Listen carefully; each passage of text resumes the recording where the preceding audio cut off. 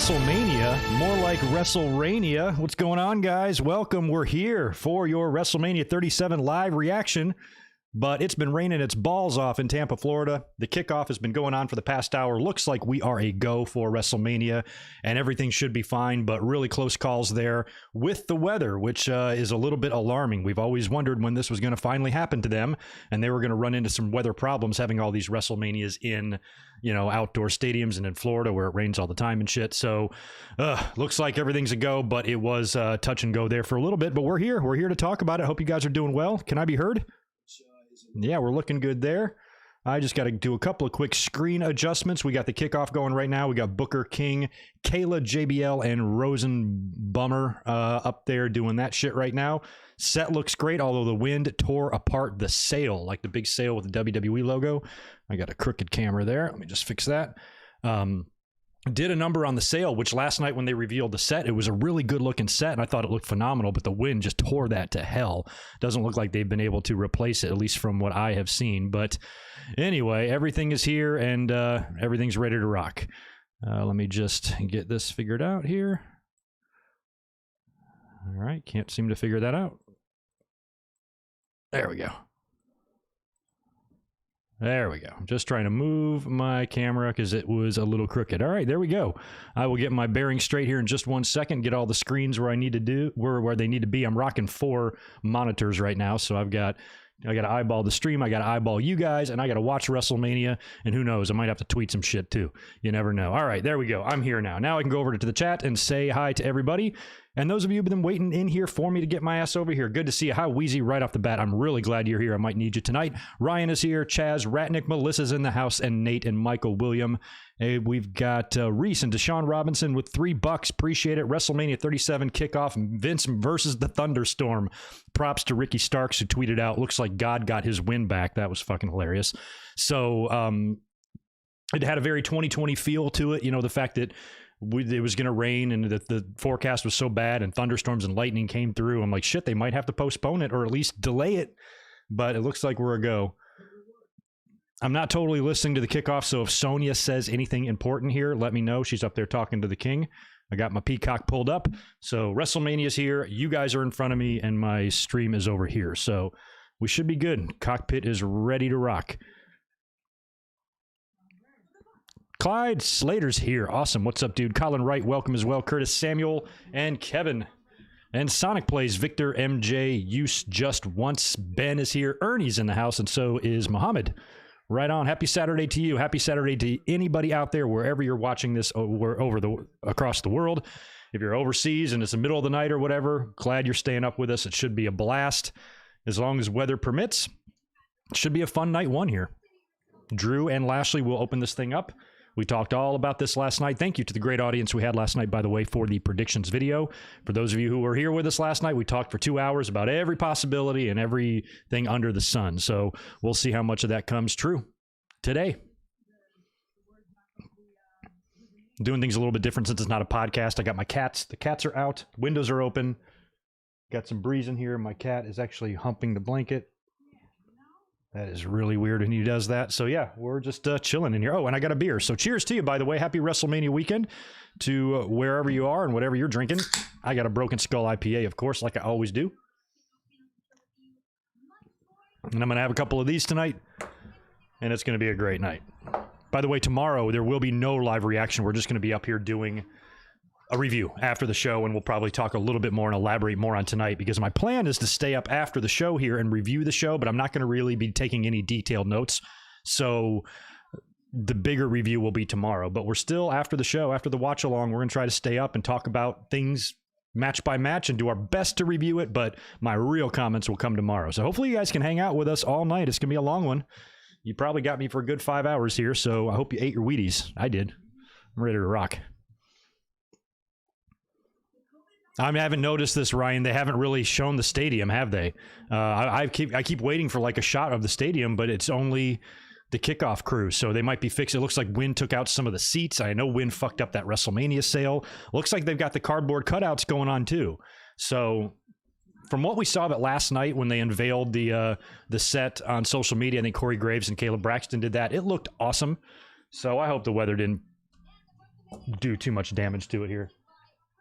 Hey, chill out, boys. I'm leaving you guys out to behave, but if you start acting up, it's going to be closet time.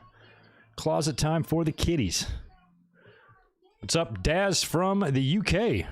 I'm sure there's going to be a few of you in here tonight as well. Thank you to everybody. I'm sure you're not listening right now, but I've been getting a lot of tags in posts on Twitter from those of you who are in Tampa for this. Some of you are at WrestleMania and have texted me or tweeted me, excuse me, pictures of the set or the arena or whatever, and given me updates on the rain and stuff. So if you were one of those people, thank you for that.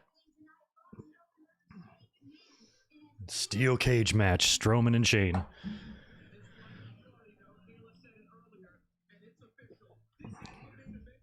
Now, we talked a lot about the main event. Still a lot of people getting uppity about Bianca being in the spot, and I just don't think it's as deep as that.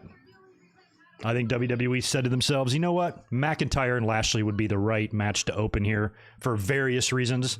Could be depending on who they plan to have go over, or maybe they want Drew to be the first one in front of fans, or they maybe want to get a certain reaction. Whatever the case is, they made that decision for that to go on first, meaning that something has got to go on last, which turned out to be Bianca and Sasha, because Bianca won the Royal Rumble and it's a title match. So kind of by default falls into that place. And I think the fans should not really be too worried about debating if they deserve that spot. WWE is putting them in that spot because that's the way it's going to work best for whatever they have planned and whoever they have planned to go over here tonight. So I wouldn't sweat it, man. It's not a big deal. Cloudy. The skies look pretty good. Definitely doesn't look like rain clouds. A little bit of blue in there, too. Whew, God, talk about dodging a bullet. First Mania back in front of fans and it gets canceled. Like, oh my God, could you imagine? Talk about being kicked in the balls.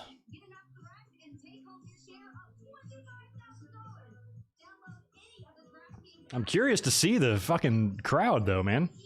I guess I should go to Twitter and check that out. They're probably all over the place.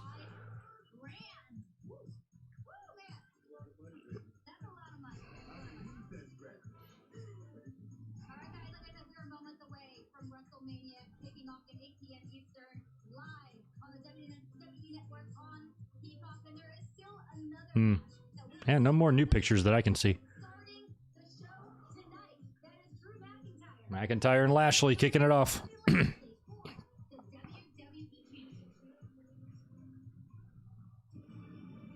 All right, we're going to recap that, man. A lot of recaps. This whole pre-show has just been recaps. I've barely even been paying attention to it. Damn, Kathy Kelly. Nice golf swing. I'm scrolling through Twitter right now.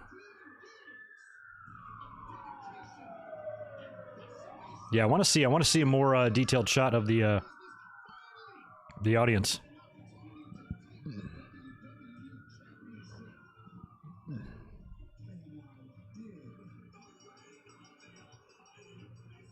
Ratnick, I'm gonna block you.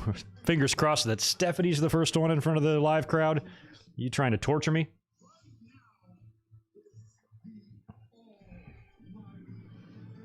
Yeah, Daz, I'm with you, man. I think a lot of us are just looking forward to hearing real humans' voices in a non-digitized way. George Morris, what's up, brother? Thanks for the $5. Hey, Greg, how are you doing? It's miserable weather here in Florida. How is it in San Diego? My cats are fighting nonstop and almost broke my TV. They can do that. My cats have come close to knocking a TV over once or twice themselves. Sucks that the weather sucks there, but it's great here. Got the windows open. It's a gorgeous California day. No complaints here, and nobody's farting or anything like that, so it's all good here. And I'm glad your story actually sounds not so bad tonight, even though you have crappy weather. Sorry to hear about that, George. What's up, Casey from North Kakalaki? Where are you from in North Carolina? What part? I'm a beach guy. Where are you? Nice, Reese, watching with your dad. That is classic. I watched, I guess, probably about 5 WrestleManias with my dad, I guess. Something like that. We watched 4, 5, 6, 7, 8. Yeah, about 5. By the time I got to 9, I was kind of on my own.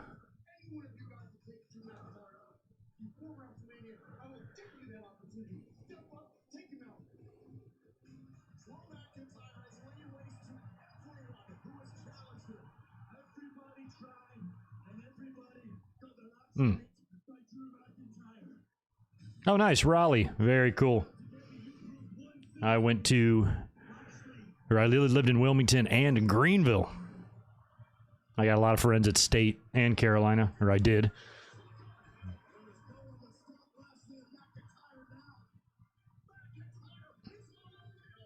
Okay, so is that what Sonya said? They've been teasing a lot of stuff on SmackDown and shit with her kind of disagreeing. It feels like she's going to eventually be taking the place of Adam Pearce, I think. So she's going to be closely watching the main event. So what's she going to, is they're going to do some weird finish and then she's going to come out and make a ruling? Maybe. I mean, again, you got to think about that. If we get some big crazy surprise at the end of the main event, that might be another reason why they made that match the main event. Not because it was about Bianca or Sasha deserving it, but because they have something huge planned that would be awesome to close the show with. So you got to look at it from like every angle and not just focus on, oh, she deserved it. Oh, Burlington. All right. Yeah, I used to drive through Burlington a lot, but never really stayed there. Always driving through there when I was going to shows and stuff in the Carolinas.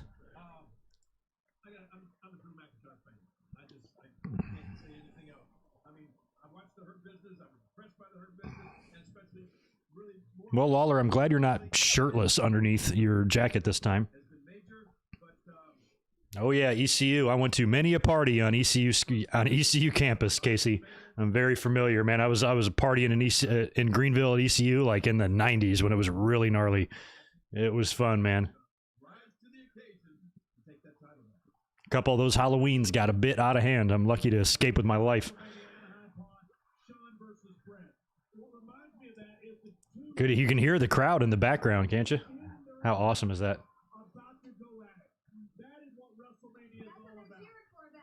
Yeah, 3 minutes. 3 minutes left. I'm glad I came up here a little bit early and got my shit together.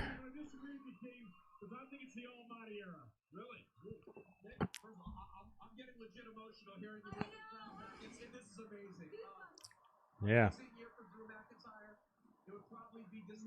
People probably got so wet, man. I hope it didn't ruin any costumes. People are probably dressed up and shit. Oh, Casey, my family had been out here in San Diego for close to 20 years, and I had been visiting every year, a couple times a year, so eventually I just knew I needed to be out here. It's nicer out here. I still miss North Carolina. Might even go back, but I needed a new place, a new town. Charleston, South Carolina. I love Charleston. What's up, Damon? Charleston is awesome. I could live in Charleston.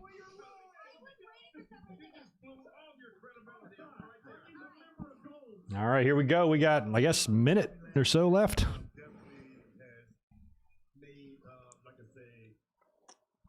I'm not going to bother do a timer or anything like that on the screen because I'm just watching live. So as long as we're all live, we'll be within a minute of each other. Nothing's going to be synced up perfectly, but I haven't touched my Peacock since I've been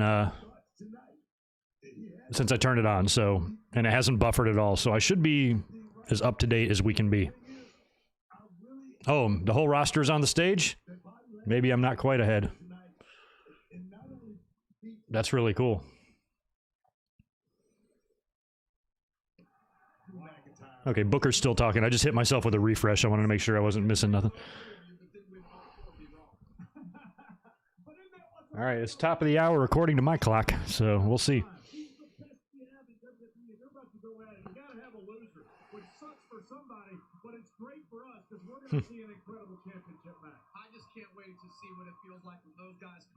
I hope the rain didn't damper the pyro. I don't know if they're doing an America the Beautiful. I think they are. I don't think they're doing National Anthem. I think it's America the Beautiful, but I don't remember. I thought they had announced it. Whoever it is, I don't know who it is because I never know who anybody is.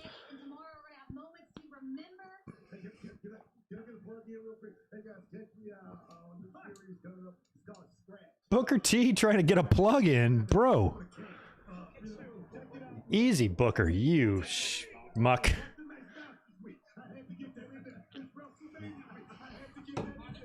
Yeah, that's all right. He's like Terry, Tyrell, and Jade in Minneapolis. Booker's just getting his shit in. Nothing wrong with that. Oh, wow. Look at there. There's the crowd. That looks good. There's definitely some cardboard shit going on. And I like how the entire upper deck... They didn't build that, did they? That's got to be a virtual effect. Anyway. Ryan, are you there or something? How do you know Vince is out there? Or am I way behind? Are you in the front row watching us? Please welcome Chairman of WWE. There we go. All right, does look like we've got a lot of bodies on the stage there, and there's Vince. Very cool. Big smiles on everybody. Our WWE superstars perform tirelessly for all of you.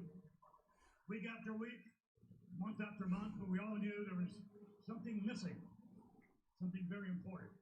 The most important. That would be all of you, our fans, the WWE Universe.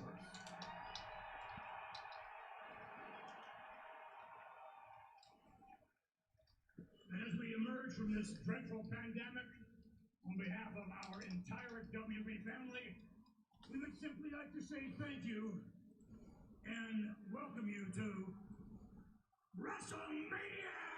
Oh, that's cool. Vince did the WrestleMania. We just said that the other night. We need like an old school Vince Mania intro while he can still talk. Roman looking sharp. Wow, that's cool. I like the overhead shot of the roster there. That's cool. All right, that was awesome. Wasn't quite as dramatic as the first show after 9/11, but still pretty cool. All right, you gotta make sure I get all my shit right.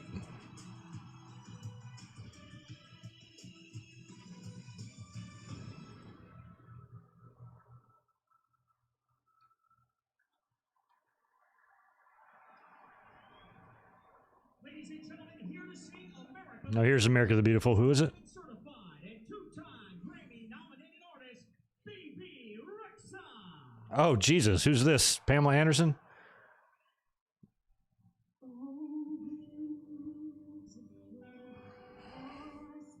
Well, doesn't leave much to the imagination, doesn't she?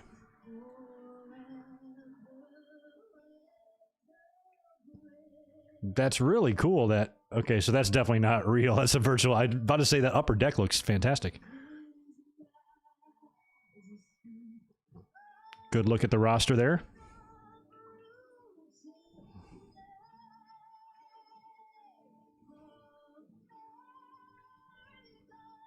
This isn't bad. I have no idea who she is, but I like the simplicity of it.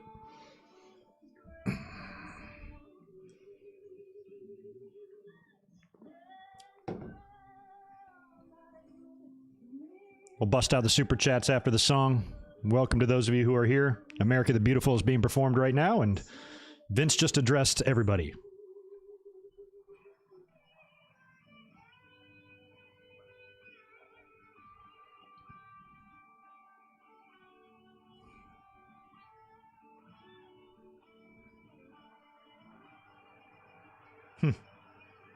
Look at Otis dancing to this. That's actually kind of funny.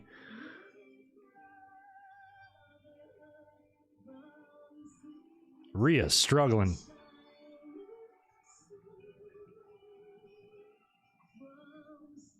That is kind of surreal. Look at the people behind her like that. That's just crazy to see them there. Oh, blue skies. Thank God. We might actually survive this, guys. Stay away, rain. Well, I don't know anything about her, but that was not a bad rendition, I don't think, of America the Beautiful. She's no Aretha Franklin, but it works for me, so let's rock.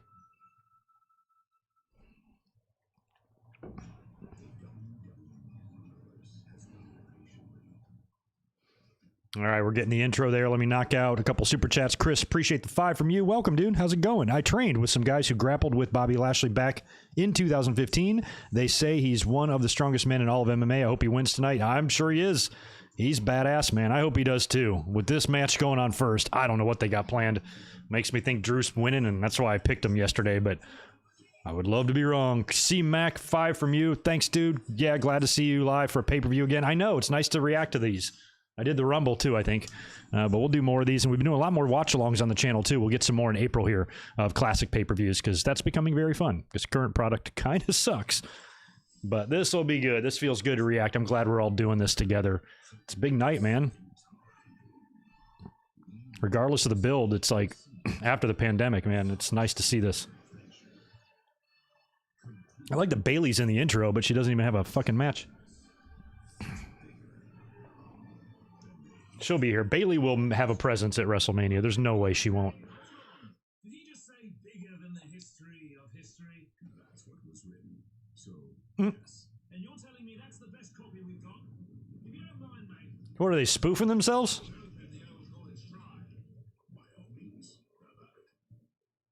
Let's pick up where we left off last year, shall we? On an adventure unlike any other. Our hero is looking obnoxiously heroish. Oh, is this all last year's stuff? That's crazy. Yes, C-Mac, I am up live tomorrow, but not for a reaction, for a review. So it'll be after. Although I'm tempted to do a reaction, where I'm going to do a review tomorrow. That's the right thing to do. That way we can talk about everything. So after night 2, we'll be up here. Probably for a couple of hours at the minimum. A lot to talk about. Yeah, Paul, nothing is going to be syncing up perfectly. YouTube also has about a 20 to 30 second delay as well, so that factors in. We're all going to be just, for the most part, following along. Nothing's going to be perfect.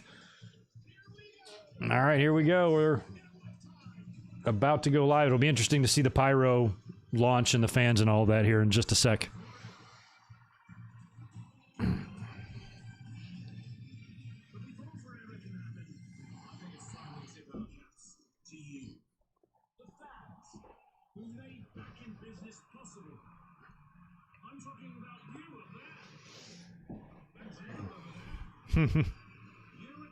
I want to see a shot of the crowd. I'm excited to see this.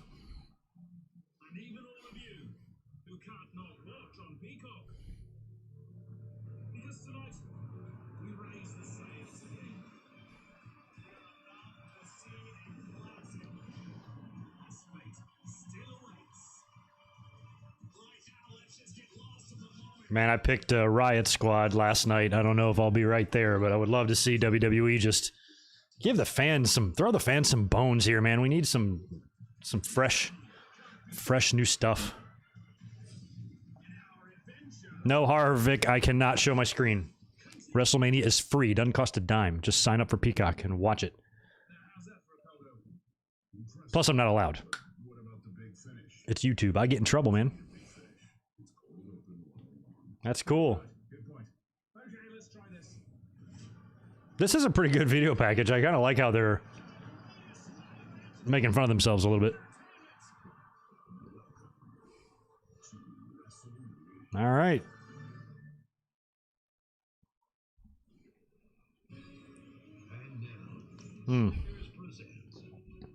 Snickers always presents shit.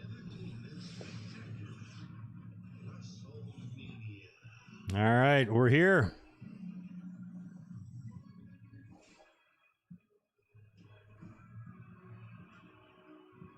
For the first time in 1 year, 1 month, and 1 day, we welcome the WWE Universe live. You are looking live at the Raymond James Stadium in Tampa Bay as we welcome you. It's cool to see fans there. Samoa Joe, Michael Cole, and Byron Saxton.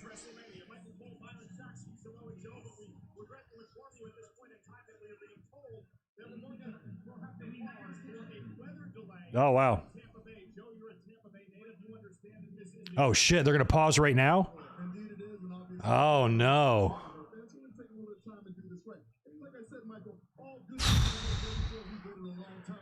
Yikes.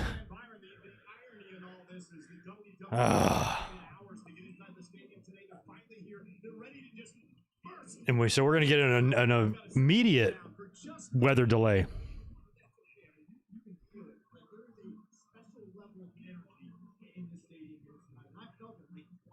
Damn. This is what's called blue balls.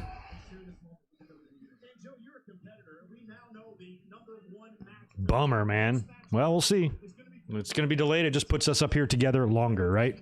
All right, for those of you who are tuning in and watching me and not doesn't have your Peacock pulled up, they are delaying WrestleMania. Nobody blame WWE. It's not their fault. It's fucking weather. It's either that or fans be getting struck by lightning. So I'll take the delay. It's all good.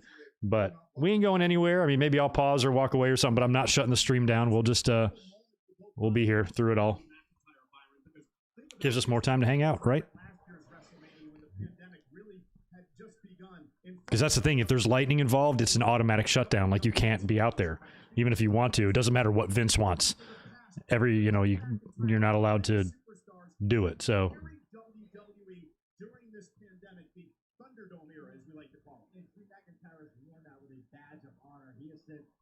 So this is going to be basically like maybe an extended kickoff show. We'll see. I gotta help me out with the research, guys, because I'm now live streaming here. What's the weather forecast there? Is it supposed to pass? I've been watching everybody who's there. I know Ryan Satin's there. I know Alvarez is there. Some of you are there.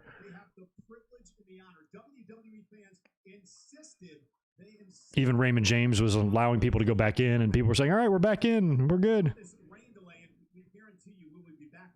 Yeah, how weird is this? This is the first ever weather delay in WrestleMania history. What a weird year for this to happen on the very first one. And now you got to scramble and kill time for shit that you probably didn't have planned. Oh, I'll just do a random interview. Good, we might finally get some unscripted promos for once.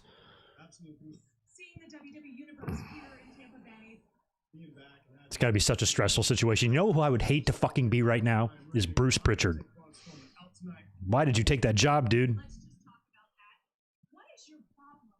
Tell you what, I'm ready for next year's WrestleMania, or WWE 24 doc on the network, WrestleMania. This will be a really interesting documentary next year.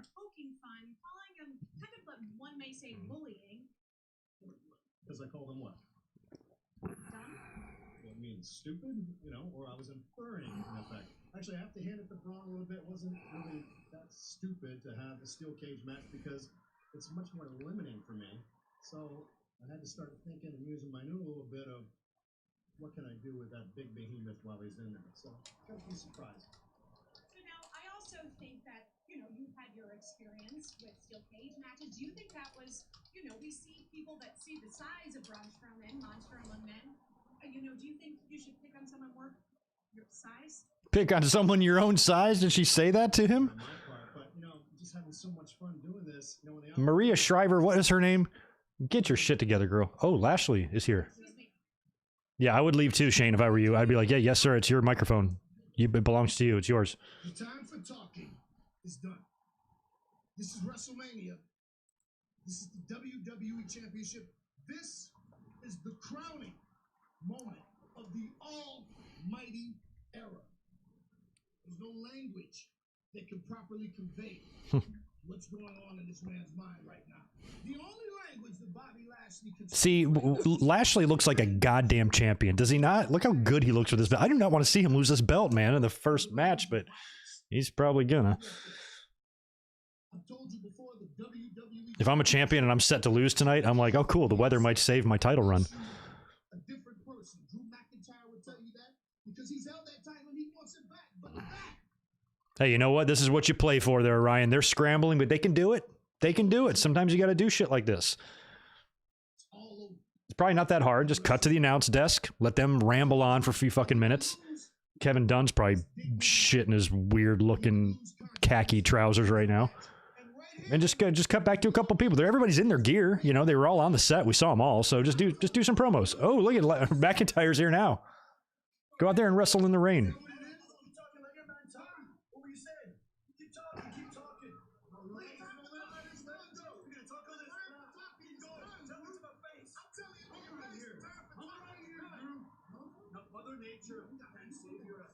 We're gonna have to do it back here. We'll do it back here. I don't give a damn. I will drop you where you stand. We'll finger referee. We're gonna have this fight. I'll take that title. Nothing will stop me. Oh shit! Drew wants to have the match right now.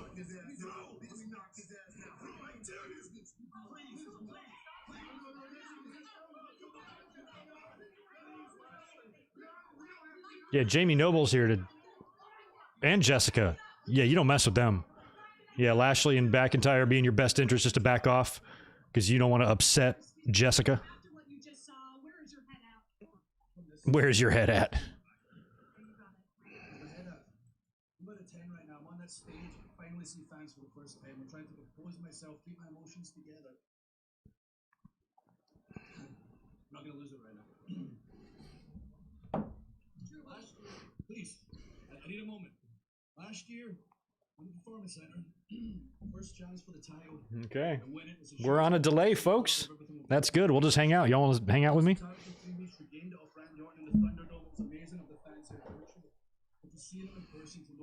Let's look at the chat here. Sorry, I haven't read any of those in a while. So I've been taking it all in. WrestleMania, that's right. True dat. This would be good podcast material for Bruce for WrestleMania 37. Hey, David, good to see you here. Roman, or I'm sorry, Drew is still... Stop yelling, Drew. Jesus, God. Smart move getting MVP on there. Yeah, I agree. Get Heyman out there, true. Do we know how long these delays normally last? In Florida, probably quickly, but it looks like there's been... I looked at the radar earlier on. It does look like there's kind of like waves of storms, and that's the thing about Florida. One can fire up, land on you, blow away. It's not going to be like hours and hours. It's just, you know, it rains sometimes several times a day in Florida. But thunderstorms is what you got to worry about. Rain is one thing. Rain they can deal with, but thunder and lightning, that's a whole different ballgame there, so you have to delay it. I just hope it doesn't fuck it up. I should go to weather.com and look. Let's pull that up. Let's pull up the weather. Weather, Tampa. There we go. Okay, I got the radar pulled up now. It's a lot of red over Tampa right now. But again, that's like bands of... No, there looks like there's another wave behind it. But this should move out of there. But there could always be... Yeah, that's going up. They look like they might be all right by... in about an hour. Maybe more. It clears out. I got to remember this is East Coast time. So yeah, this is current is right now. Current, they're about to get hit. You scroll to about 9:30. It should be right on top of them, which is still an hour from now. And then by 9:45, 9:50 to 10 o'clock, it's out of there. Might be an all-nighter, guys. We'll see.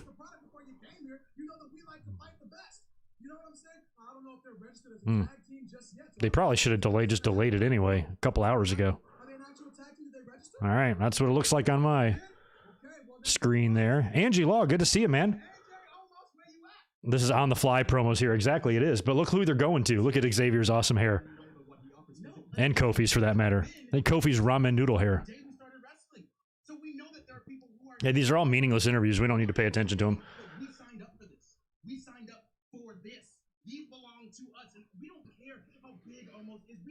No, I don't think they're going to do that, Ratnick. They're not going to do the match in the back. That would suck. I know I got super chats in here somewhere, but I'll get to them. Comedic genius. It's WrestleMania. Well, almost. Damn rain. I'm hearing you, man. Thanks for the $3. Yeah, Wheezy, I'm not going anywhere, man. MJ, beer of choice tonight. Broken Skull. Session, or IPA, excuse me.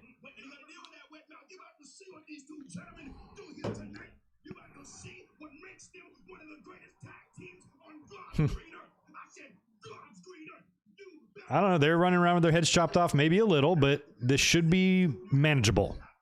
You got 100 pieces of talent there. You got every single employee in that company there. You're not short-staffed. It's not like getting slammed on a Saturday night with at a restaurant with nobody there. Everybody's there. Just do some interviews. Kill time, burn time. You do that in the NFL and baseball when you have a rain delay. You just go to random shit. You know, reporters talking about nothing. And that's what they're doing here, I guess.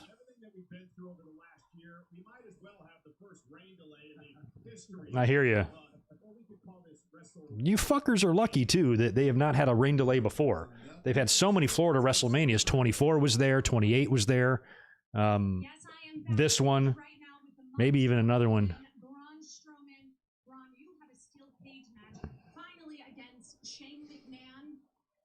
couple of New Yorks, all outdoors. Like, they're playing with fire, man. I'm telling you, it's going to happen sooner or later. Darren Pfeiffer, thanks, man. Or Pfeffer, excuse me. Appreciate the $5. Okay, let's turn down this Braun promo because I do not need him talking. Why not replay the 2 matches from SmackDown that could have been pre-show matches, the Fatal 4-Way and Battle Royal with no commercials? They could, but, you know, I don't know. Maybe people just tuning in or something on the Peacock and like, what? This is WrestleMania. This is horseshit. I think they want this show just to be encompassed by fans. But as long as the rain delay is no more than an hour, maybe a little bit more, I think it's okay and manageable to just do a bunch of meaningless interviews and just whatever, you know. So can imagine if Vince, hopefully he's all right. I don't know what guy, like when he's under pressure like this, if he's like losing his mind and making everybody's life miserable, or if he's just rolling with the punches and be like, there's nothing we can do. You just got to go and do it. That's the attitude I usually take when it starts getting really crazy and you're just like, I can't even fucking believe this. It's like, you just got to do it. Just got to deal with it. Can't change it.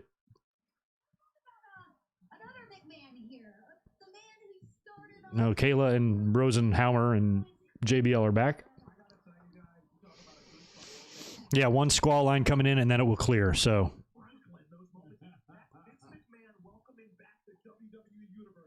yeah, I thought about that today. I think the first tweet I saw, there was a couple tweets, but the first one I saw, I think was from Ryan Satin, and he had a picture and there was just clouds in the background. And I immediately went to my phone and I pulled up Tampa's weather and I screenshot it and put it up on Twitter like yikes with the caption yikes because it didn't look good. It was like 90% chance, 100% chance of rain all during the hours of WrestleMania. I'm like, and yikes. Well, so far they're interviewing nothing but pros here. Owen's like, yeah, just give me this microphone. Get out of here. Get out of here, Junior. Look at this. Owens can go on the fly. No problem. It's a good chance for WWE to take notice and say, hey, look at what these guys can do with literally no preparation at all. Just like the old days. You didn't have much prep in the old days. In my hometown of Maryville, Quebec, Canada, in front of 23 people. We also wrestled each other in New York City in front of thousands, in Peru, in Australia, in Europe. I could go on and on and on. We've done this. Oh, Michael Cole did just say WrestleMania. He stole that from me. Actually, no, I couldn't have been the only one to come up with that. That's easy. For those 20 years, I can guarantee you, no 2 people. Yeah, 33 was Orlando, and they were also at 24 in Orlando, right, and also at 28 in Miami. So, yeah, they've had some light rain, and they dodged a bullet in New York the other year, a couple years ago. Daz, a lot of stadiums here do have retractable roofs, but not all of them. What is that noise? Is that technical difficulties? It sounds like a hair clippers or something.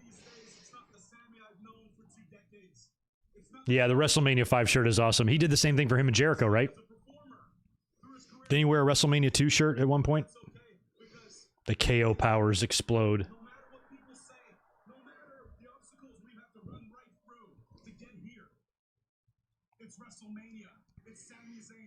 We've only had a couple of instances like this. This is kind of similar to, remember the Royal Rumble a few years back when they had to do everything at headquarters with the snowstorm. Look at how dumb Michael Cole looks. Samoa Joe pulls it off, but not Cole. Ponchos. Less than 5 minutes?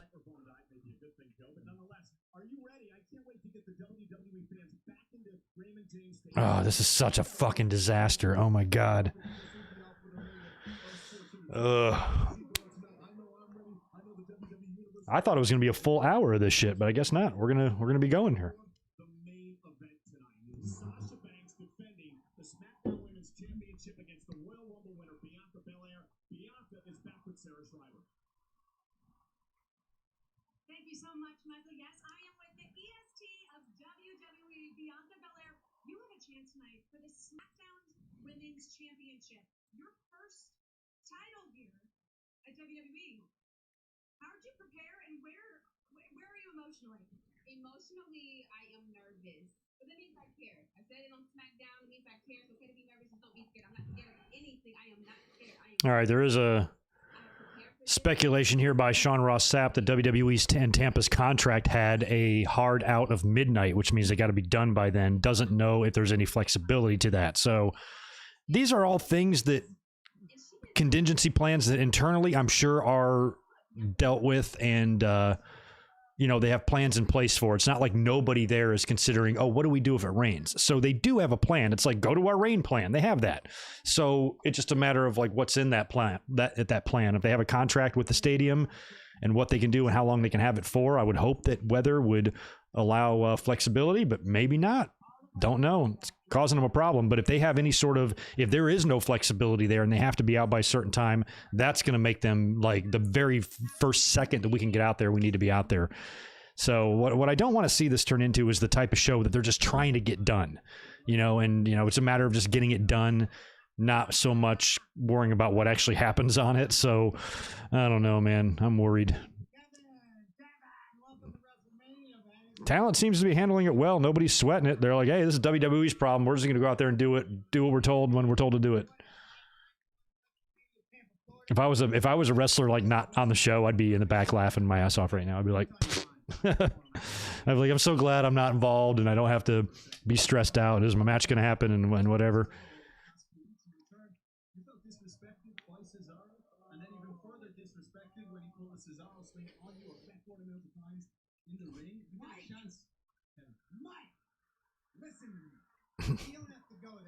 Seth Rollins is so funny now.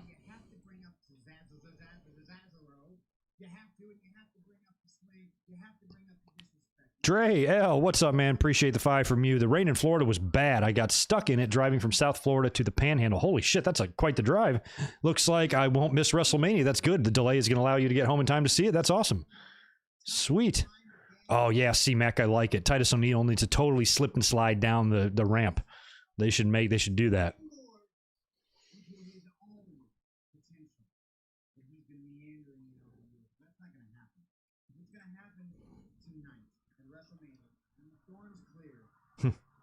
What is it, WrestleMania? Beware of dog?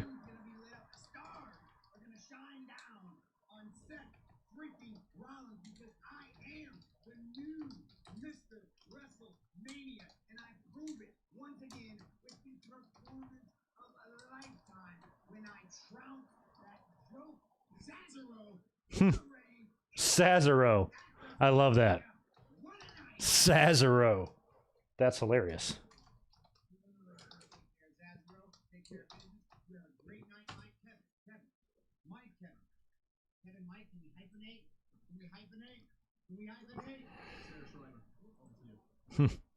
Yes, here I am with Miz and Morrison will be facing Bad Bunny and Damian Priest tonight. Cesaro, I love that. EJ Slimp, thanks for the $2. This wouldn't happen in Minnesota. Damn right, y'all got a roof up there. Yeah, Seth was just having fun. None of this means anything.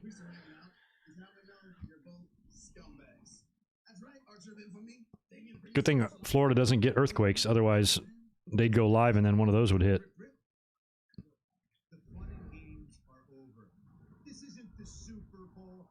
This isn't the Grammys or SNL. This is WrestleMania, the greatest spectacle in all of entertainment, and you are standing across. Oh, Miz, shut up. The only one in this company. Nobody cares about you because Bad Bunny's gonna beat you.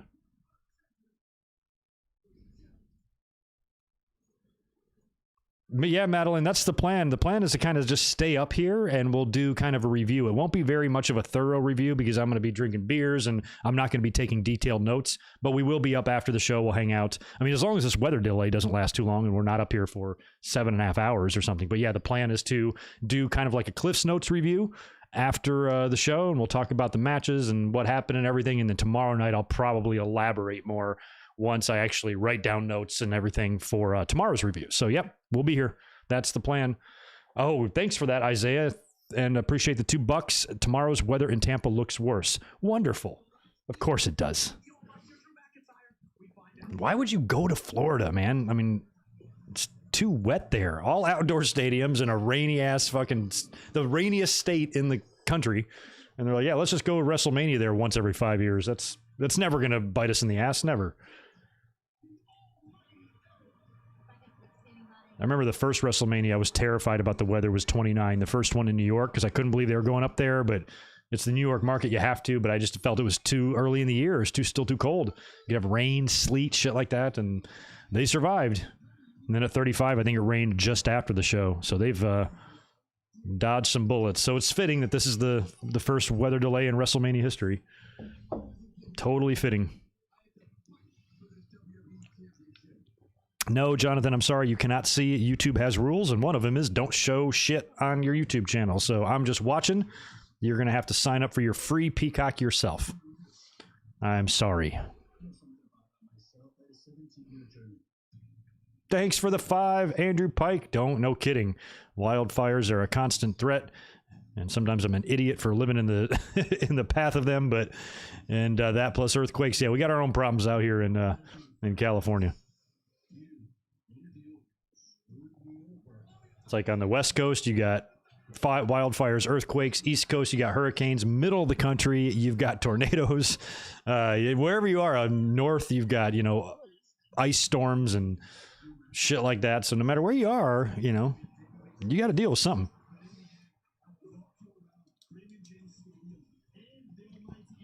Chris Miner, appreciate the $2. At least the fans at Beware of Dogs saw the show. True. I ordered that on pay-per-view with my friends, and we sat there and watched it. And that was right. That wasn't far away from us. I was in North Carolina. That show was in South Carolina. I don't know why we didn't go to that.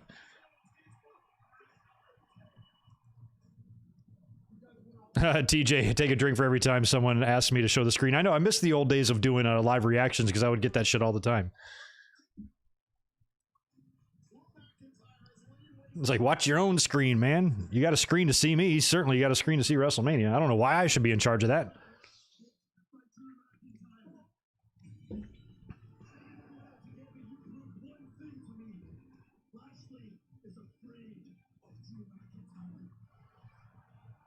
Drew McIntyre's promos haven't really been that bad, but like last night when we saw that great trio of promos with Edge, Bryan, and Roman, which were awesome, especially Edge and especially Bryan, but I think especially Edge, that was pretty badass. And the thing, I saw the little exchange he had with Paul Heyman after the show on Talking Smack. That was awesome, especially the way he grabbed him and kind of put his head up to him, and that was pretty cool. I liked it.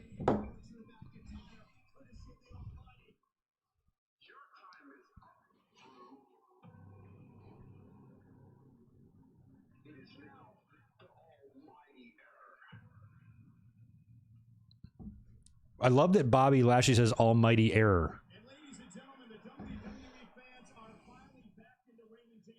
All right, the fans are coming back. That's cool. And look at that. They did a pretty good job of fixing the sail on the set. I mean, it's still all ripped to shit, but they did an okay job of it. God, Byron, you look like a fucking lunatic. Bobby Lashley defending the WWE Championship against Drew McIntyre. The emotions, as we saw earlier, Joe, are about to burst. Like I touched on earlier, both men have been waiting back there, champing at the bit, doing what they can because they want to walk that out, and they're going too soon, Michael Cole. Hogan's out here already? I must be way behind then. Let's get WrestleMania underway. Oh, I guess we're going now. Please welcome the co-host of WrestleMania. Okay, well, the fans are filing in, so I'm okay with this. Oh, no, Titus is here. And probably with Hogan. Oh, good. It's him, not Hogan. Okay, so Titus is the first person out there. I think this is more killing time. I don't know if he would have came out here right away. I think he's out there while the fans are kind of getting into it. Yeah, they need to get the fans in the seats before McIntyre comes out. So I bet you, without the rain delay, they wouldn't have had Titus out here. I don't think. Maybe. It feels like no. And Hogan. Here comes Hogan. See, WWE, props to you guys. Did the right thing. I know it's minor, and it's small, but the fact that it was Titus that came out kind of first, I appreciated. But Hogan always comes out last because he's Hogan.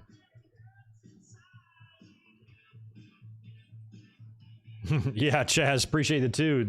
They almost ended WrestleMania's 36-0 streak with rain, but here we go. Oh, shut up. That's awesome, man. God, I cannot stand Hogan. Yeah, Titus got the first entrance. I'm glad it was Titus. This clearly couldn't have been planned. Maybe it was. It might have been. But I just think after Vince did that intro, they wouldn't have had them come out there and do another one. So I think they're out here because the fans are filing in. That's my guess.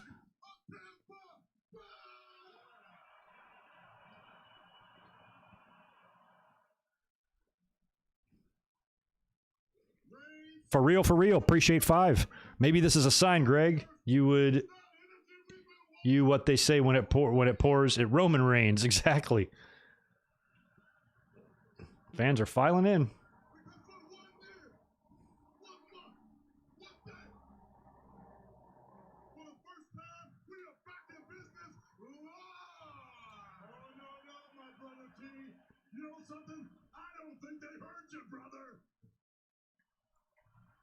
Hogan, just don't talk. I think that would just be best for everyone. For the first time in 1 year and 1 month and 1 day, we are back in business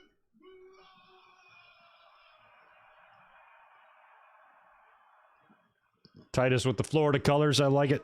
Something, Titus. You know something, brother?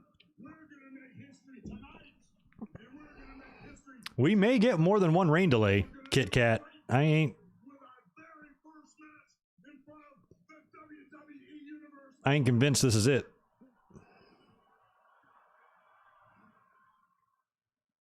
But it just won't be any match. We gotta kick this thing off with some aggression. We gotta kick it off with some violence. We gonna kick it off. Could we get a delay mid-match? Maybe not. They'd probably just be told to go home right away.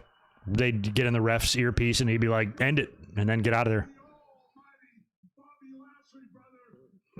It's raining on Hogan's bandana. The most dangerous hole in the WWE.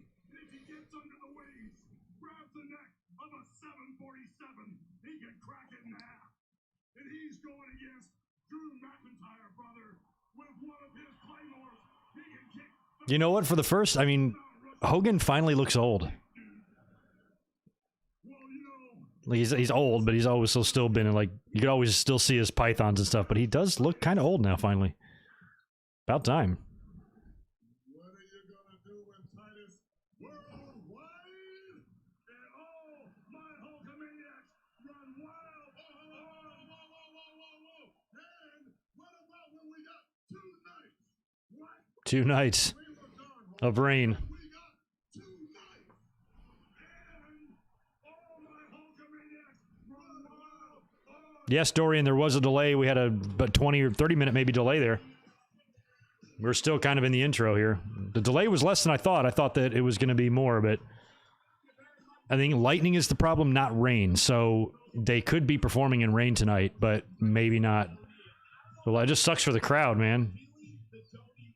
I hate being in a crowded place when it's raining. Sucks.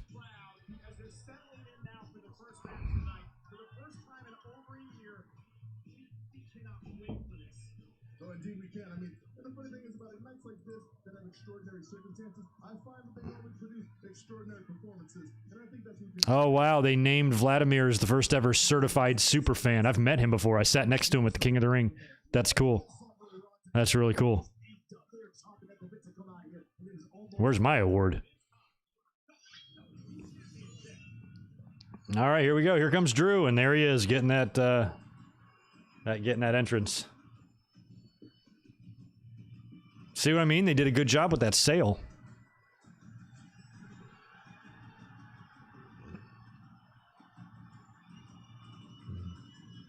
Ponchos are out. God, it's nice to see them not in the fucking Thunderdome, is it not?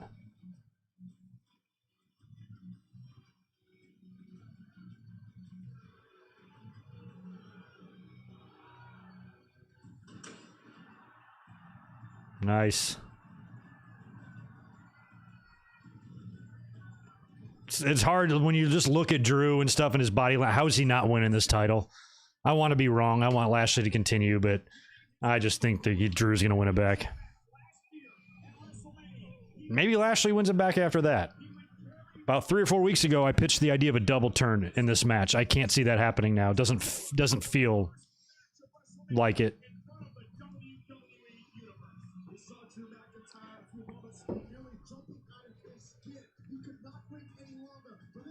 Yeah, it's raining hard. I can see it. Interesting. But, I mean, they got the canopy over the ring. The wrestlers will stay dry. Might be a bit wet on the way to the ring. Such a weird look. I mean, I'm curious if this weather, if it would really be this dark in the background.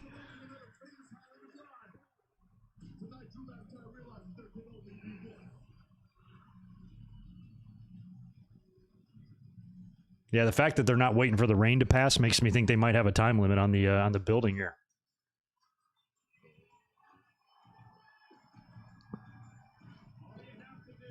Yeah, ramp isn't that small. I thought they would go with a more condensed version of it since there clearly is no upper deck. It doesn't look like there is tonight.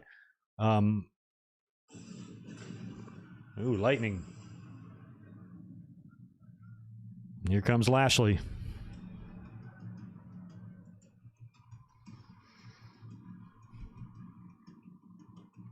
Wow, what a WrestleMania. What a weird WrestleMania. Weird way to start.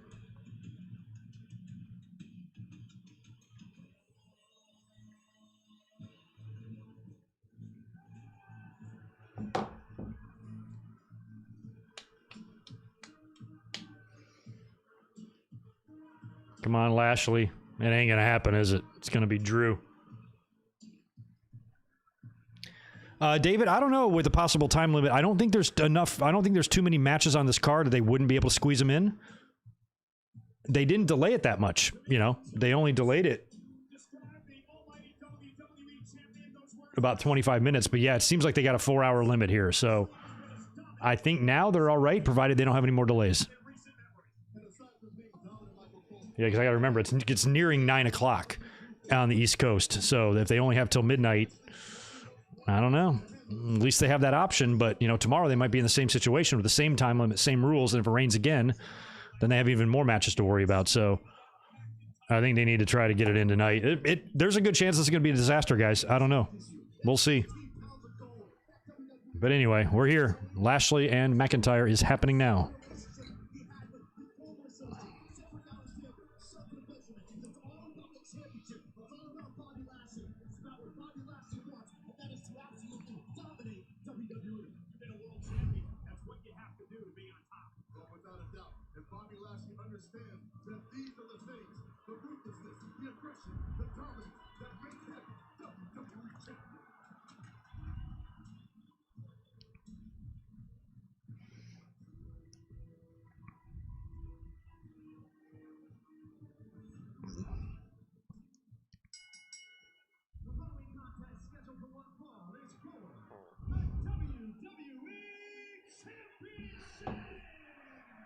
There we go. Introducing the challenger from Ayr, Scotland, weighing in at 265 pounds, Drew McIntyre. So it is an interesting, I still think it's an interesting view of the crowd and stuff.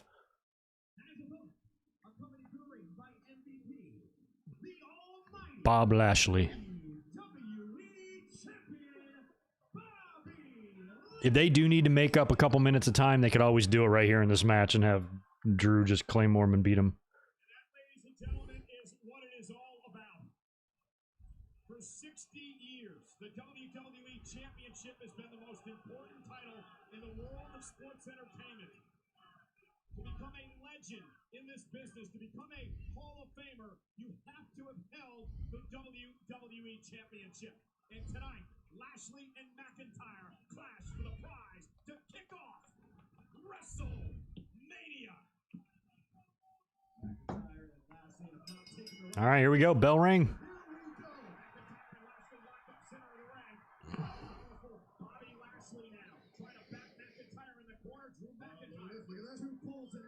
Oh yeah, the WWE 24 next year on this WrestleMania is going to be great. Yeah, Lashley got a face reaction, and I'm telling you, if that's part of the reason why this match is first and not last. Because it would have been even more, you know. Drew might have gotten booed in the final match. Two bulls going at it in this matchup. I cannot tell you how important it is to establish a dominant posture early on in this matchup. They're commentating standing up. That's funny. The seats might be... Oh, yeah, they are. Everything might just be soaking wet. Well, maybe not there. I would hope the announcers are underneath the canopy, too.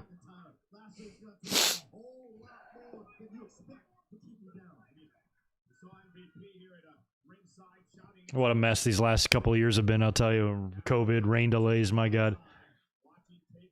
Wouldn't be surprised if WWE just goes indoors from now on.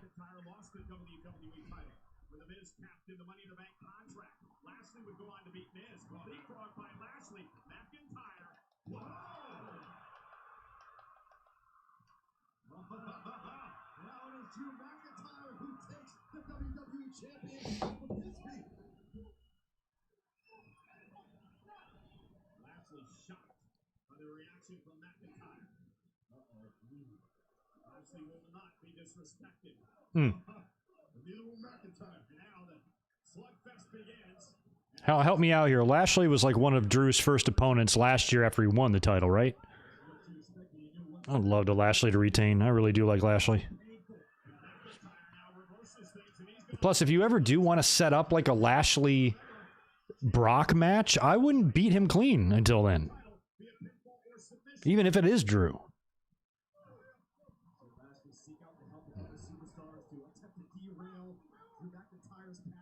Maybe Bobby coming up with the Money in the Bank. Could be. I'm hoping we get a decent winner this year. I like the idea of like Kevin Owens or somebody like that, or even Sami Zayn. Sami would be great. Nobody lame. Even if it's a new person, nobody lame. Somebody fun. Like the whole Otis and Miz thing was a disaster last year. Let's have some fun with it this time.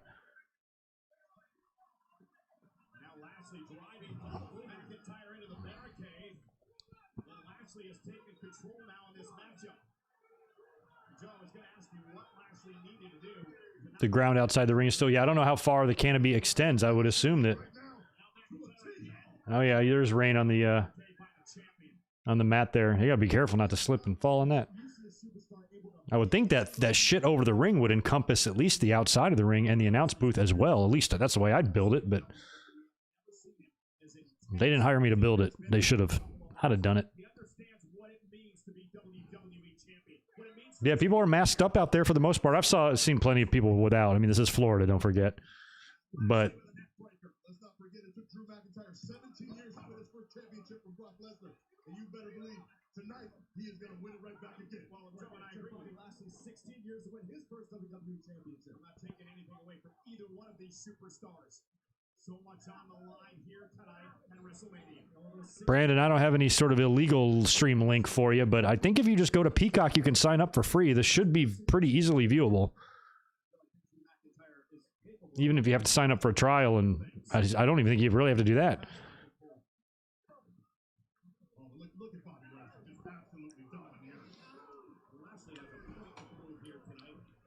Yeah, definitely not your... I mean, nothing is conventional the last couple of years, but pretty surreal that now we're getting a WrestleMania in the rain. Lashley wants to dispel those rumors tonight. I don't totally agree with that. I think you've seen over the last few months how dominant Lashley has been. That dominance has only gotten even worse since becoming WWE champion. And Lashley into the corner. McIntyre sidestep to Lashley. Goes shoulder first into the post. Nobody right now for Drew McIntyre. McIntyre now goes to work on the left arm. McIntyre is targeting him wrong. Oh, he's going for an armbar. Lashley's blocking it. Amateur wrestler is well looking to block now. The armbar submission by McIntyre. Bobby Lashley doing his best to fight that armbar. How smart though is McIntyre going right for the arm after Lashley went shoulder first to the post and out. Pounding. Byron's suit is ridiculous. It's like a Dumb and Dumber suit.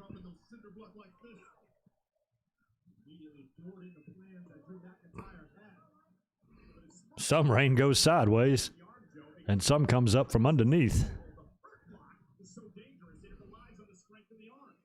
Oh, Mike Witt, I'm a fan of the full Nelson. I like that as a finishing move. That's old school, man. I think that's a great finisher for him. What do you want him to do? A shooting star press? Full Nelson's perfect. If you're a good wrestler and a strong wrestler, simple moves should be effective.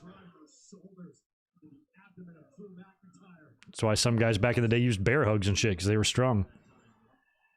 But I like to see Lashley back in the Billy Jack Haynes and Hercules era. See how he can measure up to those full Nelsons. But I think he puts it on good. The way he just ragdolls you around, I like it as his finisher. Plus, it's a tap-out finisher, which is even better. Like, I'd much rather him have that than, like, the Dominator or some move like that.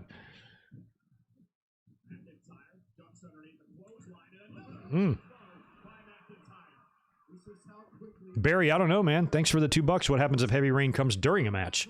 I think Heavy Rain is fine. I think it's the lightning and the thunder that's an issue. And if they decide, if they feel like they got to get out of there, I think they'll just earpiece the referee and say, go home. Tell somebody to hook a small package or something.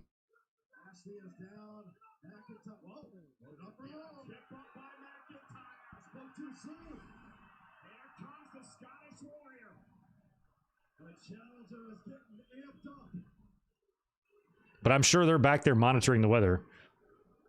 If they feel like something's coming, I'm sure they're on it.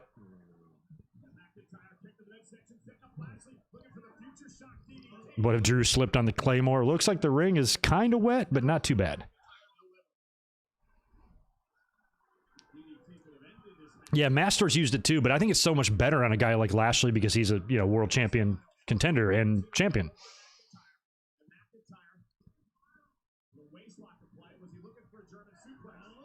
Ooh, Northern Lights. Wow. That's impressive. Hit a Northern Lights on Lashley? Jesus. Oh, wow, Colin. I wasn't aware that they're going to do a documentary on Vlad for the network. That's probably pretty cool. Dude's been at all the shows since, like, the very first WrestleMania. And I sat next to him at King of the Ring. We had 4th row. He was right next to me. I talked to him a little bit.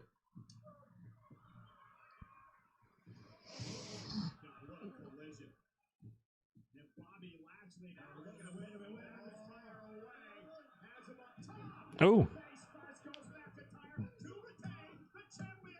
No way. Oh, thank you for that, National Champ. The reign is basically done for tonight. That's reassuring. They should be able to get the show out, but tomorrow is a different story. Oh God, and they can't even get tomorrow night right. It's gonna rain and fuck up their shit tomorrow too. Yeah. I feel like we're going to get a finish here soon. I feel like Drew's just going to win with a Claymore. I feel like that's what they're doing.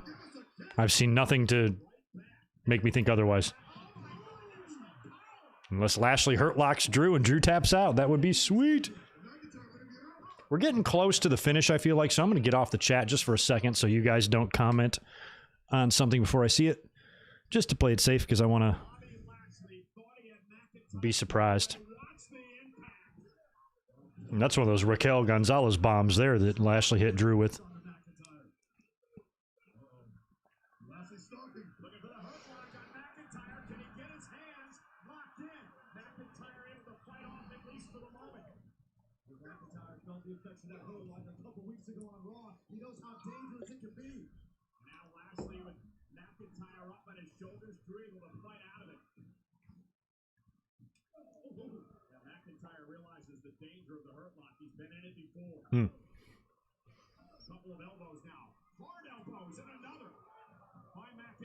Ooh, big forearm to Lashley. Oh, man. It's like a reverse Alabama slam. These are gnarly. I think they're worse on your back, though. Ooh. Yeah, it's definitely worse on your back.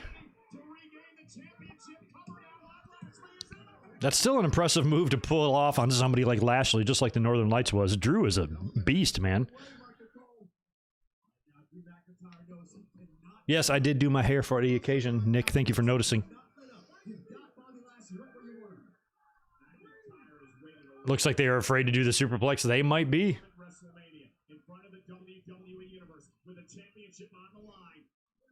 Did Michael Cole say that? He said to be a Hall of Famer, you have to be WWE, you have to hold the WWE title? Okay. What was your favorite Hillbilly Jim title run?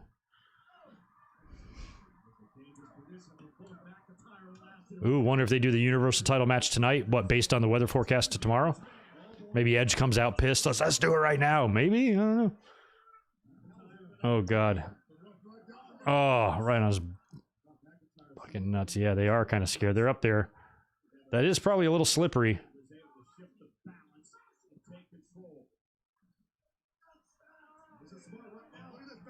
I mean, the boots don't have... The boots soles... Most, well, Drew's are big. Most wrestling boot soles are somewhat thin. So I think they could, like, kind of grip the rope a little better. But, man, I don't know. I'd be nervous.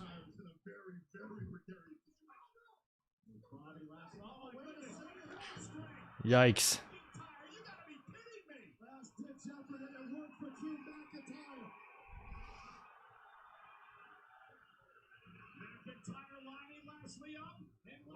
Another one. That's the same spot they just did. Come on, Lashley. I mean, this guy's been super protected over the last 6 months. Nobody's beat him.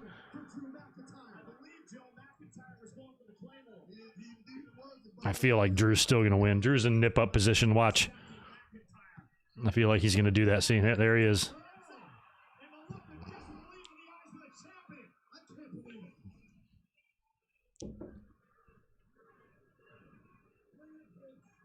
Bring it, bitch, Drew says.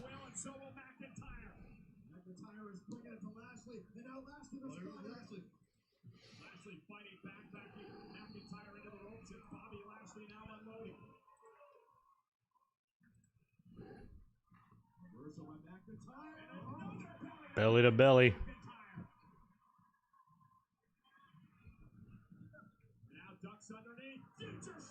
Oof. MVP's been a non-factor in this thing, too. He hasn't even jumped up on the apron yet. Figured he'd at least do that. Ooh, 2 future shocks. Ooh, God. Lashley looked hurt. I hope he's all right. Maybe Cedric and Shelton come out there and help him. Ooh. 3 of them? Don't end it like this. No way. Come on, Lashley. Yeah. Lashley ain't getting beat like that. Come on, now. Bald-headed dudes, we tougher than that.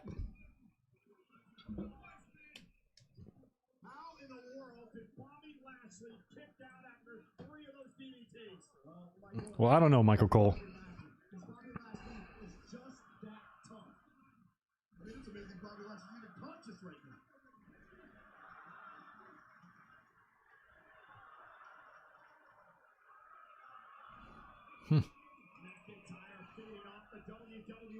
There he goes.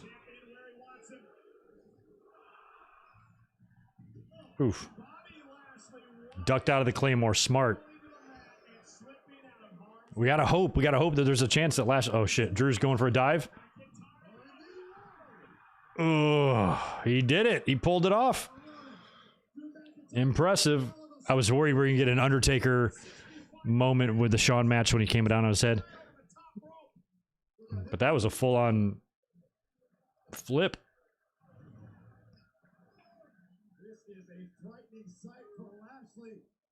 Ooh, oh, you see Drew caught the top rope with his dong. That was awesome. Didn't quite clear it. I would have cleared it if it wasn't for my huge dong. That's what he's going to say tomorrow. That's okay. I'm not watching the chat anymore, so I shouldn't get spoiled. Oh, there's a hurt lock. Nope. Mac's not going to let that happen. Nope. Ooh, smart by Lashley.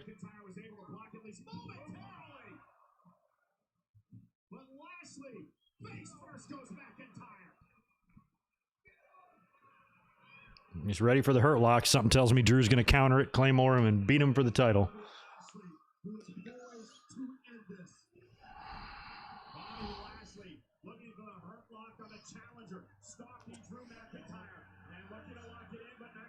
I don't want Lashley to have the Bray Wyatt run, man, from a couple years ago. He won in the Chamber, dropped it at Mania. Feels like it's the same thing here.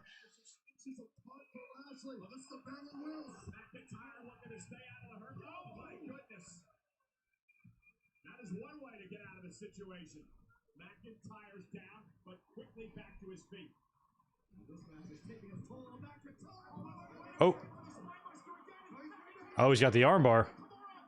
Oh, Kimura lock. No way. You are not tapping Lashley out. He should be tapping you out. No. Not ending in a tap out. No way. Damn, he might tap. Shit. No, come on, get the light. You're right. You're there. You got it. You're like 1 inch away. Lashley should be strong enough to... He's got it. He's got the ropes.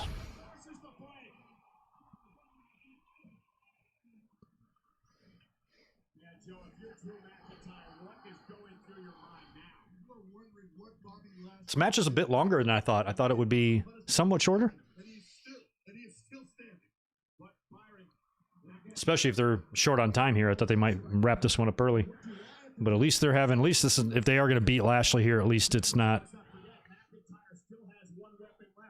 going to be like any sort of squash or nothing. This is Raymond James Stadium. This is Tampa Bay. This is WrestleMania. This is for the WWE title. I feel like we're going to get one of those big headbutt spots here in a minute. Oh. Bobby is still just working Drew over pretty good.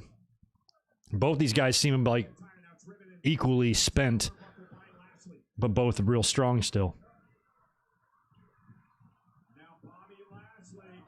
A big boot to Lashley. There's a headbutt. I was like, we're coming. A headbutt spot's coming. You can sense these things. Oh, no way. No way. He's going for the Claymore. Wow, MVP. Smart. Come on, Lashley. No, I feel like McIntyre's going to reverse and hit one. Oh, there's a... Nope. I'm telling you, he's going to reverse out of it and Claymore him. Or be the first guy to break it.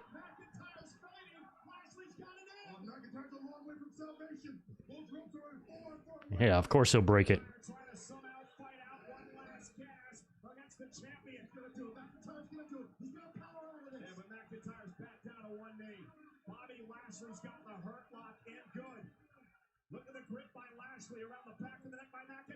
He's fighting up. Yeah, he's just gonna break it and Claymore him. Oh, ram him. Oh, he's going for the Brett finish. Oh no, he hung on to it. Yeah, come on. Come on. Now I want Lashley. Come on. I mean, I want Lashley to win anyway, but I feel like they wouldn't have Drew tap here. Unless the ref stops it. I mean, Lashley's on top of him now. That's it. Yes. That's fabulous.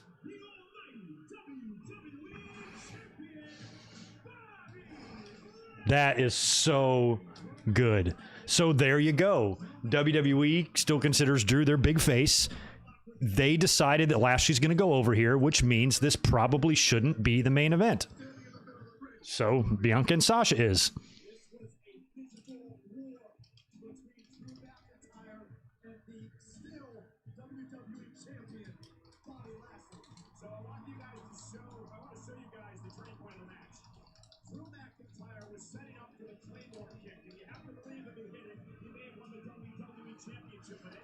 I'm very happy about that outcome. And all it took was one quick distraction from MVP. I didn't think that would be enough.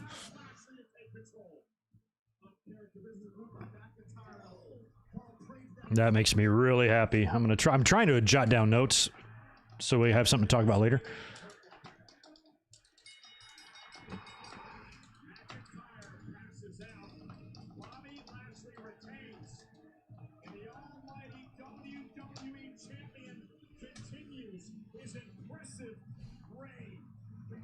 Nice. Congrats to Lashley. All right, I'll be right back. I got to go run to make a pit stop.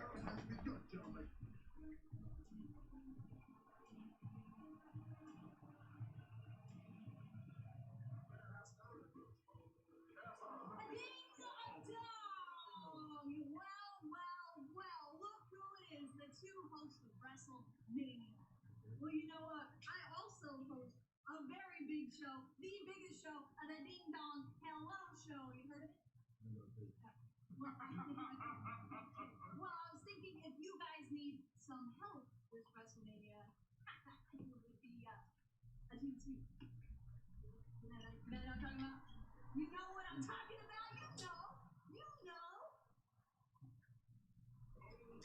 Bailey, what are you doing? Well, at least Bailey's on the show.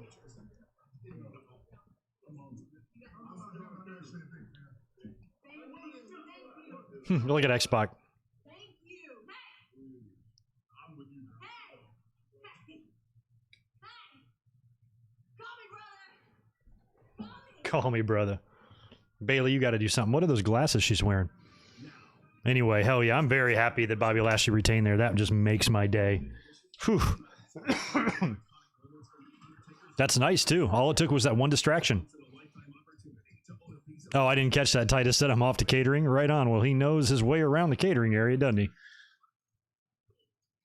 It's all right, Jonathan. I appreciate it. But once we get to the once I can tell we're getting to the close to finishes of matches, I'm going to be looking away from the chat, so I'll be fine. I didn't get spoiled on that match. I had no idea. WWE champs, there's still time to get in on tonight's action. Right now, anyone can play for a share of $25,000 in prizes by joining DraftKings free-to-play WWE pool. Simply download the app and All right, rock on. then just make your picks. And if you get Yeah, Scott, he did look good in that. It was cool to see the NWO. Hogan's in his NWO shit now. That was pretty funny. Pretty funny. to play free for a share of $25,000 Be right with you. and make it rain.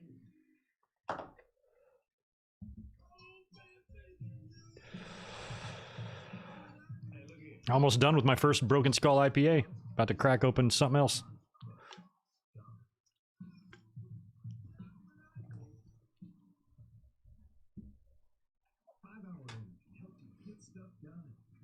All right, we're getting commercials. Excuse me.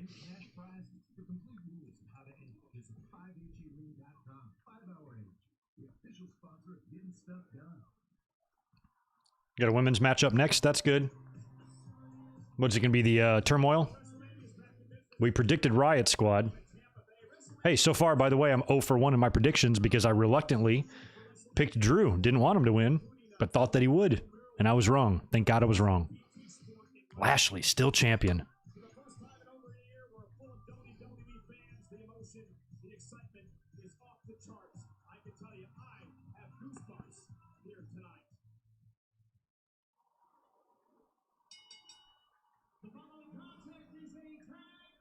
All right, we got Turmoil happening there.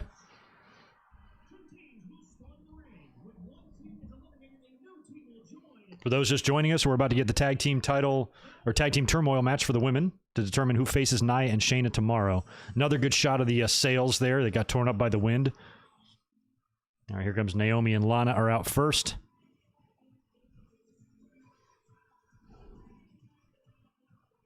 You know what? We got a lot of entrances to do here, so I'm going to go grab myself another frosty beverage, if y'all don't mind. Talk amongst yourselves. How Wheezy, you're in charge. I'll be back in a minute.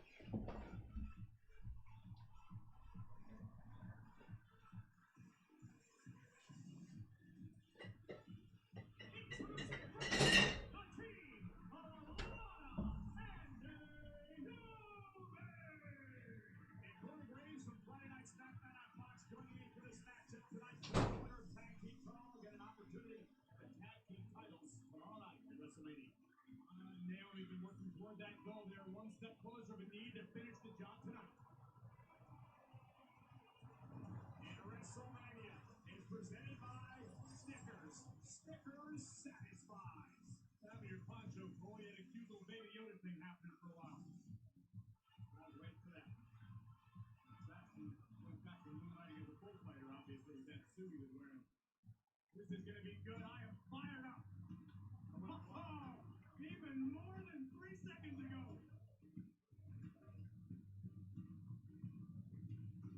Next, making their way to the ring, the team of Billy Kay and Carmella. So these two women superstars from SmackDown, a makeshift tag team, sort of coming together here tonight. Billy Kay, of course, a former tag team champion. Carmella, a former SmackDown Women's champion. After 3 years ago today, they come up half of their Money in the Bank contract becomes SmackDown Women's champion. They'll continue that success here tonight at WrestleMania. So this is tag team turmoil. 2 teams will start. Once a team gets a fall or a submission, well, then the next team will come out. The last team standing. It's just enjoying, all right? All right, I apologize for that, guys. I'm back. WrestleMania shell looks like. And Billy Kay, incredibly talented. You see her resume? Oh, very impressive. All right. I apologize for that delay, guys. I had to run downstairs and get a few provisions. And my girlfriend informs me that my stream is about 2 minutes off from Peacock on her end. So I'm going to give myself a refresh here to see if I can at least catch up a little bit. I don't know if I can, but I'm at least going to try it. So just bear with me, because it's probably a little bit hard to follow along. I'm going to pull up another window here. No, I can't do anything to get it. So mine is just where it is. Peacock is a little weird. The network seemed easier. So anyway, thanks to everybody that's here hanging out and watching, because it might be a little more difficult to watch along. Oh, these look good. Strawberry banana belt edibles. Y'all want one? I'm having one. I'm glad to see Billy Kay and Carmella got involved in this. Some people were calling out the Iconics to reunite tonight, which would have been interesting. Ooh, strong.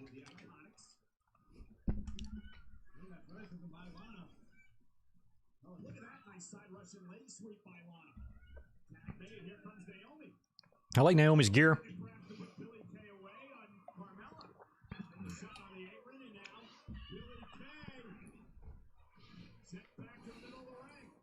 Billy Kay has a match, but not Peyton. Yeah, so I don't know where you guys are in your Peacocks, but I am in the beginning of the Turmoil match, and we only have the 2 teams in there so far. With some really terrible, botchy, clunky looking shit going on in there right now. Lana, Naomi, and Billy Kay and Carmella are in there now.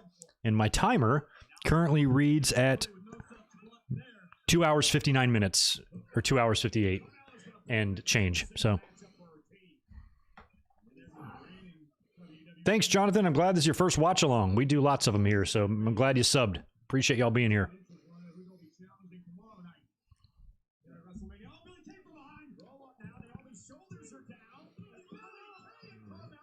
Damn. All right, so Lana and Naomi are out.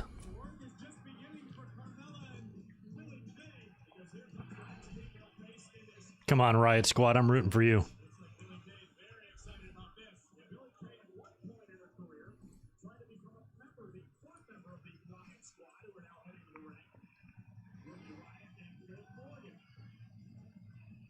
Yeah, I got to root for the sister, right? I just think it would be cool to not only have the Riot Squad win this match, but win the titles, man. Don't we need like just some happiness happening? You know what I mean? Just something new. Why not? They look good. Look at that gear they're wearing. It looks fantastic. It's different, but the same. Exactly. And Byron Saxton, as preposterous as his outfit is, he's right. They are the longest running real kind of team in the company, Liv and Ruby. They're like an actual team. Not this bullshit they're doing. All right, I've got way too much stuff going on here. There we go. All right.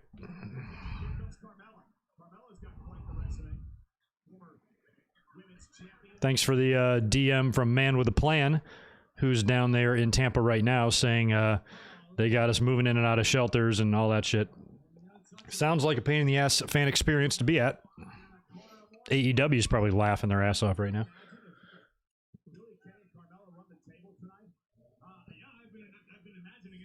Oh, is that what they're doing? Joker and Harley Quinn? I don't know these things, so like whenever like Xavier Woods dresses to tribute some video game or fantasy movie, like I don't know what.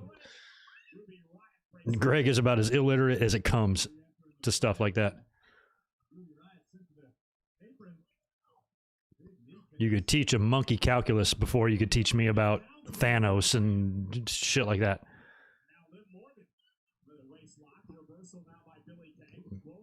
Eesh, God, this is bad. Come on, gals, tighten it up, man. Carmella, you're the senior chicken there. You guys are all very good at screaming, but we need to be wrestling here. There we go. Billy Kay. Billy Kay is ridiculous. Oh. Oh, looked like a code breaker into a senton. See, that's good tag team wrestling. That's got to do it for Billy. See ya, Billy. Out of here. Mandy Rose fell on the stage. Oh, is this next? They must be coming out next. Ultimo Dragon fell on the stage at WrestleMania 20. I remember that. Ooh. Here comes Mandy. They're coming out. Yeah, so I'm way behind some of y'all. Let's see. I can't wait to see this. This is one thing I'm happy to be spoiled about because I want to see. Here comes Mandy. She hasn't fallen yet. Oh! There she goes. It's okay. She gets a pass, man. It's wet out there. I've fallen before.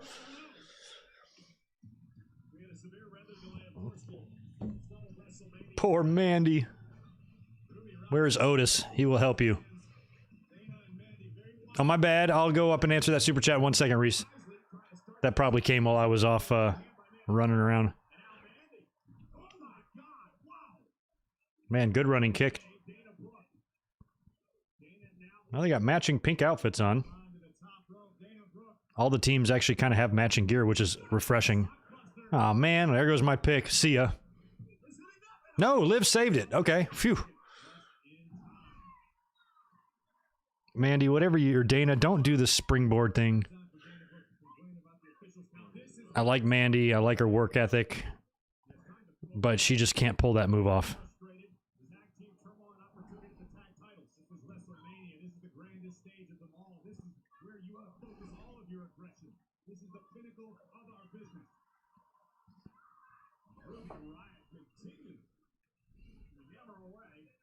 Oh, good, Jamie. Orange Bomb. I don't know what those are. These guys, this was just in my package that got delivered. Strawberry banana belts.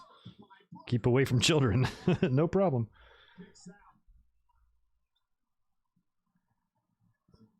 Damn, yeah.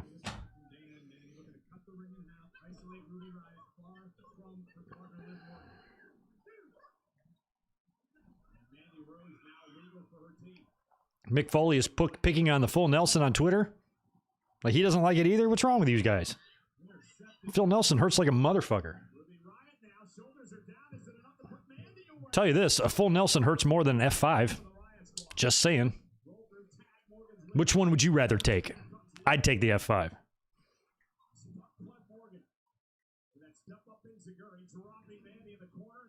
I wouldn't take an F5 on the street, like on the pavement, but in a ring, on a mat, sure. Because a full Nelson hurts the same if you're on a mat or on the floor.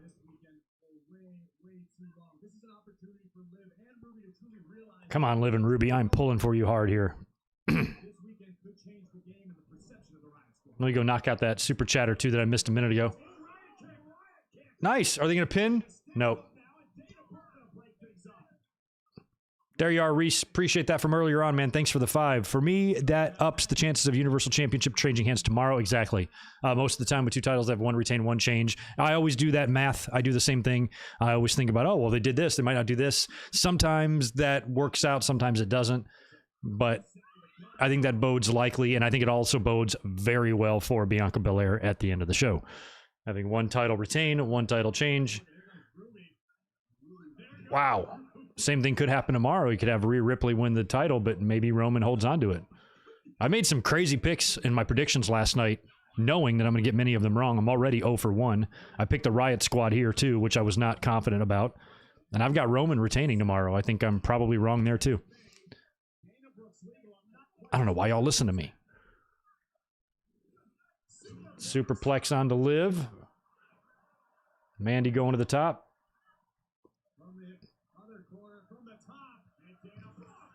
Swanton, not horrible. I did not know. Yeah. Go Riots, good. I like Mandy and Dana, but I'm not ready for them yet. They're not ready.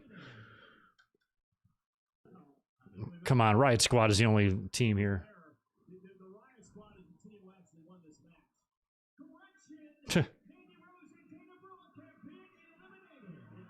Oh, they announced the Riot Squad eliminated? You dumbass. Boy, this WrestleMania is just... Matthew is going to have a heck of a time in the next few days. I wouldn't want to have to comb through this footage. This is the team that I feel like WWE is going to have win, but I would love Riot Squad to beat them. I'm not feeling it, though. I think this is the first gear of wrestling gear of Tamina's that I have actually liked. Looks pretty good. No controversy there.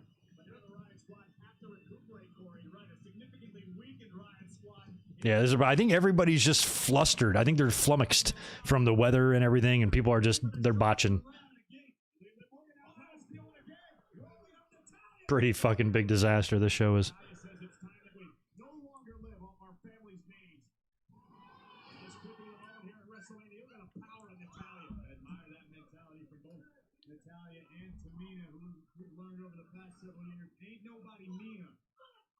Ain't nobody meaner than Tamina. Don't say that. Please don't make that a thing. I don't think I can handle that. Actually, while I got a second, let me type these up in my notes here. I'm going to try to do a little bit of note taking here, but not much. Tag team turmoil. Who started? Naomi, Lana, and Billy Kay. They call themselves statement makers, bone breakers, title takers. Natalya and Tamina consider everyone warned. You can't argue with the results since aligning herself with Natalya. Tamina has been arguably the best version of herself in her entire WWE tenure. Tamina, we saw with a matchup against Nia Jax where she stood toe-to-toe with what happened to tag champs. No fear from Tamina. There we go. Cool. We're back. Hey, Antoine, appreciate the 10 rolling in from you, man. Appreciate that. So Bobby said he started to want to get revenge on people that disrespected MVP. So I searched MVP and Brock, and MVP was disrespected in the Royal Rumble. Maybe we finally get that match. I'm going night 2. Oh, you mean like right away? Oh, you're going to night 2. I thought you meant like you think that should happen on night 2. I'm like, no way. They wouldn't be able to put that together. So you're going tomorrow. I gotcha. Well, be safe, man, because apparently it's going to rain its balls off. Good luck. I like that idea, though, if they're going to plant that little tiny seed. A little long-term booking never hurt anybody. Same move. It's like Code Breaker into a senton. Come on, Riot Squad. I don't want to see if Natty and Tamina win this. It's going to suck.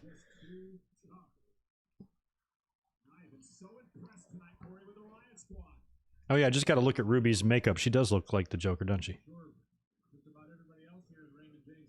All right, I'm going to get off the chat here just in case I get a finish here.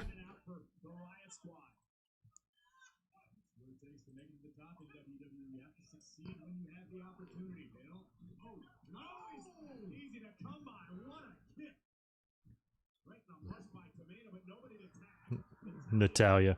I just feel like as much as Natalya's been bitching, you know how she was mad about that online poll or something? It's like WWE will give her 2 WrestleMania matches just to shut her up. I just much rather have Riots win. Oh, they're going for the heart attack. Can't hate that move, but is that going to be it? Natty, you're not pinning her. Stupid. Going for the sharpshooter. Come on, roll her up. Small package, Ruby. Come on. She can't win. Look at her dumb face. Oh. Oh, she's instructing Tamina to go to the top.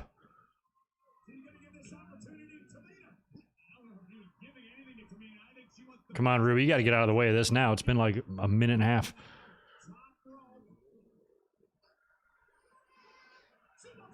Oh, she hit her with it. Oh, that is going to be it. Son of a bitch.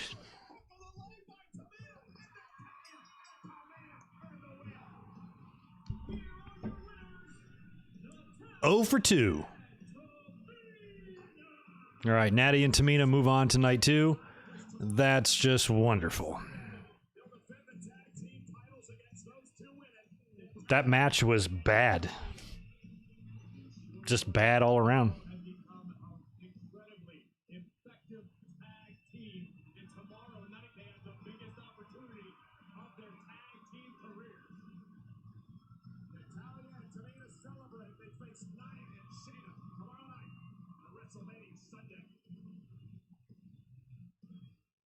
Alrighty. All right, now we got a shop advertisement.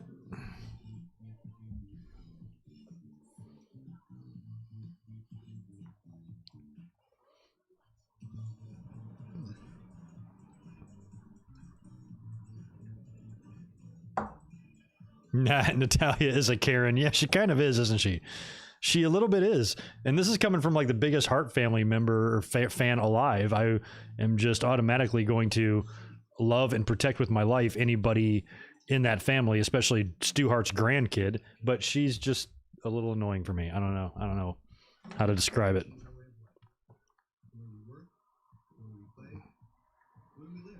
But Tamina, I mean, I've always liked Tamina. I've always thought she was interesting. You know, she was Nia Jax before Nia Jax. She was not like most girls. She came in bigger and larger and stronger and had kind of a different look and she's, you know, wrestling, you know, is already in her blood being a second generation person, but she just never, ever really found her niche at all. Unless WWE's, you know, they didn't want to capitalize on much on her being Snuka's daughter with his history. I don't know, but I liked her at first just because of how she was kind of different. This Old Spice shit, man.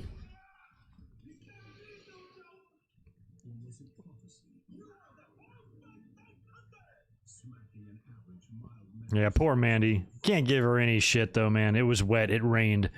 What's Ultimo Dragon's excuse? He slipped on the stage at WrestleMania 20 because they had like, that was when the first time I think they ever did like the video wall on the stage. So I think that was slippery. It was made out of some slick ass material and he fell on that.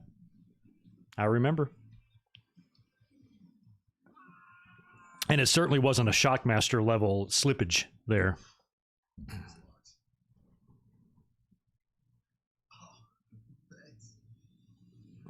All right, Cesaro and Rollins next. Cesaro, I'm into that.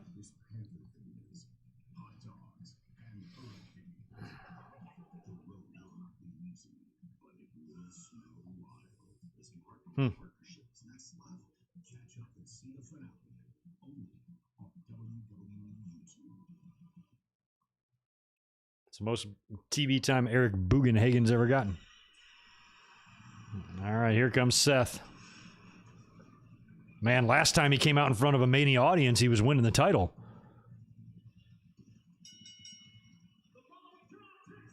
Is this new music for him? Or have I been completely asleep for the last few weeks?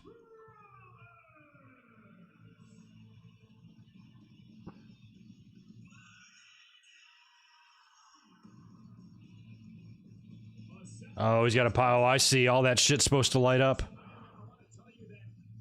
Damn, that sucks. Rain's fucking everything up. What do you think? We're going to be on at least one botch per match pace here? God, even the flag above Seth's head is all fucked up, or the sail.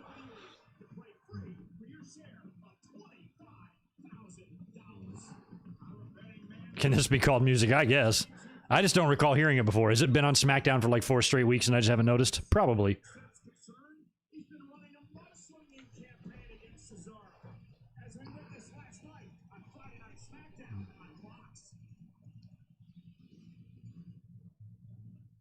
Would have been so cool to have perfect weather tonight, I'm not going to lie.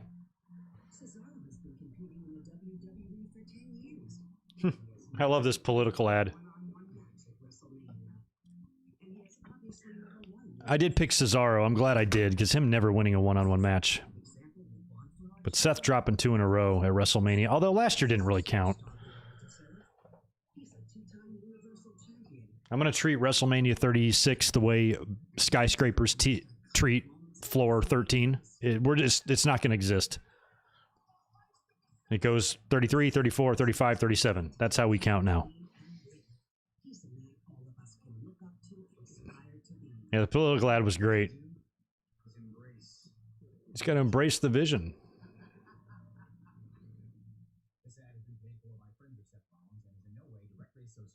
It's no way directly associated with Seth Rollins himself, even though I'm the one speaking.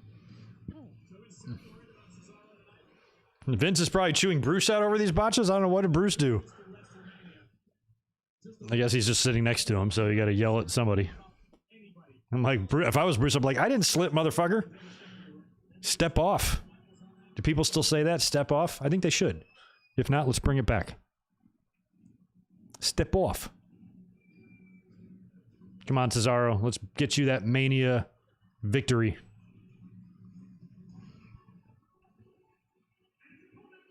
Yeah, given the circumstances, it was all right, but it was just depressing. I never want to watch that show again. Come on, Cesaro. Let me write down my notes. Natty, Tamina won that.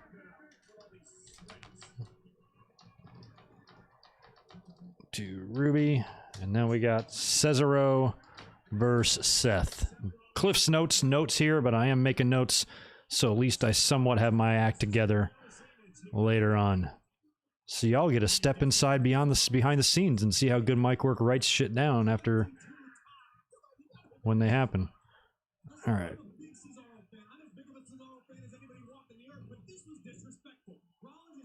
Corey Graves, will you please shut up? Do you know how? Did anybody teach you ever? All right. All right, there we go.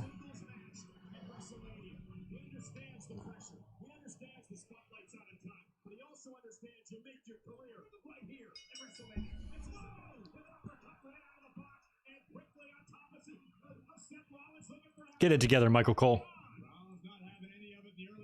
Michael Cole doesn't know what he's doing.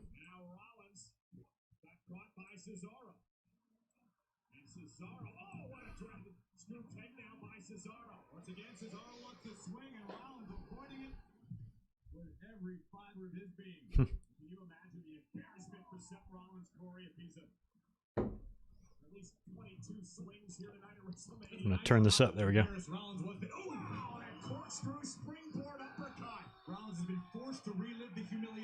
I mean, what do you think? Do you think Seth taps out to the sharpshooter?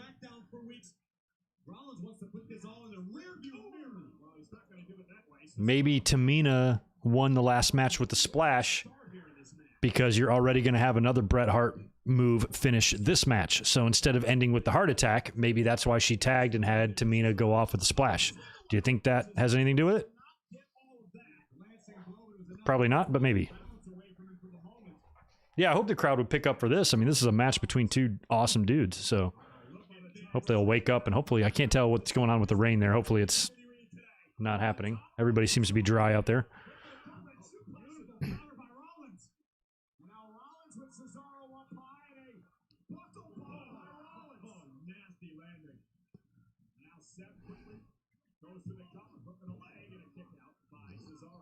Can't tell if Cesaro's kind of rocking a half Killer B and half Owen Hart tribute gear there with the red and with the black and yellow. George, appreciate the $2. I don't know if the status of Bruce's podcast, I think if it was going to end, it would have ended right away. I can't imagine how they can even do that with his job, but they do. I think they kind of go, they don't do it quite as hardcore as they used to. I think they tape a bunch, maybe a couple episodes at once and shit like that, but they're doing it. I couldn't imagine doing anything else, having a job like that, having to work next to Vince McMahon all day. I'd need to go straight to therapy daily or a bar, one or the other. Okay, really, Antoine? It's not raining, but windy? It's got that warm wind. Yeah, I guess that's why those sails were torn to shit earlier, which is really a shame.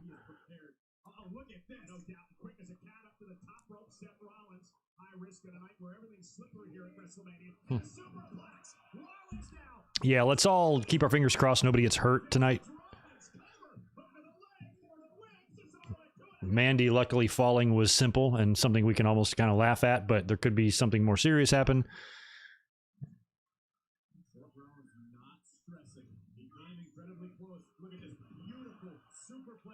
Oh, he had the Oni Lorcan gear. Yeah, I suppose. Yeah, he is. Interesting boots with the laces up on the side, on the back of it like that.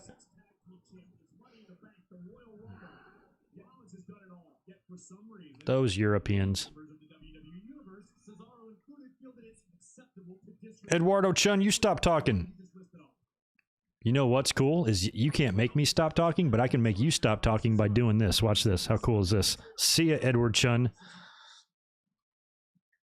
Talk about respect from bell to bell. Seth Rollins definitely has a healthy respect for Cesaro. Seth has gone up and down the road with 40 years. These two have trained together, they have traveled together, and now they are doing battle. And I think, Corey, that's what bugs Seth more than anything, is the fact that he really Jesus, Cesaro, unloading. You hit him with a series of forearms and then swing him? That would be sweet. Raymond James Stadium coming to life in support of the Swiss Cyborg. Rollins into the corner, Cesaro with an uppercut. Now to the other side, another uppercut by Cesaro. The wrestling is already starting. It's on now. We've got Cesaro versus Seth Rollins going on right now at WrestleMania. First two matches were Lashley retaining over McIntyre and Natty and Tamina winning the tag team turmoil. This is WrestleMania for the first time in over a year. WWE fans are in attendance. We're at Raymond James. Okay, so after the Dana trip, I think Mandy tripped. I forgot now. They used blowers to dry the ramp and wipe the ring ropes. That's good. Especially the ring ropes, man. You stand up there for a superplex. That could be... Wow. That's a... I like Seth's gear, too. I like both their gear. Oh, he's going to put him in the swing here in a minute. That's at least 4 counters, 4 different counters we've seen from Rollins for Cesaro's swing tonight. Looking for the stop. Cesaro, though, able to pick Rollins out of the air. And there we go. That's 1. Oh, no.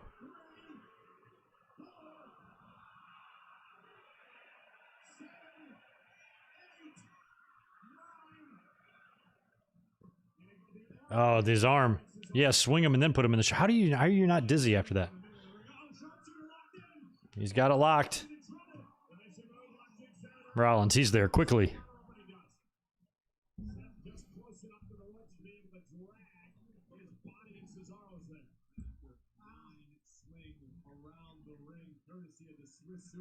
Iron Sheik tweets out, "Fuck the Hulk Hogan." I wonder who runs Iron Sheik's Twitter. It ain't him. I don't care what anybody says.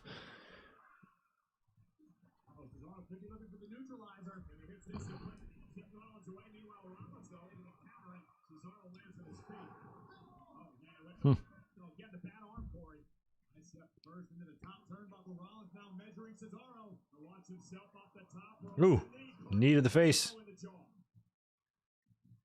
With a slight play, and now Seth Rollins starting to build momentum. You can feel the match turning here. The longer this matchup goes, the more confident Seth Rollins becomes. Seth might be looking to end this here and now. I feel like it's got to be Cesaro winning this, man. Center of the ring, Rollins from the very top. Rollins top rope, Cesaro nowhere to go. Rollins. Wow, is that a new one?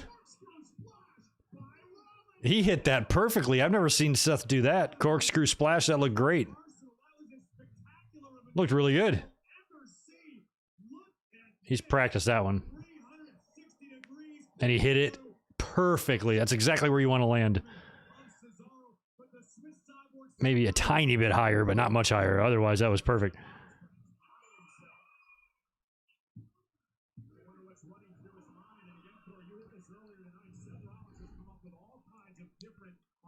Maneuvers tonight to try to counter Cesaro.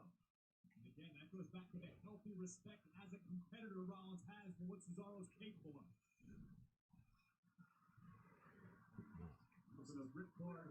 Cesaro now. Neutralizer? No, Seth will kick out of that. Kick out. Remember how we had that awesome RKO to Seth years back? Do something like that here with Cesaro. If you can throw him up the way Randy did, but catch him with one of those forearms like he likes to do. You could probably do it the same way, because doesn't Cesaro have that move where he does like the flying uppercut? So if you go have Seth go for the stomp, and then he gets launched again, and then boom with that uppercut, and then immediately locked into the sharpshooter and he taps out, it could be similar to the Orton match. Wow.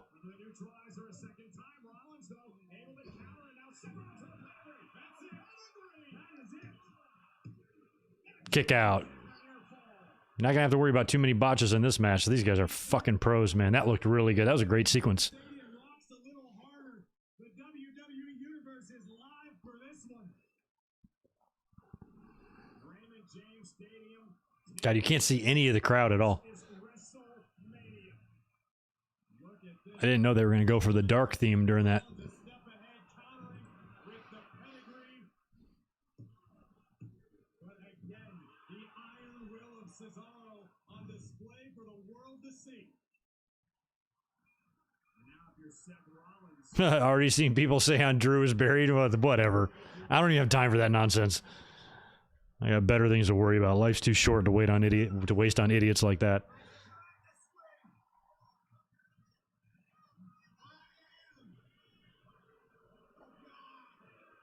I am a god. Well, then if you are, why is it fucking raining? Make it not rain. The leader of men, Seth Rollins. And Rollins. Ooh, the carrying cross forearm to the back of the neck. And now Rollins, was he going to go for the stop? Oh my goodness, again. Rollins stopped his own momentum and delivered the kick to the back of the neck. You've got to be impressed with the offense, including this elbow strike. Oh, God, he nailed him. I can't believe Cesaro recovered from that one. But Rollins smells blood right now. Look at the position Cesaro's in, Corey. Rollins has Cesaro in stop position. Yeah, Lashley and Drew, I agree. Lashley and Drew was good. Stop Cesaro to uppercut. There it is. Did I not call that? And now Cesaro with Seth Rollins up. Except I called the sharpshooter. He's going for this thing. Airplane spin. This is an airplane spin. He calls this the UFO because he doesn't use any hands. Okay, I've not seen this before either. What the fuck is a UFO? Jesus. He better win right here. Just spinning around effortlessly. That was incredible. No arms. Oh, he's going to swing him? I'd be locking the sharpshooter on. Mania. I think we're going swinging. Let me get off the chat so I don't get spoiled. I knew they were going to do that stomp into the forearm spot or the uppercut spot.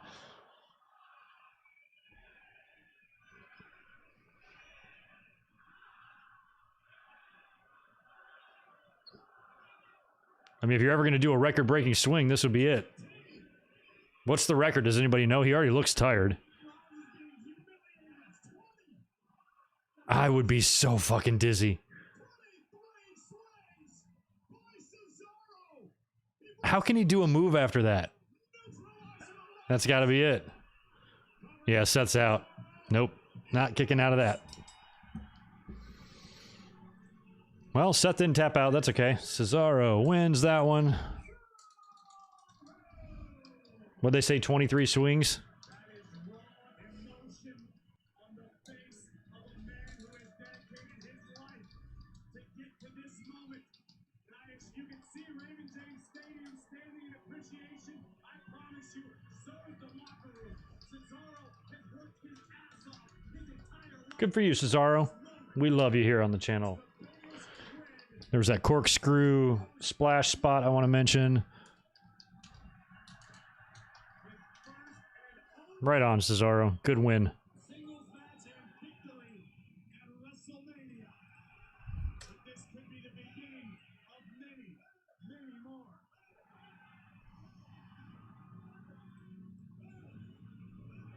This is an incredible matchup between two incredible athletes, but that right there would turn into the matchup.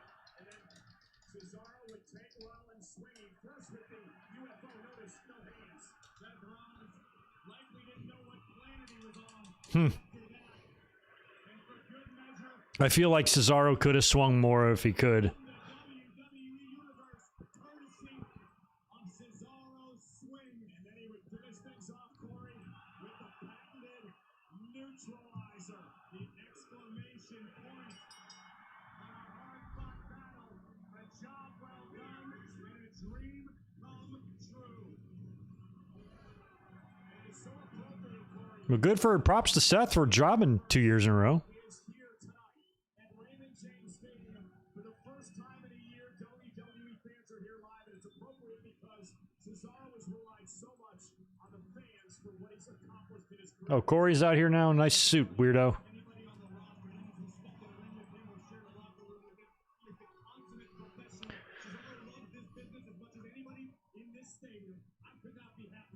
Cesaro Money in the Bank winner? Yeah, maybe. I like more crazy, charismatic people winning it. I think like Sami Zayn would be super fun. Cesaro, I'd like to see get a title shot, but maybe not with the Money in the Bank. Just get the title shot. Let him be the one to dethrone Roman Reigns or something. Why not?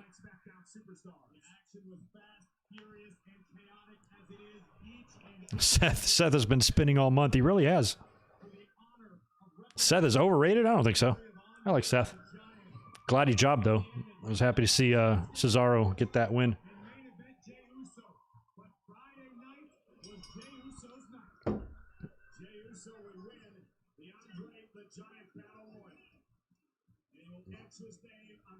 Man, that just looks like plastic. That trophy doesn't even look like a trophy.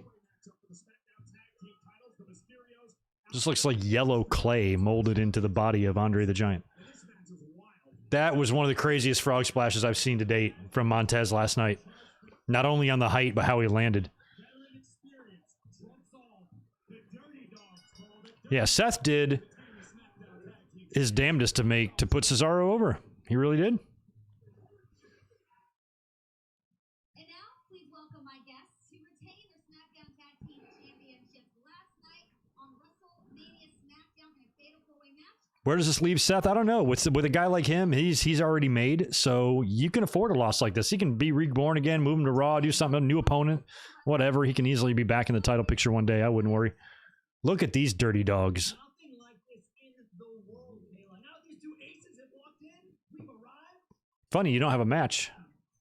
Like WrestleMania. Oh, God. Are they going to go out there and challenge a team and they're going to show up and win the titles? Well, we've already seen some pretty impressive tag team action from the women's division tonight, but what's your prediction when the New Day challenge AJ Styles and Omos for the Raw Tag Team Championships? New Day, one of the greatest tag teams. I mean, AJ and Omos are winning those titles. Is that going to be next?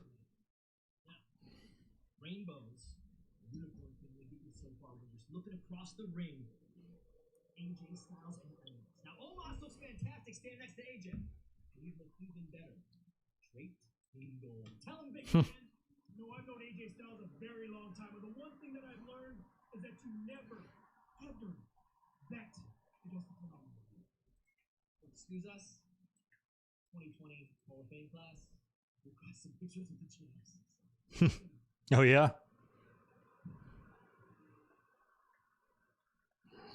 Seth and Roman feud. Possibly. I'd be into that.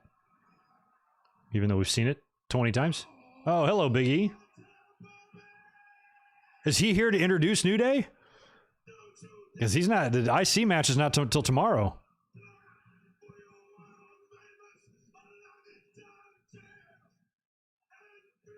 Yeah, Big E. That's cool. They're reuniting him here for Mania.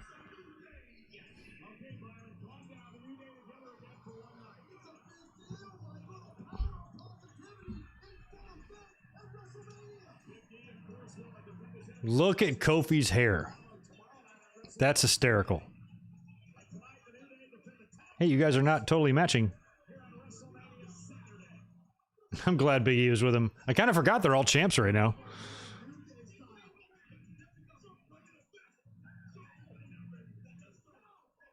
That was nice to have Big E come out there and do that. That was cool. Reese, thanks for the $5. Your dad was cracking up at Cesaro's swing. I can imagine. That shit was funny stuff, man. Sometimes that's one cool thing about wrestling is like all my years of watching, I've had plenty of occasions where I've had maybe non-wrestling fans. I don't know if your dad's a wrestling fan or not, but people who maybe don't regularly watch, and they always get cracked up by shit. My dad always got a huge kick out of stuff. He always loved the Hogan promos. He just thought they were so funny.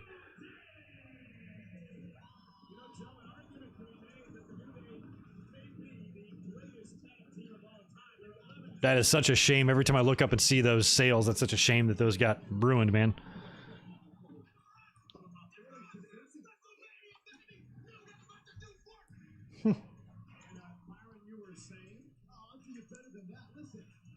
I mean, even though it's rained, even though you can't really see the audience, the most important thing, even more than seeing them, I think, is hearing them, and that's what we've definitely done. Even with an open-air stadium where the sound kind of escapes, might be an issue for the wrestlers. From a fan experience watching on TV, it sounds good, and it's just good to hear the authentic reaction from human beings again. I mean, think about these wrestlers. They haven't been in front of an audience in a whole year. It's like they're all coming back from an ACL tear at the same time.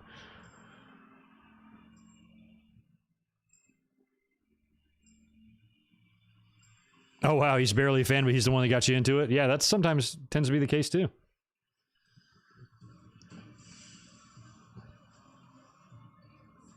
Is Omos going to come out here with AJ? Oh, yeah, he is.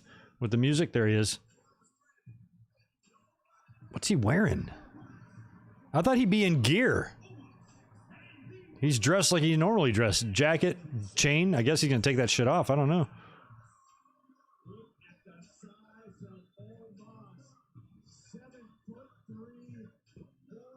He's going to wrestle in button-up shit and, like, dress clothes? That's weird. He's not going to leave the chain on, is he? That's how he's going to work? I'm always annoyed with that. Whenever anybody does it. I hated Kane wearing the pants. I hated Baron Corbin doing the same thing. Anybody else who just is out there in street clothes. And the people like Dean Ambrose, Elias, and others who have wrestled in jeans, I could not do that. I got to move around. I got to breathe. I can't just be confined like that. IRS drove me crazy. I'm like, how can Rotundo wrestle in a goddamn tie? Either way, though, I got to think that it's going to be AJ and Omos. That's who we picked. And that's who I think should win.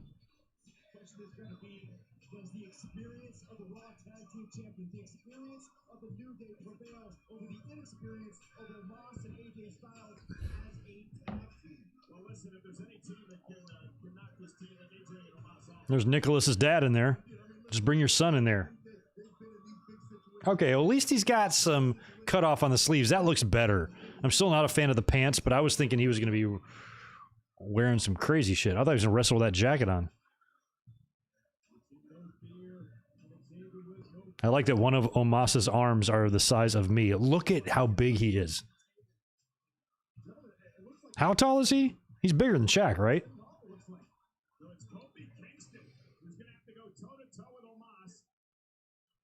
He is so huge.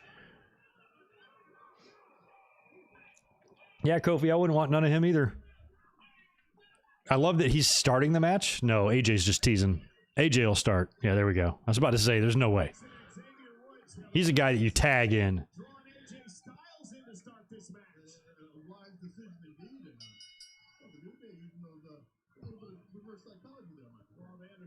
Yeah, like, let's appreciate this, at least for the second here. We are getting a brief one-on-one encounter here between Kofi and AJ Styles at WrestleMania. Couple of good veterans, former champs, everybody likes.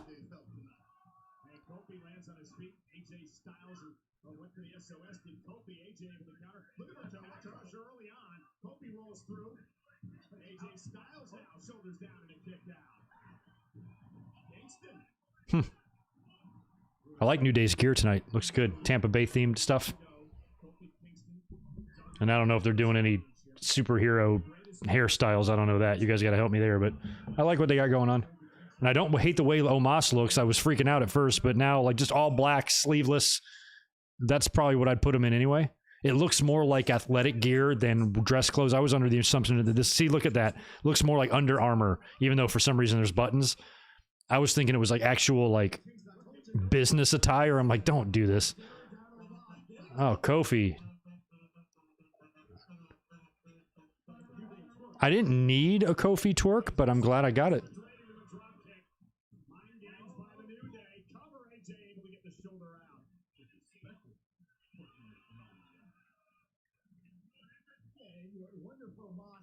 You think New Day are keeping the titles? You could be right. I just feel like this has title change written all over it. The only way I think New Day keeps the titles is if they do a deal where they lose and then AJ gets pissed and blames Omos and like does what Bobby did to Andre at WrestleMania 6 and like abuses him or slaps him. And then Omos gets pissed, kicks the shit out of AJ, and now he's this, you know, new guy. But I don't know. I think keeping him with AJ for a little while is probably good. AJ can pass on a lot of knowledge to this guy. He doesn't have any big man advice for him, but he definitely has plenty of wrestling advice for him. And how to do things and how to feed off people and read the audience and be in there and shit.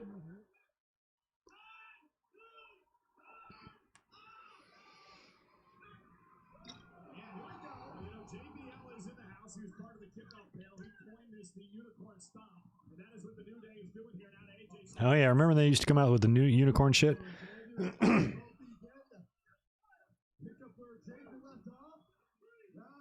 Virgil bodyguard gear. Oh, I guess, yeah, Virgil wore like the red or the silver and the red, but this looks more like Tampa Bay stuff. Xavier's got little flags and shit on the side of his gear there.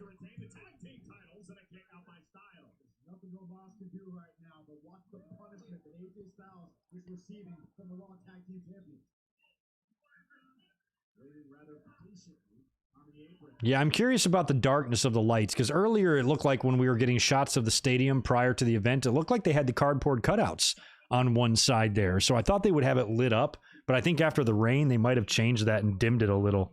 And any issues they had in previous years with people being blinded, they should be able to work that out, have lights without blinding them.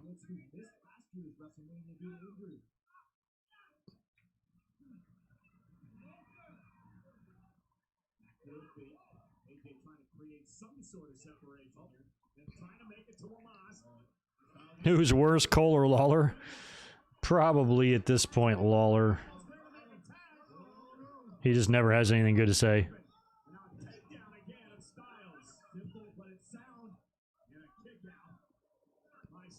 I hope this ain't a Nathan Jones situation with Omos. I don't think it is. They were way more reckless back then.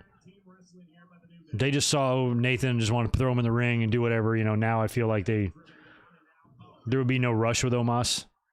Or they wouldn't make a hasty decision like that and then realize he wouldn't be ready. I think they'd know this ahead of time. Back then, you didn't have a PC. You didn't have a system in place to where you could really evaluate talent and how they're progressing and shit like that. And I think he'll get a tag eventually. And then we'll see some shit. He's going to be the one to get the finish. He'll slam one of these guys and pin him.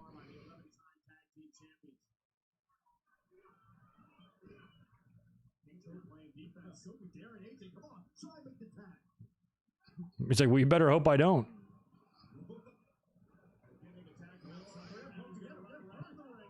Yeah, with Omos, it's almost setting up a hot tag for him. You're right, Chris. Thanks for the $2.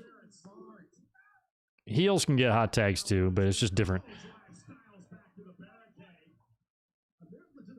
But generally, this is the babyface in the AJ Styles position right now, kind of getting worked over, double teamed, cut the ring off, that sort of thing, fighting to get to his partner. This is very reversed.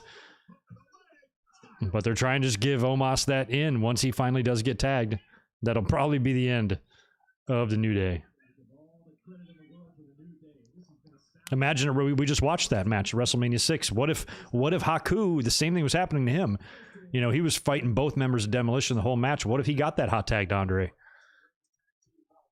Might have been more like a lukewarm tag. It would have taken Andre 5 minutes just to get in the ring.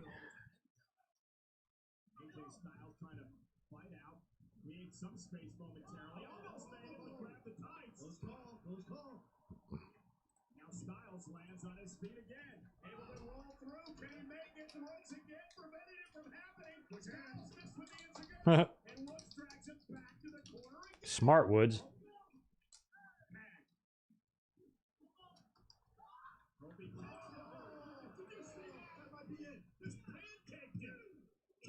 No way. Would be funny if the match just ended and they pinned AJ. That would be hilarious, actually. Omos never got in there.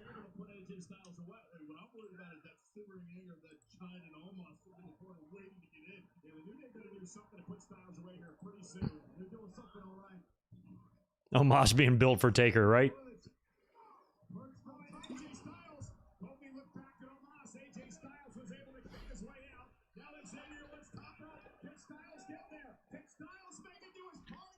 I feel like Cole is about to send us to commercial.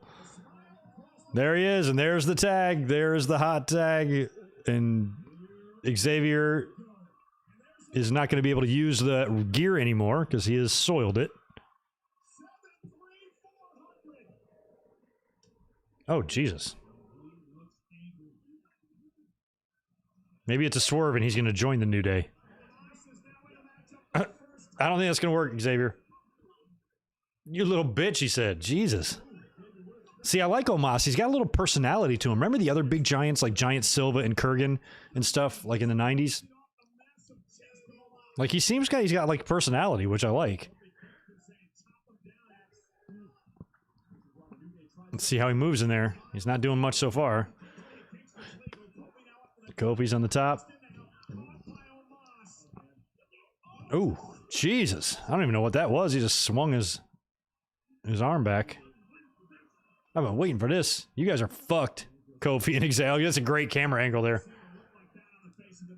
Damn, look at his grill, too. Omos could gnaw through a brick. I like him. He's literally done nothing so far, but I do like him. Oh, there he goes. He charged in.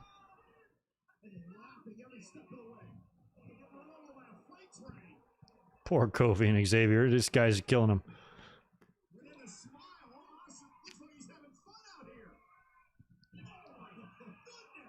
Oh, backbreaker.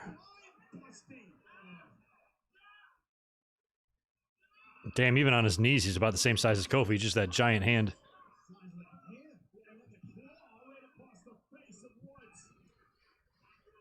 I like how, yeah, I kind of like how he's talking smack. Like, come on, bitch, I've been waiting for this. Like, he doesn't seem like he's just like, you know, like he's not Godzilla. He's like an actual person that talks shit and kicks your ass. Because Vince likes to make these big guys seem like animals, like they can't even speak or talk or dress themselves or speak English or whatever. You know, so I like the fact that he's like kind of talking smack and shit.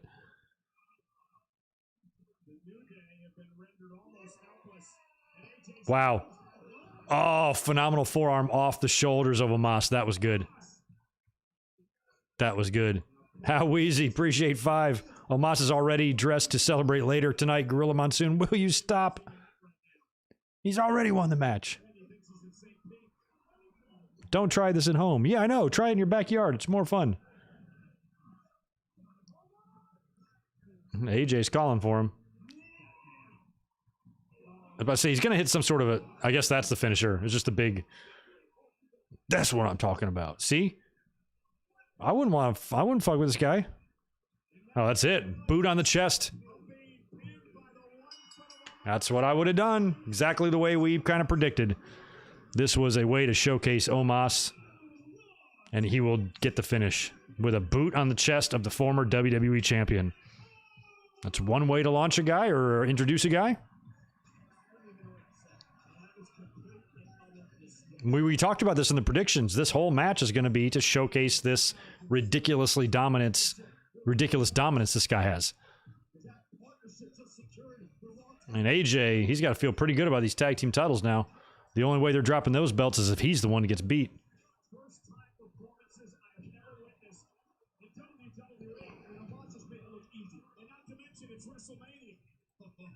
Let me jot this down.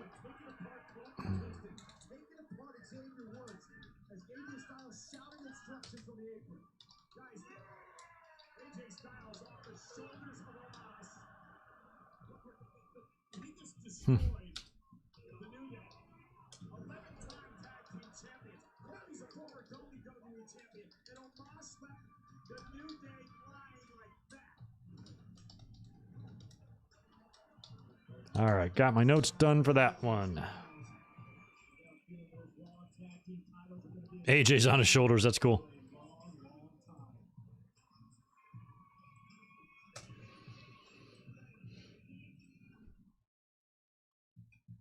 All right. New tag team champs.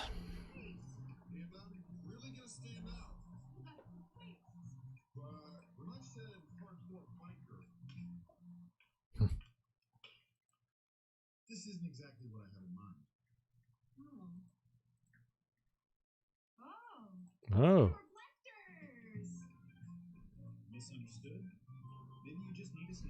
AJ is now a Grand Slam champion. Yeah, he hasn't been tag team champions in WWE, has he? Guess I never thought about that before. They stole Dominic and Ray's pose. Yeah, that could have been done. Yeah, that's true, Marcus. Good point there. I was kind of hoping the Mysterio men would have that opportunity for Dominic, or for Ray to be up on Dominic's shoulders and them celebrate together. Oh, I didn't see that Angie Corbin's on the Snickers commercial. I guess he is on WrestleMania then. Poor schmuck's not even booked.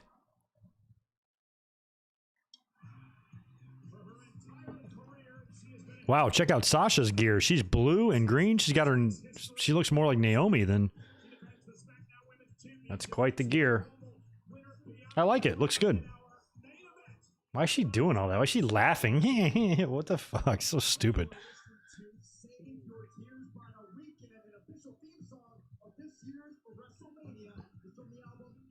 Sasha turning heel tonight? Could be. If nothing else, after she loses. Oh, good. Cage match. Here comes the cage that we're lowering down. Okay, so you can win by escaping, which is stupid. Okay, what are these buckets? Y'all see those buckets?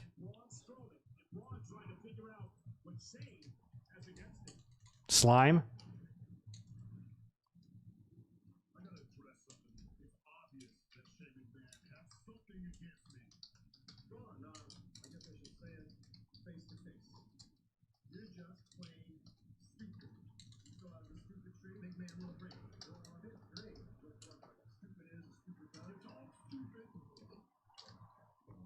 So yesterday in the predictions in terms of this match, we talked about, you know, Braun probably just getting the Nia Jax type of deal from a couple years ago with Alexa Bliss where he just beat Shane McMahon, but they're setting this up for either Shane to do some sort of a big stunt, but now if he escapes the cage, he's going to win, so I don't know what they're going to plan here for, but I had mentioned the possibility yesterday that maybe Shane wins here with some help from a debuting person like that Dabba-Kato guy or whatever. But then again, they just launched a big monster in the previous match, so that seems unlikely. But see, and here they're showing the replay of the stupid slime. When they were lowering the cage just a minute ago, there's buckets on all four corners. I guarantee you there's fucking slime in there. Fucking Nickelodeon bullshit.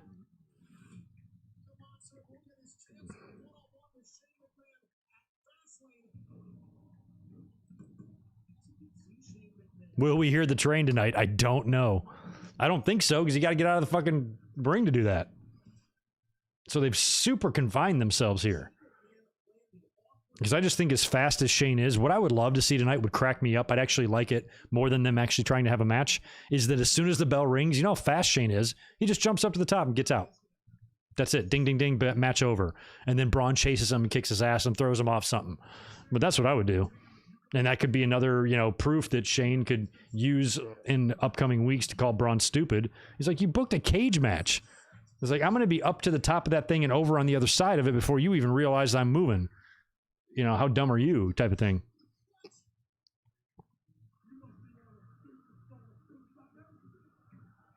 Yeah, and Dre, you're probably right on that. It might be a Big Show Austin situation when he debuted, throwing...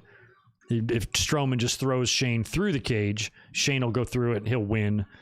But that's, I mean, compared to WrestleMania stunts, that's not even a very big one. If the big stunt is Shane just falling through the cage, what they could do is do that spot. Shane breaks the cage, falls through it, wins. Strowman snaps, goes out there and grabs him, drags him all the way up to the pirate ship and tosses him off of that. Maybe you could do that.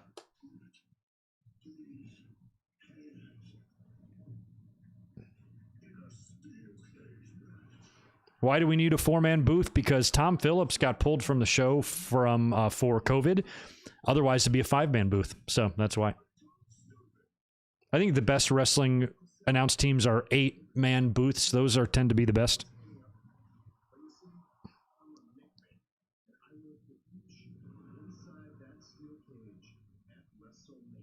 Oh, Jerry Lawler's a special guest announcer for this. That's right. He mentioned that on the kickoff earlier on. I even heard him say it.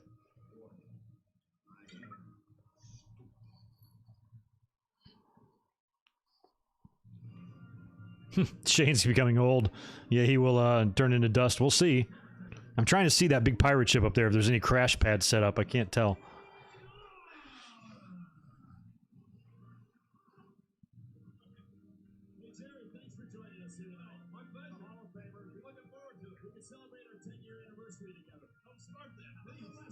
That's right. WrestleMania 37, WrestleMania 27.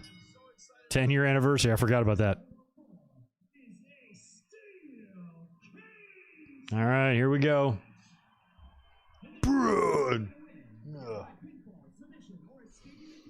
Shout out to my cats who are being super cooperative. They've been sleeping the whole time. Jerry's looking old. I think Jerry looks younger than he does. He's got the William Shatner thing going on to where I think he'll look much like he does now when he's 90. Here comes Shane. If I was Strowman, I'd just come out here and attack him right here and beat the hell out of him. See, listen to the announcers are saying, why would Shane accept a match in a cage? He's got to have a trick up his sleeve. He's got brains, right? One moment.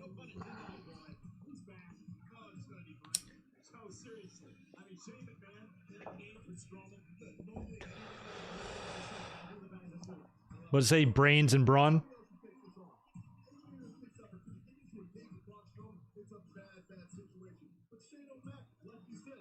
Lisa, thank you very much for the $5. Good to see you here. Welcome. It would be so weird if Bad Bunny gets the title from Bobby. Yeah, that would be weird. All right. Let's hope that doesn't happen. I'm cool with Bad Bunny. We don't criticize him here on the channel. But I don't want to see that. Yeah, we know that, Paul. We've talked about that. Only the second cage match in Mania history, and you have to go way back to find the first one.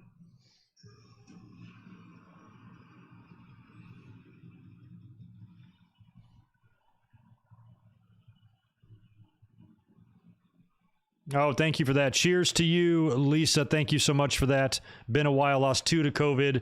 I am sorry to hear that. Glad you're here tonight, though.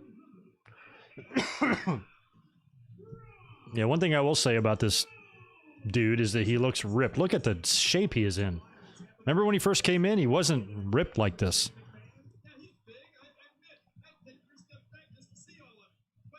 Oh, shut up, Lawler. If there wasn't one thing I haven't missed, it's a Lawler jokes.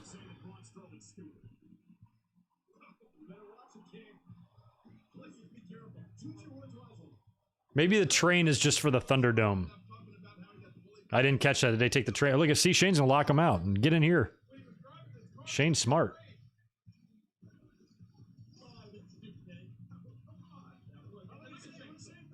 He's holding it.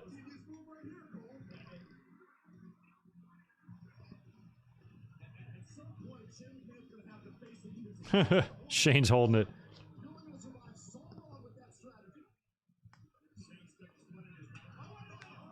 Elias. Oh, that's who he's got? Well, Strowman's just going to overcome this. It's not going to be Elias and Riker to do him in. All right, we're going to do Shane versus Strowman.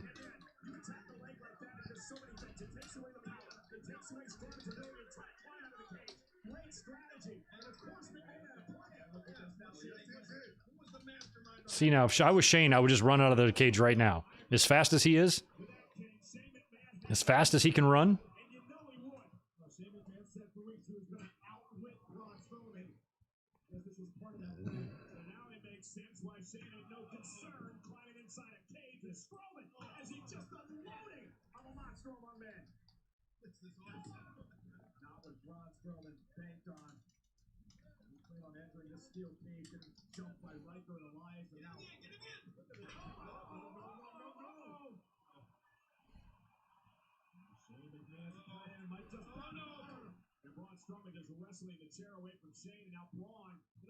Shane is, look at it, Shane is taking it to him, though.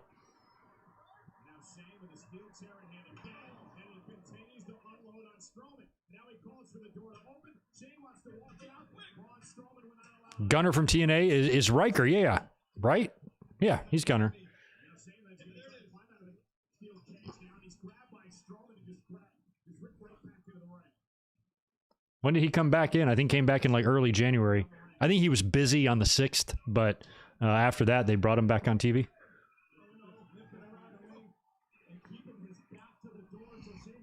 Oh, I missed the head chair shot botch. Damn.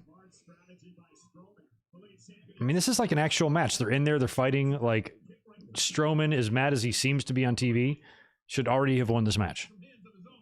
This does nothing. For every second that passes, it just makes Strowman look that much weaker. Shane is dunking punches. I just hope this doesn't happen to Omos one day, where he's fucking getting his ass kicked by Shane McMahon at WrestleMania.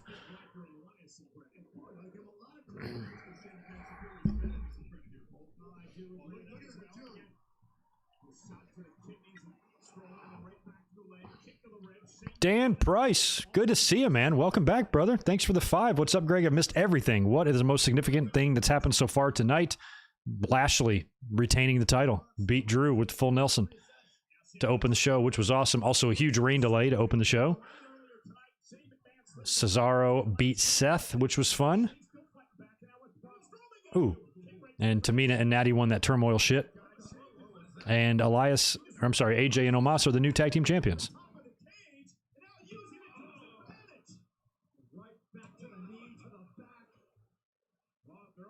I mean, hell, what do we have left, y'all? Just the main event?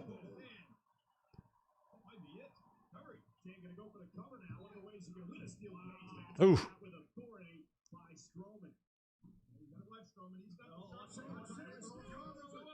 Remember, both feet must hit the floor. Hands don't count. No part of the body except the feet count. Oh no, Strowman's got a hold of Shane. Oh, be careful, Shane. No! Come on. Did you see the heart on that? Oh, this Strowman's not the sharpest knife in the door, but he can still cut you. Come on, Shane. Ooh, face first. Gosh. LeBron Strowman, if he has weathered the early McMahon storm, it could be lights out for Shane. Oh, yeah, Bad Bunny. I'm about to say, I forgot. No, Asuka's tomorrow. Bad Bunny and Miz are tonight. I was about to say, there's only 2 matches left. It's Miz, Bad Bunny, and, what's his face? Damian Priest and shit. Or Miz and Morrison, Priest and Bunny. And then it's going to be the girls.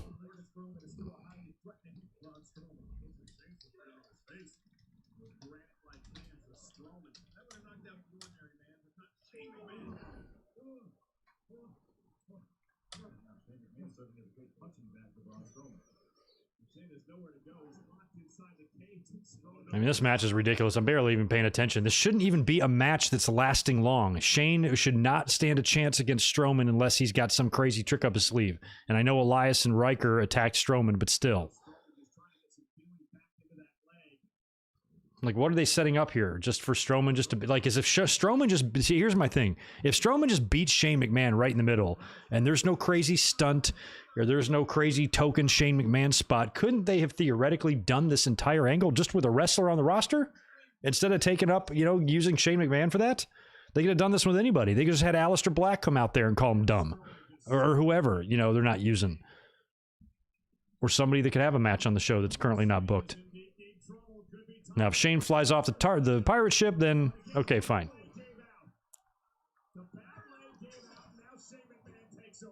Because it's not like the story is even interesting. It sucks. Nobody gives a shit. I don't care what happens here. I don't give a rat's ass about Strowman. Thank you, George Fontanes, for the $5. That's awesome. Thank you for that. DDT by Shane.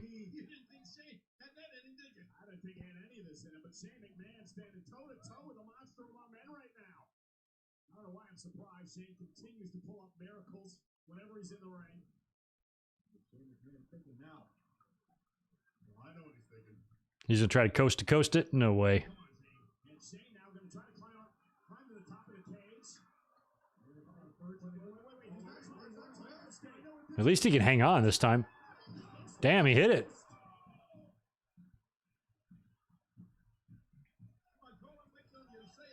God, Shane literally looks like he dies every time he takes a bump.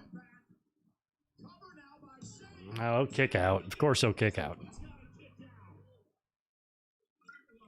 Oh yeah, Lisa, I'm back to business, man. Things are going pretty well, actually. I should have a pretty big summer. Oh, Elias and Riker are here.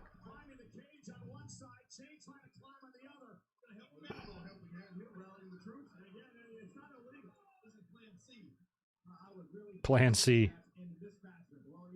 See, there goes Shane. They're not going to superplex him into the crowd, are they? Oh, Shane goes down.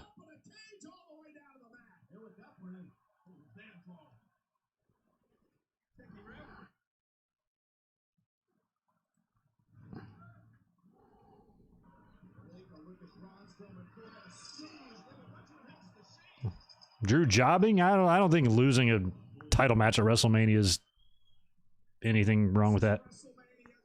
He'll be all right. I'm into Lashley. They've done a lot to build him to end that momentum after 6 months. That's what everybody used to complain about. That's what Roman and Cena used to do to people, was that exact thing. And everybody thought it was so wrong. And now that they're actually kind of making a little more sense with their booking, everybody hates it. I don't know why. I like Lashley. And Drew will be fine. He beat Brock last year. He's had a hell of a year. And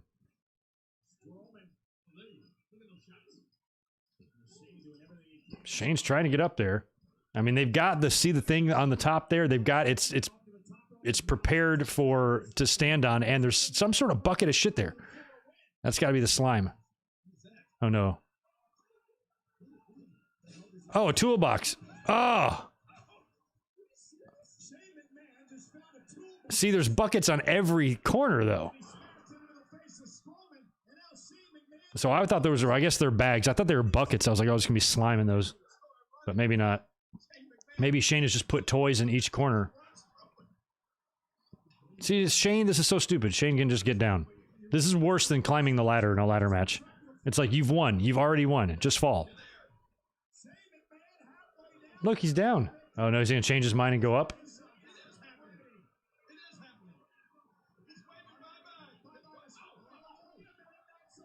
Oh, man. What if Shane botched and fell?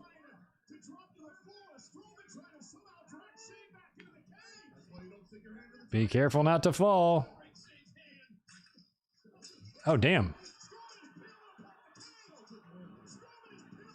There you go. Just drag him in. I've never seen that before. See, that would have been a great spot for a regular cage match, but this is like WrestleMania. Regular cage match, that's pretty unique. Never would have worked with the blue bars.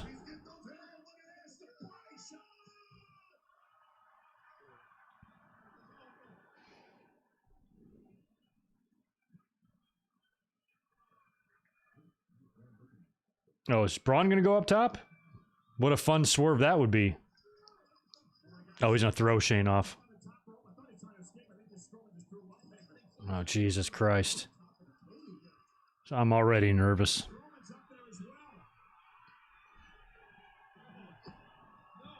I mean, they got platforms to stand on. Is he going to... I think he might power slam him into the ring. What if it's a power slam? That's going to be super gnarly. Be careful. Shane is just barely up there. Thank God they can hang on to those cables and shit. Oh, he's just going to throw him off. Who's stupid now? This is it? I mean, that's a bump. Don't get me wrong, but... And he flat back bumped that. I think Braun should at least dive off with an elbow.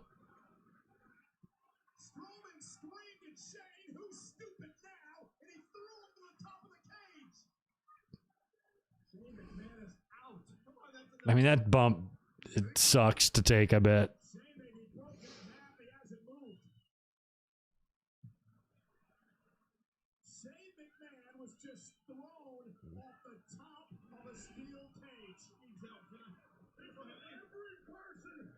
Yeah, I think my stream is going to be a couple minutes off from those of you watching live. Just so you know. At least a full minute, maybe more.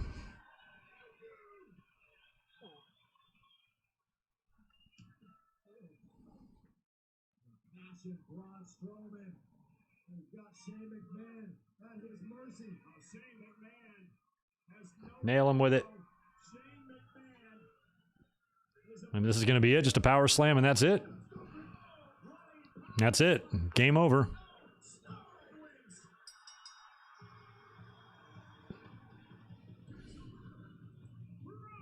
All right, Braun wins. Braun Strowman dedicated this match tonight to anyone who has ever called stupid. And Braun Strowman defeated Shane McMahon inside a steel cage. That's what happens to a bully. Shane McMahon struck a chord with Braun Strowman. Well, that was extremely underwhelming, just like the entire build and match was. This is how the match started. Shane McMahon had a plan. That plan was Elias and Jackson White versus Braun Strowman. And it looked like the plan was going to pay off. Indeed, Shane McMahon said all. Man, they could have had so much more fun with that. All right, we're probably up to Miz, Morrison, Damian Priest, and Bad Bunny next, so I'm going to go grab a quick beverage. I'll be right back. Hang tight. Now Braun Strowman would drag Shane McMahon back in the cage. And now, at the top of the cage, launching Shane to the back below. My goodness. I can't look. Oh my goodness. Inside out. And this right here, this is just academic at this point. The running power slam by Braun Strowman to pick up the win over Shane McMahon here tonight at WrestleMania. It has to be an incredibly gratifying victory for a monster among men. But the ocean's full of wave over his head. Somebody help Shane!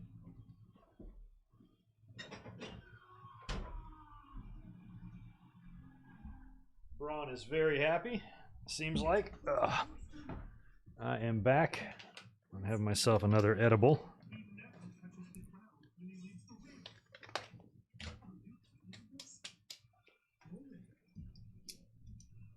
All right. Bunny and Priest. Miz and Morrison up next, I guess.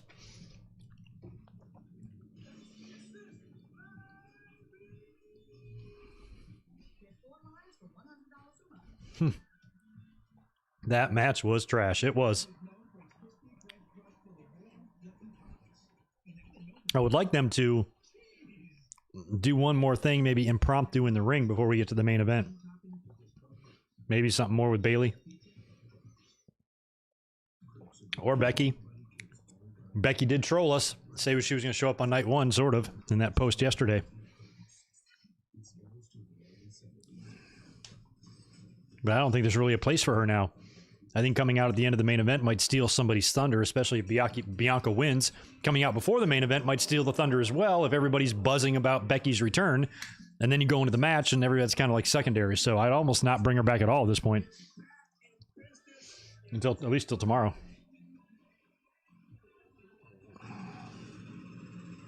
All right, looks like the rain is still holding off, at least for the time being.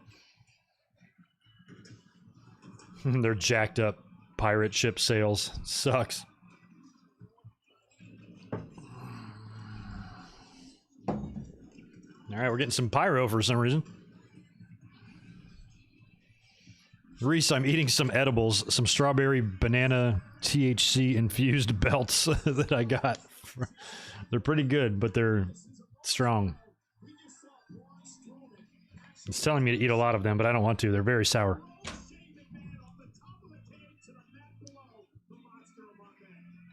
Shane has fallen off worse than that, man. It's child's play for Shane.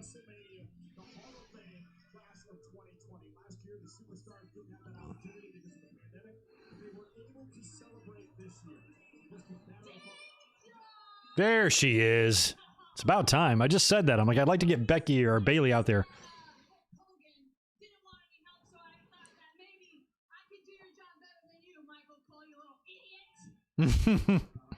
You little idiot. She wants him to scoot over.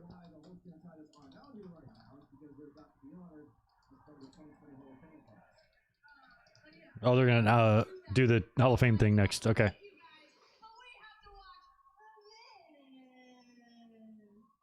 Hmm.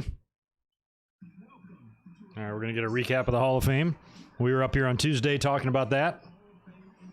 That's one place where I tell you I missed fans more than ever before, was on Tuesday. It's kind of a bummer, actually.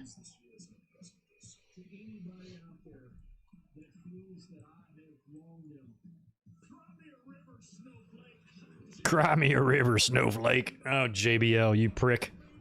By the way, if anybody's here, will you guys smash that thumbs up button for me? I would appreciate it. Some people come in here expecting to see the actual WrestleMania show, and when they don't see that, they get butthurt and hit the dislike button. So help me out and make sure we are liked.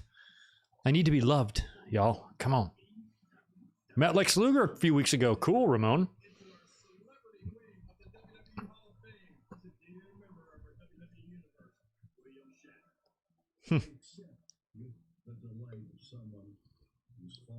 William Shatner. It's not raining outside, is it? Oh my God, the Bellas. I love them, but come on, the barriers. I could not stop laughing. I can't even think about it without laughing. Broke barriers.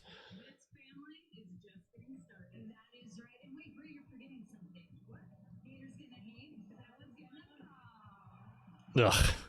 Haters gonna hate, Bella's gonna ball. Fuck both of you. There's Davey. I agree, Barry. Bailey should be the face of this show. Absolutely. To the great superstars that share the squared circle of baby, I want to say thank you and welcome my father to the 2020 Hall of Fame. Thank you very much. Look how good Diana looks. Proud to present a special award to a distinguished individual for their contributions beyond the WWE universe. I don't know what year it was, but that little kid that went in like last year, or the year before, he was so charismatic. I forgot. Was that last year? Or not the year that we didn't do it, but the last time we got one, it was either that one or the year before. He fucking was hilarious. I was like, give that guy a managerial contract, man. That kid was great. I forget his name and everything, but I just remember being really entertained by him. Up there talking shit. He was great. Loved him. Hogan had one of the crappiest looking replica belts I've ever seen. It's too flat.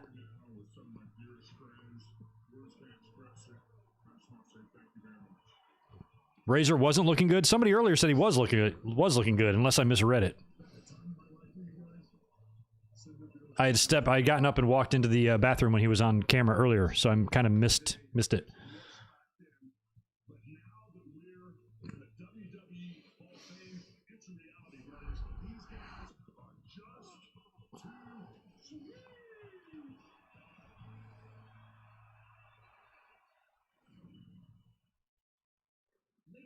There we go.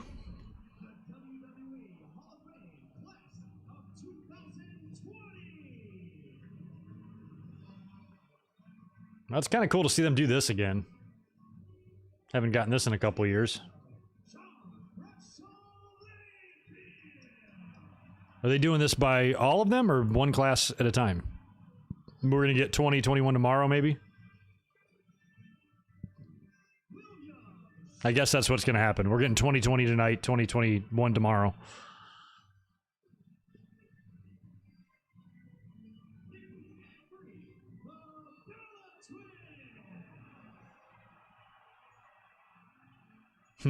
The Bellas.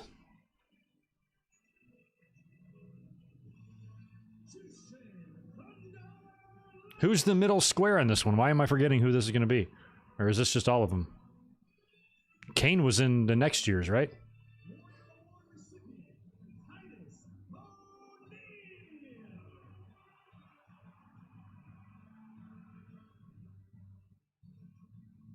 Titus is changing clothes a lot tonight.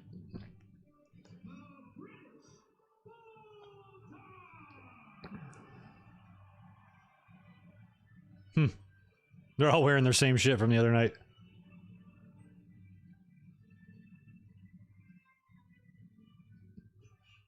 Oh yeah, the NWO. Duh. Thank you. Just as their music hits. Like I'd already forgotten. Well, I guess I'll get a look at Razor now. Oh, he does look a little bit Nah, he looks all right. He's fine. Scott's fine. Old, but fine. Saw him on the Jericho Cruise a year ago. Seemed totally with it.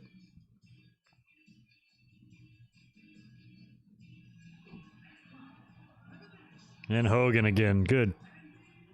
Hogan twice. God, look how old they are getting, man. I just remember when all that was happening so well. I was in my mid-20s, young. NWO was on WCW and kicking ass. Man, take me back. Take me back.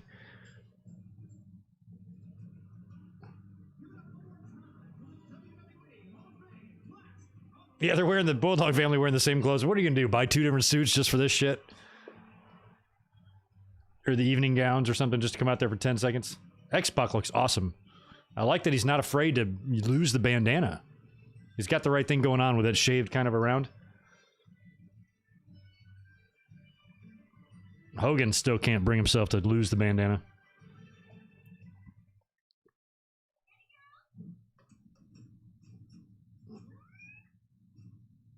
Man, I miss the NWO.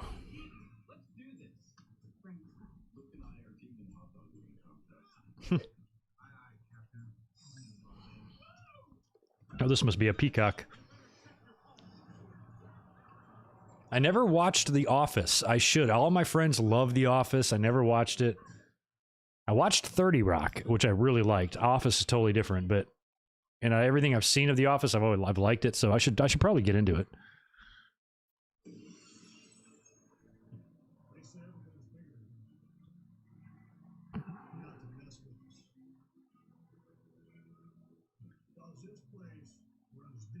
Yeah, I think Bischoff could have gone in with the NWO, but also could not have. He wasn't. The NWO was Bischoff didn't join till a bit later. I mean, it was still created by Hogan and Hall and Nash and stuff. So I guess I can understand Bischoff going in on his own, but he could also go into the NWO as well because he was kind of like their main spokesman there. Once he did join, he was always in the ring next to Hogan. He took the place of Mean Gene in those interviews with Hogan a lot. So. He could be a 2-time Hall of Famer going in a group.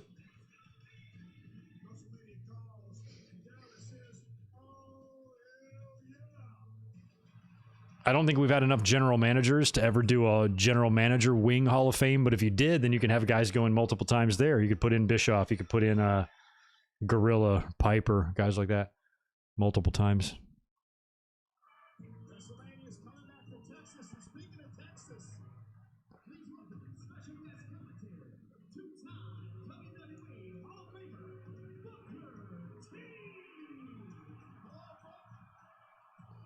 I'm missing nothing? What do you mean? With The Office?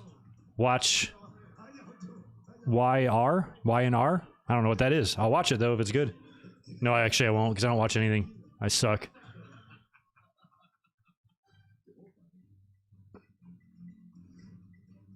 What the hell's going on? Oh, it's going to be bunnies. Oh, is he going to do the John Cena entrance? But with bad bunnies? This is totally not creepy at all. If I was a kid, I'd be screaming. I'm not sure if I know it. It's bunnies, you dumbasses. Don't you know?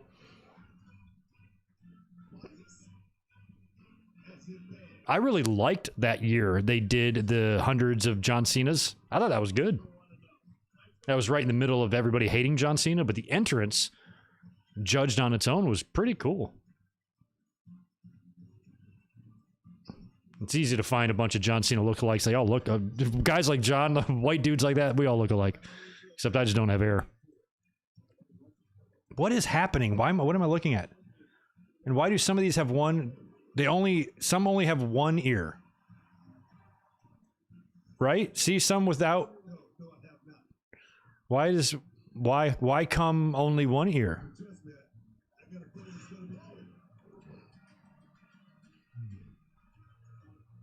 Oh, it's Miz and Morrison, not Bad Bunny. Okay, I thought it was Bad Bunny coming out. That's actually kind of funny. They're not really rapping this. This is the worst lip sync I've ever seen.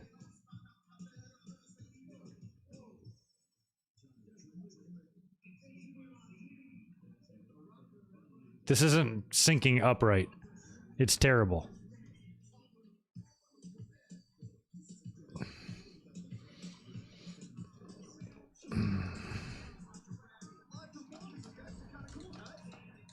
No, it's not, Byron.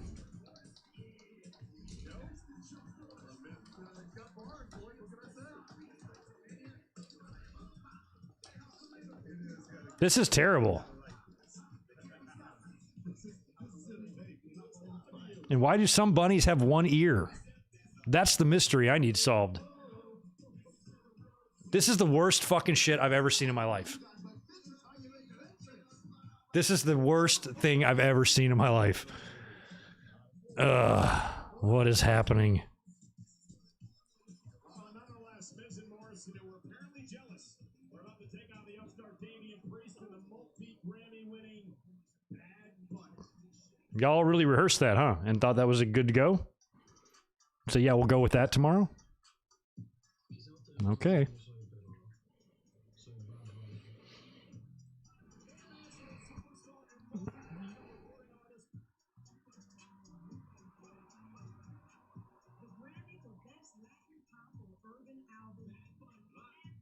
It might have been made bad on purpose. I think it was supposed to be stupid, but man, when they were singing, it was so out of whack. It just didn't look good. Maybe, I mean, they purposely wanted to shit the bed. I don't know. If it was supposed to be bad on purpose, I would hope it would be funny. That wasn't even funny. That was just terrible.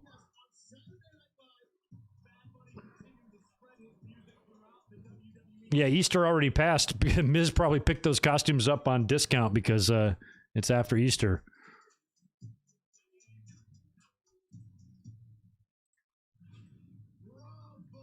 Oh, good. Yeah, like, because by all means, let's recap everything going on with Bad Bunny, because we certainly need to relive that again. Well, so far, TakeOver's beating the shit out of WrestleMania. It ain't even close right now at this point. Unless Sasha and Bianca manage to outdo Walter and Ciampa, I don't think night one's going to quite measure up, fans or not.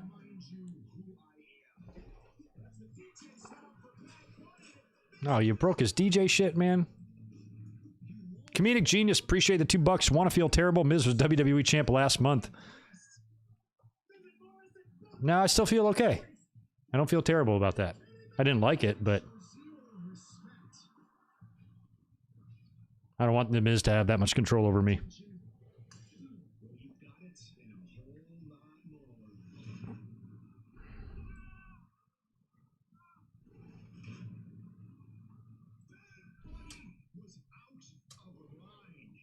Yeah.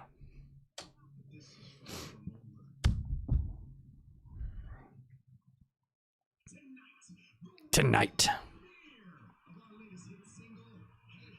Yeah, Dre, how do we judge this Mania? Do we judge this Mania on its own, or does it get combined with tomorrow? Does it still have a chance?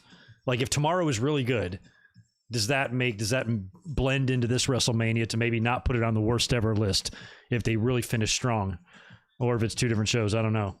But so far, this is in 9 and 11 category. I'm not gonna front. I think a combination of a lot of things. Number one, just the terrible build, terrible booking, the pandemic, and then the fucking rain on top of that, and just all these things. I think WWE was too focused on that first event in front of fans and getting that done as to what they're actually going to put in front of those fans. And then when you combine that with the rain delay, it's flustered everybody. I am very happy with the opening match. I'm so happy that Bobby Lashley retained. I thought for sure they were going to have him cough it up. That makes me happy. Seth and Cesaro, phenomenal match. So it's not all bad, but overall, it's just got this disaster type of feel to it.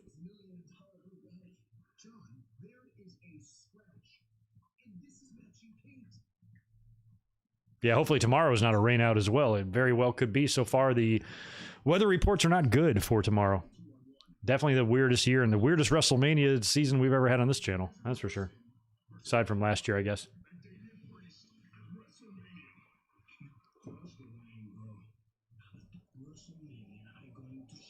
I didn't even mind Bad Bunny talking last week, but man, he talked about 3 or 4 more minutes longer than he should have.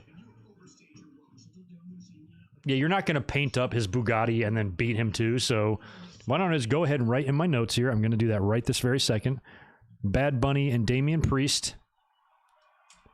Instead of verse, I'm going to put DEF, defeat Miz and Morrison, because we know that's what's happening. We'll see if I'm wrong or not. All right, Damian Priest getting a WrestleMania match. Certainly no complaints from me there.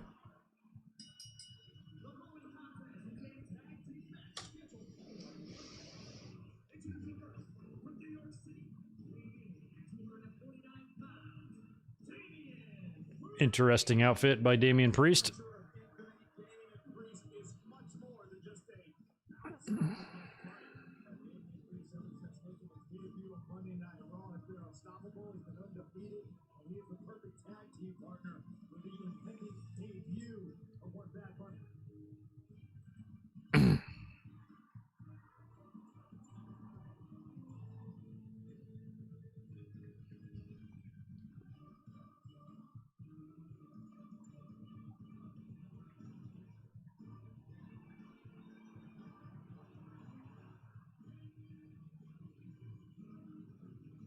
So Bad Bunny's going to get the big final entrance. That's awesome.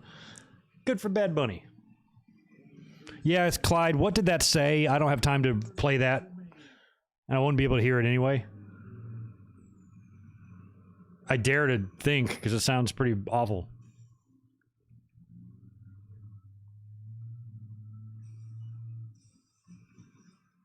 Look at this shit. He is rolling up in there in a truck. You think this entrance might have been pegged for Becky last year? You could be right. I can see her rolling in on this. With the flames and the straight fire and all that shit. Damn, they give Bad Bunny this type of a deal?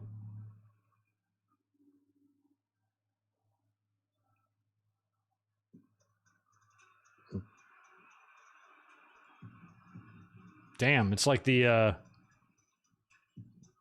it's like, what's his name? Rusev on the tank. Bad Bunny.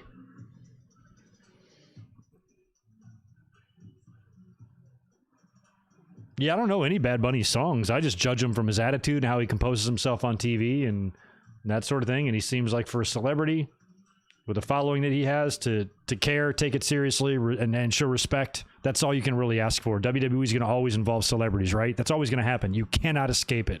So at least you want the ones that don't thumb their noses at us, you know, and take it seriously and sink their teeth into it and have fun. And that's what he's doing. And to reject this is just to be a cynical piece of shit. So I wouldn't do that.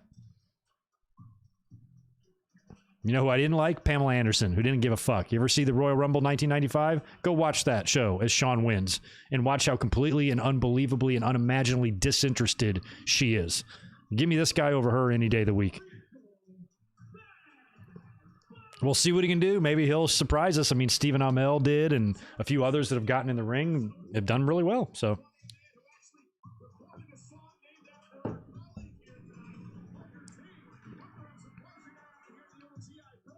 Wait, the volcano erupted and they only evacuated those who were vaccinated? What? Where was this? That is messed up. Maybe USA ain't so crazy after all. Well, dang. Seems a tad unfair. Shit. What a world.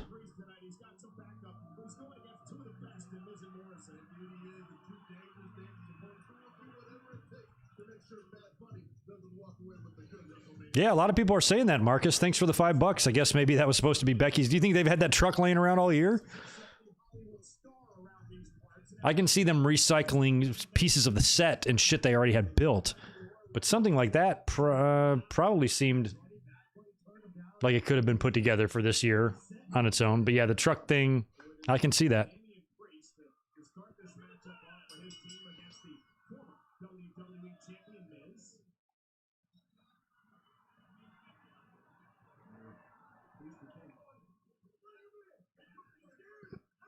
Why does Bad Bunny have rosy cheeks? You know who he kind of looks like Bad Bunny? A little bit? Jason Lee? Just sort of. That's his name, right? Jason, the My Name is Earl guy. He kind of looks like him. Oh, Bunny's getting in there. Take on The Miz.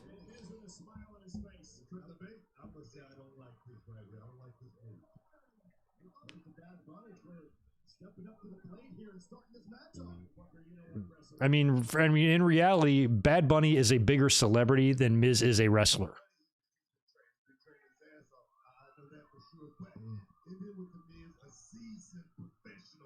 What's the 2032? Is that like an album?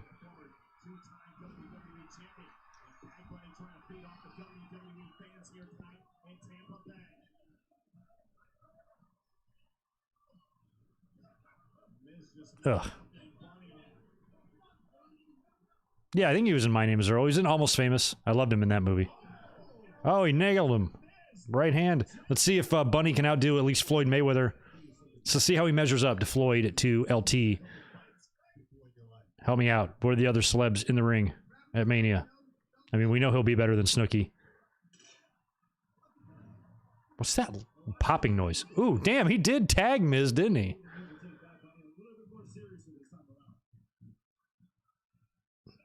Your kid's gonna be like, what's wrong, Daddy? You're uglier than normal. You say, Bad Bunny whooped my ass. Ooh, another right hand on the Miz. Rocked him.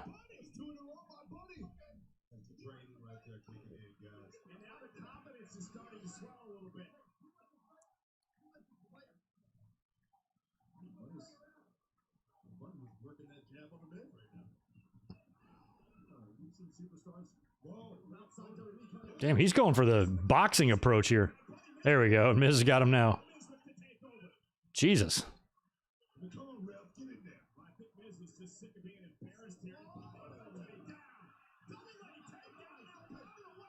Let's hope nobody gets hurt here. I just worry with the rain and all the bad luck we've had.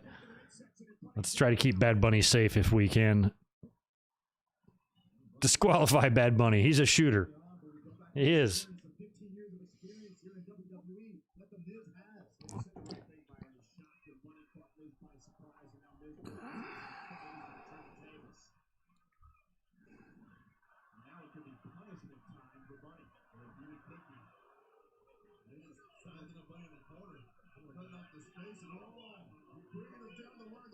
Canceling. Even if I hated WWE or didn't even watch WWE, I'd probably still keep Peacock. There's a bunch of good shit on there.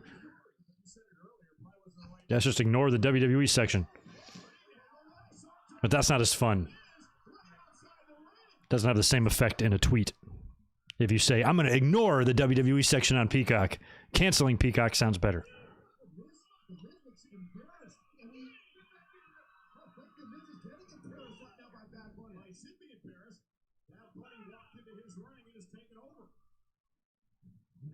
Drop toe hold. He's going for this move. I always forget what it's called, but this is that is a wrestling pin. There's a name for it. I forget. Brett pinned Davey with that at In Your House.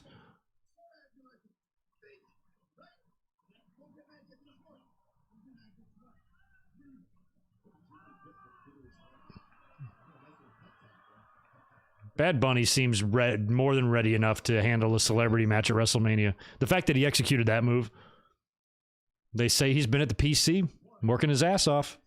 Got to respect that.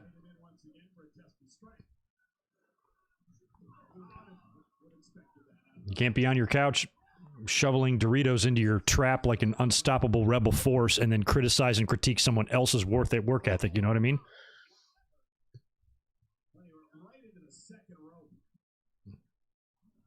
Tomorrow, Lisa, after the show, after night two, we'll be up to review that and probably elaborate more on this shitfest that we're pleasantly watching right now.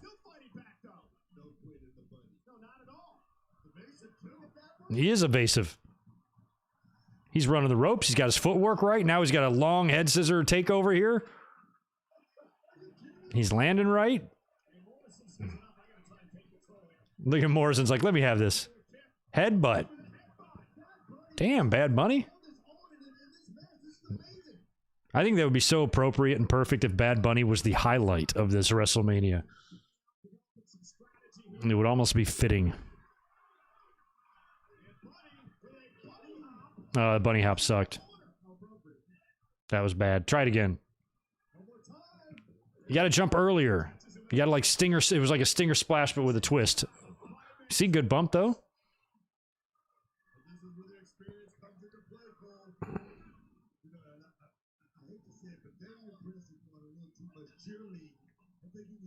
Greg, please admit Miz is one of the greatest of all time. What happens if I don't? What are you going to do? Let me know what my options are. I want to know the consequences to me not admitting this. And then I'll weigh my options and give you an answer.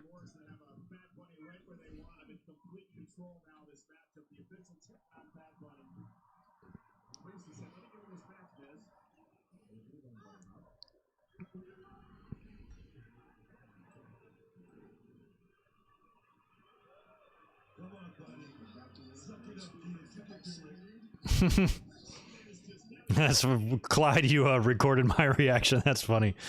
Well, I'll have to read that article here later, but that's random as shit.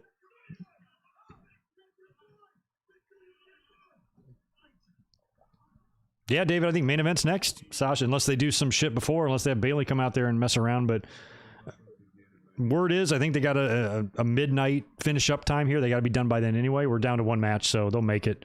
We got a whole hour left. Oh, you will cry. Nah, I can't help you out, man. I wish I had a tissue. I'm sorry.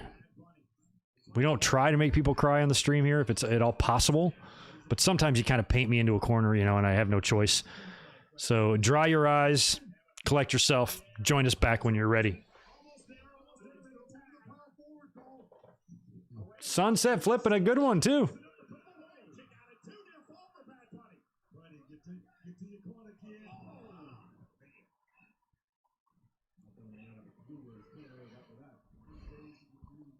Yeah, Sir Joseph, we talked about that. We talked about the exact scenario last night that they could do a ding dong hello with Becky coming out and either beating the shit out of Bailey or maybe even having an impromptu match and beating Bailey. Don't think it's going to be anything like that. Bailey's new enforcer, Tessa Blanchard. I could see maybe a scenario like that, but Tessa's a wrestler, so that wouldn't even last long. And I don't think WrestleMania is where you would debut something like that. That would just be a TV deal. I don't know. Cats are here. They're both asleep right by me. Upside down, actually. I got to get a picture of him. I don't know where my phone is. While Miz beats the hell out of Bad Bunny here. Tito is completely upside down.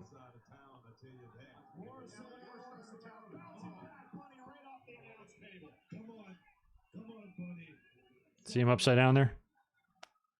What a weirdo.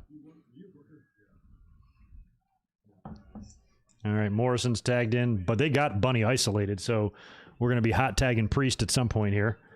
Bunny will duck something, and Miz will catch Morrison, or one of them will hit each other. I like the idea that a couple people threw out to me over the weekend that this could lead to the official break between Miz and Morrison. If they lose to Bad Bunny, you know, and Miz does, then Morrison does, Miz will blame him. So it seems likely. So I think, like, maybe Priest will get the hot tag. Like, here's Miz is being tagged in now, and here we go.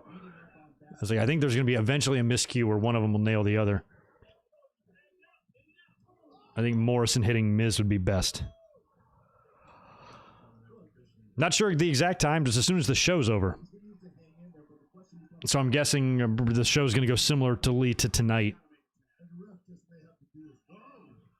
So maybe around 8 or 9 o'clock on the West Coast for me. It's 8 p.m. on the dot for me right now.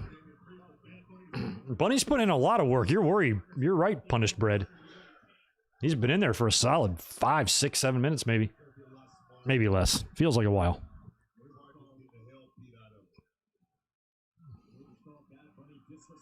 Oh, good. Crying with laughter is okay, Andy. You're allowed to do that. Now I feel a little bit less guilty, but not that much.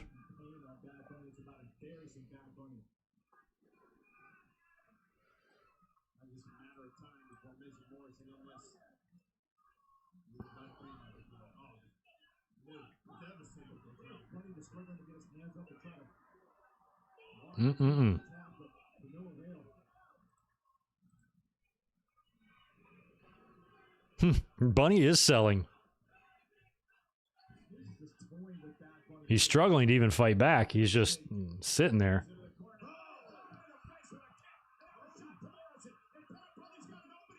Oh, he's going to go swinging DDT off the top? Or middle rope? Yeah, Bunny's doing all right. Priest wants in.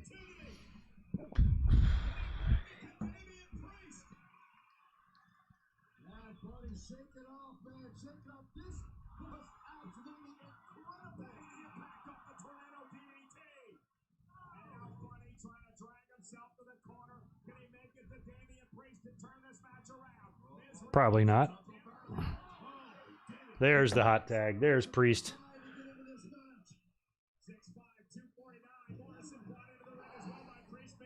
Priest extremely purple.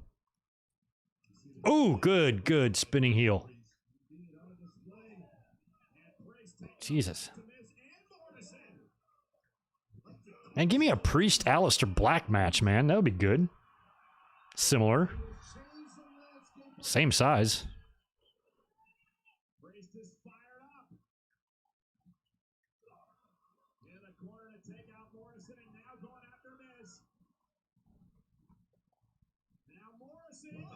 Oh, Morrison and Miz collide. Priest is in there just dominating. Feels like Bad Bunny will get the finish here once they get the pin. And Morrison breaks up the 3 count. That fly pigeon. Thank you for the super chat, dude. Sending some super chat mania over to you, Greg. Keep up the good mic work. Love you from the UK, London, brother. HH. Thanks, man. Thank you for staying up late. We love y'all over there across the pond. Good wrestling fans and good listeners over there. Wow, stereo fucking suplexes or drivers. And they both kicked out, lucky bastards.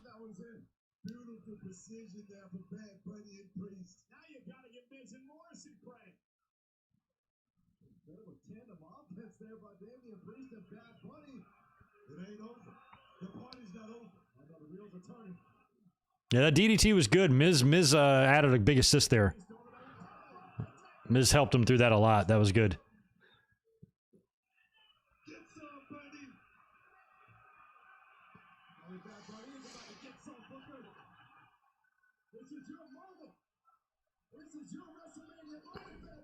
All right, what's he going for?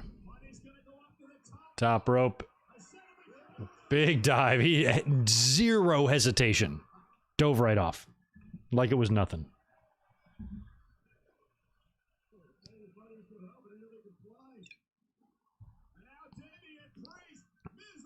Skull crushing finale, and he hits it. No way. Thank God, Bad Bunny. Yeah, pretty good match, right? This is definitely not the worst match we've had. I think that honor goes to the women tonight, or to the tag. This is WrestleMania Saturday, Raymond James Stadium, Tampa Bay. I gotta say, I had no idea this match was gonna be this extraordinary. I don't think any of us did, Barney.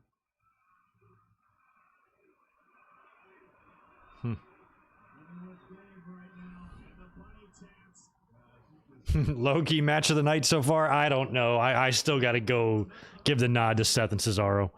But in terms of Bad Bunny being a celebrity and outsider, working hard, training, hitting a goddamn destroyer on the fucking floor to Morrison, you got to give him credit.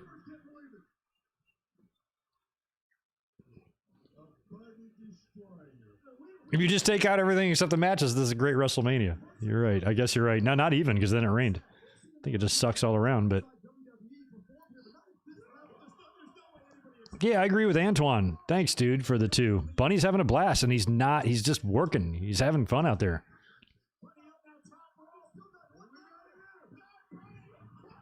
Like, if I had, like... That's it. That's going to be basically a Doomsday Device-ish finisher there for the win. If I got like hundreds of millions of dollars, I'm not going to like just train to be a boxer for fun, you know? Like, it's not something that would even occur to me. So Bunny's out there doing this. Give him credit. Good match. Fine with it.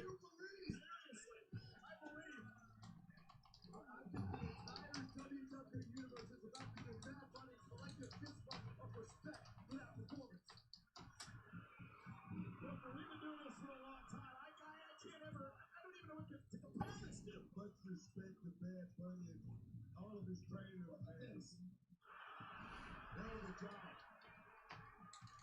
How about this? Let me before you. Just incredible. And then the crossbody by Bad Bunny. And yes, ladies and gentlemen, Bad Bunny and Damian Priest win at WrestleMania. And Bad Bunny's his WrestleMania debut. Yeah.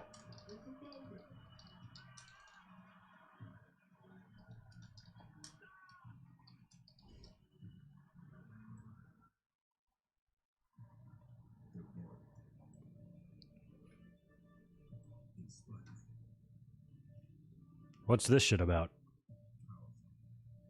Powerful. Bring back the winged eagle. Oh, is this just a WWE shop commercial?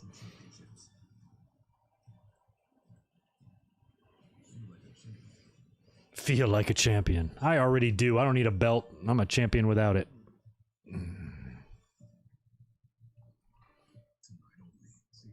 Yeah, props to Bad Bunny. I just had to tweet about that because I just appreciated the effort. Well, ladies and gentlemen, we kicked off the night tonight at WrestleMania with the first match in front of the WWE fans in over a year. It was the I can't believe all it took was one quick distraction from MVP to throw Drew off of that Claymore, and that was it. That's all it took. I thought it was going to take like everything, like a brand new Hurt Business being formed to be able to take him down. And Lashley continues to be relatively protected. It wasn't even a deal where he hit the Claymore and the referee was like not there to count the 3 count. Like he didn't even get a chance to hit it. Like I like that. The Memorial Lock was locked in on Lashley. He almost had Bobby Lashley tap out to the WWE title before Lashley would force the break. And now the turning point, the distraction by MVP. Took his eyes off of Bobby Lashley. Drew McIntyre for that one split second. Boom! McIntyre would pay for it. That was good. Very happy with that booking decision. The Hurt Lock in. McIntyre would pass out. The reign of the almighty WWE champion. Bobby Lashley continues on Monday Night Raw. The celebration by the dominant champion. And Joe, I'll tell you, it's going to take Lashley's going to hold that championship for a while. I mean, It seems like it. I mean, that's what I said. If you're ever going to do a Lashley and Brock match, he can't lose until then. He can't. It's all gone if he does. You know, he needs to just, be on that roll. Because I think when Brock comes back now, he's got either Roman or Lashley. Either way, it's a really interesting matchup. So that's what you want to wait for if you're Brock. Wait for the right time to come back when there's a good opponent and there's money there waiting for you. And there is. Man, let's hope that weather pans out for tomorrow, man.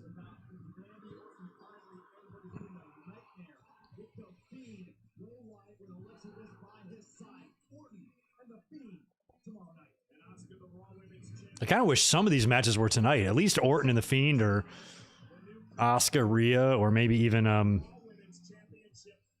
the IC or US would have been good.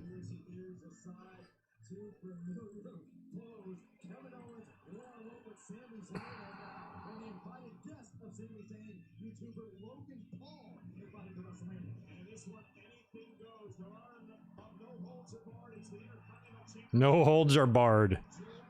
You hear that, y'all?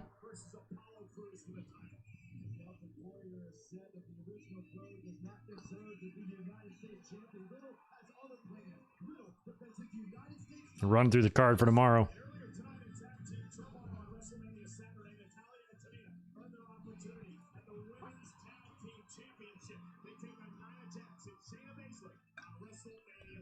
Man, I really wanted Riot Squad. Let me look at my notes here while they're running through this card. How are my predictions looking? Not that great. Wrong, right, or wrong, right. So I don't even remember who I picked now in Shane and Strowman, but I think I picked Shane. I think I picked Shane to win, which I was wrong about. So yeah, I got 3 wrong. Had the Turmoil match wrong, Lashley and McIntyre wrong, Shane and Strowman wrong. So yeah, not a whole lot I've gotten right so far. Except the obvious stuff. I think Cesaro and Seth was kind of obvious. New Day and AJ and Omos was really obvious. And so was Priest and Bad Bunny. And we'll see. if I break the tie here, 3 right, 3 wrong, see if Bianca wins the title here, which I feel supremely confident that she will. We're about to crown a new champ.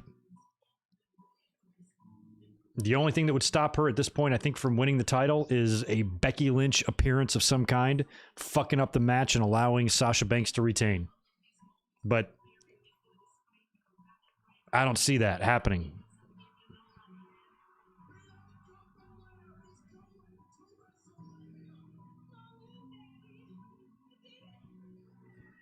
We like Bianca here. We're pulling for her here. And I really like that, you know, I want her, this is, you know, the second piece of the puzzle here. I want her to win along with Raquel Gonzalez and along with Rhea Ripley. I think the 3 of them representing each brand will, you know, it's almost like kind of ushering in a new era, sort of, in a lot of ways. So you now have 3 brand new champions who have never been champs before. Well, I guess Rhea kind of has, but you know what I mean.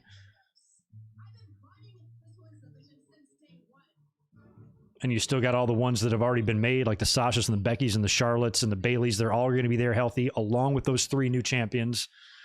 The women's division isn't short on talent. It's just short on good booking, you know? Talent is there. You throw in you add a Tessa to the mix in the future, something like that. They are still, I think, miles ahead talent-wise from AEW from a women's perspective.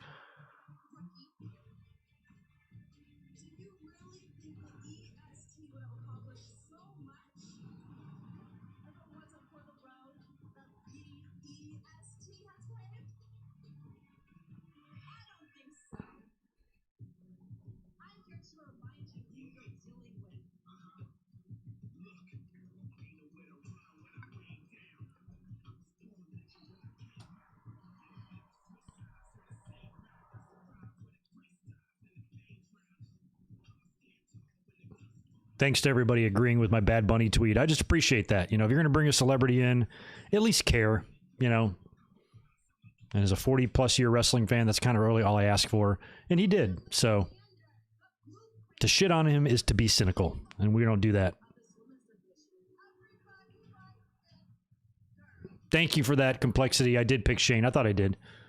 I kind of thought that he would debut like somebody to combat Braun Strowman.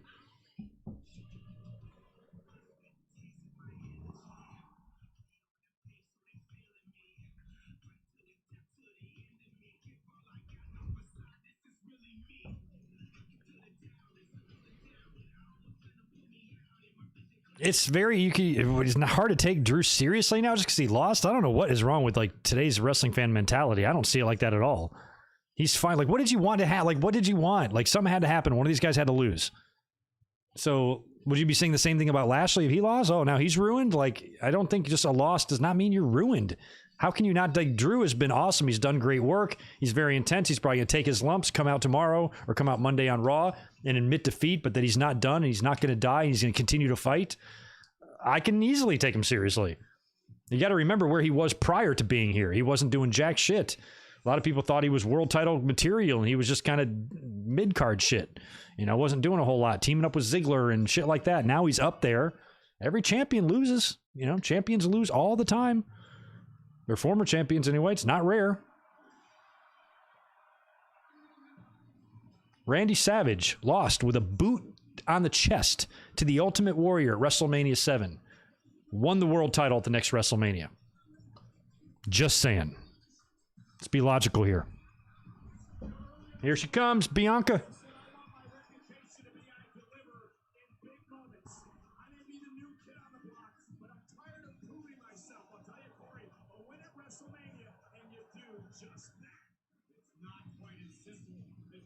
She looks good.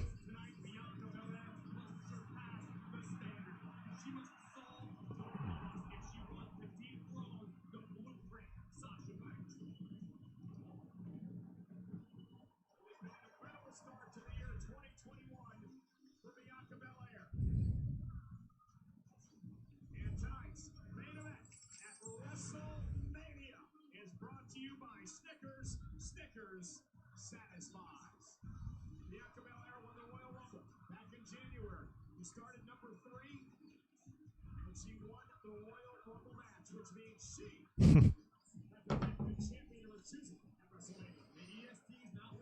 She's very Macho Man-like with the tassels hanging down, isn't she? It's like a Randy Savage-inspired gear. They just put a little cowboy hat on her. Oh, shut up, Michael Cole. I'm digging Sasha's kind of new look. It looks good. Red and or the green and the blue and the stealing a little bit of Naomi's deal. Really cool boots too. You know, Corey, an argument can be made that when all is said and done, Sasha Banks may go down as the I will say this about Drew, though. I am surprised it didn't take more than that. I thought if Lashley was going to retain, like Cedric and Shelton would have to be out there and rejoin Lashley, or somebody would have to take advantage of the bounty. All it really took was MVP throwing Drew off of the Claymore. That actually is surprising. I thought it would take more than that to beat Drew, but I certainly don't think we can't take him seriously now. It's fucking what the fuck, man. What a weird universe I live in. Sasha Banks, no stranger. In fact, she thrives in high-pressure, high-stakes situations. And Sasha She looks fantastic. Sasha Banks. Sammy Guevara, watch your language if you're watching. You love it when I tell Cole to shut up? He's annoying. He's the most annoying motherfucker I've ever seen or heard. God, Michael Cole. I'll give you $10,000 if you just shut up. I swear to God. Shut up. Dumb face.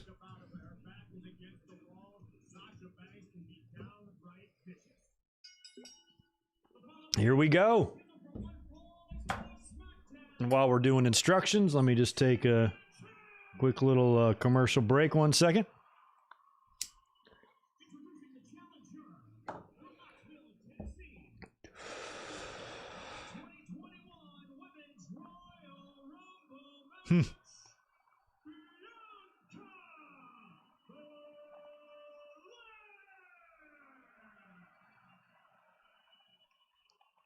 Hey, Sasha, could you wear more makeup? Is that possible?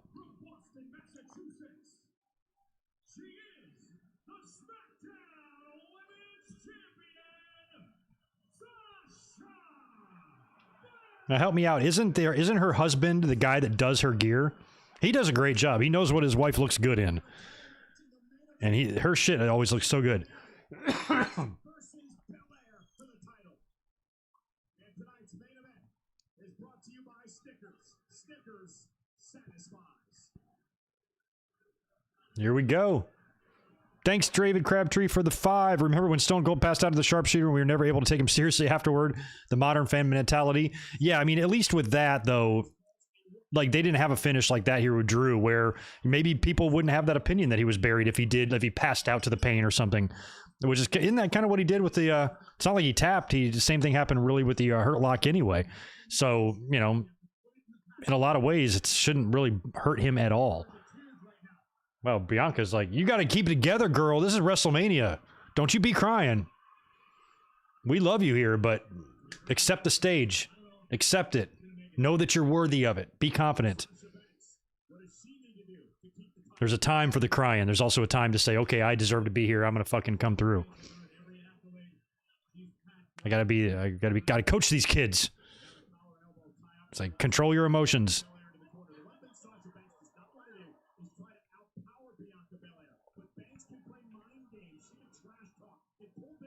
Yeah, with the earlier match too. My main thing is I wanted like Drew and Lashley to both to be able to survive that. Particularly Lashley. I was really worried if he took a loss. I think it would have been harder on him than it would have been on Drew, based on the year Drew's had. So I think it's survivable, and I think Drew can be right back in the mix at some point. But they're going with Lashley now, and that's the right call. Champions should beat really big, credible contenders too. I'm glad that Lashley just didn't beat The Miz. Then he'd look like a paper champion. He had to beat McIntyre. He had to beat him. That's the way it works. Pushing and shoving. I would not, if I was Sasha, I would not try to like out muscle Bianca. You in danger, girl. If you try to do that. Don't fuck with the hair. Remember a couple years ago when I was talking about, I was doing a watch along to a takeover or something, and I said sooner or later you have to pick the right time to like tie the hair to the ring post. This is that time. Has somebody done that yet? Maybe somebody's done it in NXT, but I would definitely be tying the hair to the ring post to start wearing out with a chair. Maybe they didn't in War Games. I don't remember, but if there's ever a time to do that spot, this is it.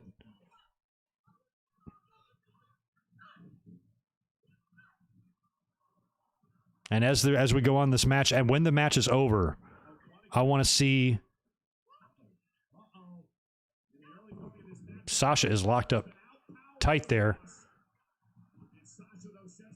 Sends Bianca outside. Well, I want to know what was better at the end of this one or the Mania 35 triple threat with the women.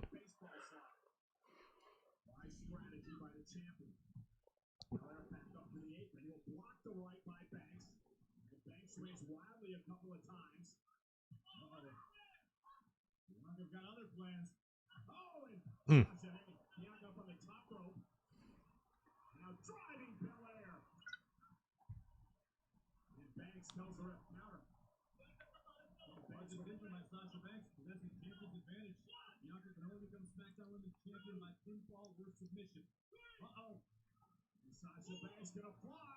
Oh, that was a good dive. And wow, Bianca rolled through that. That's incredible. And she's got her up. She's going to do snake eyes around the railing. Damn. Wow. Go, girl. No days off. Come on. That's incredible.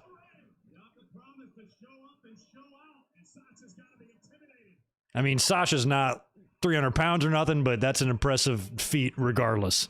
I couldn't do that. I'd fall all off the stairs, fall down, hurt myself, probably break my ankle. I mean, number one, that is a picture-perfect dive by Sasha. Absolutely perfect. And then the roll-through was even better. That's a spot you'd expect the women to botch, but it was executed perfectly. And then she walks up the stairs. Hell yeah, Bianca. That was incredible.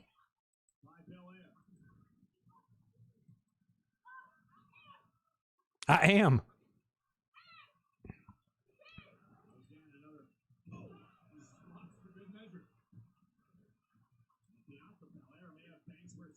Yeah, that the gifs are already online, probably because I'm behind. There, she's got the hair. That's smart.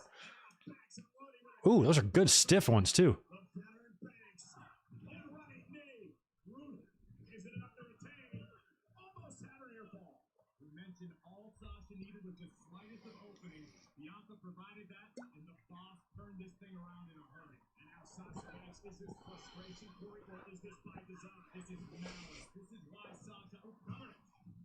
This is why Sasha has been able to have the career that she has in WWE.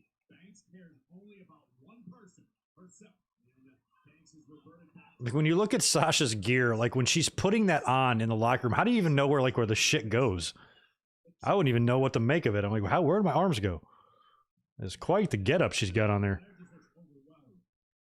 It's an overwhelming moment, Corey. It's the main event of WrestleMania. The size difference here is pretty incredible, too. I mean, Bianca is just so strong. Sasha doesn't have that power.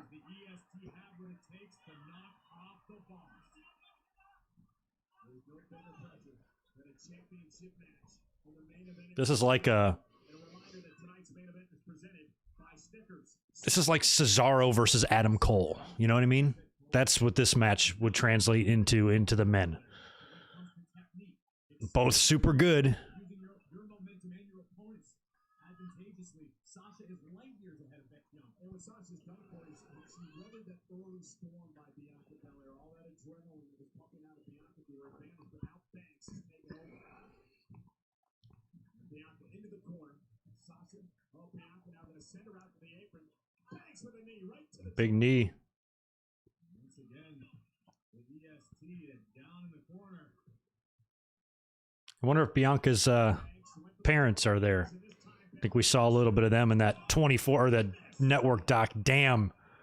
Big bump by Sasha. Serious Referee always goes to check the hand. I think the sign is you got to squeeze the hand if you're okay. Ref always grabs the hand after a bump. Oh, there she goes. She's got the... Now you just ram her into the fucking post. There you go. Use your strength. Let Sasha grab your hair. If it turns into a tug of war, you're going to win anyway. Ooh, missed with the double knees into the railing. Or into the barricade, I should say.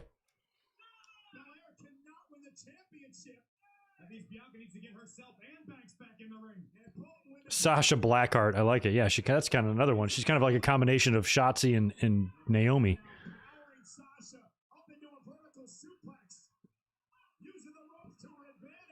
She's in there with the right opponent if you want to showcase her strength, because Sasha's not very big and she can sell all this really well.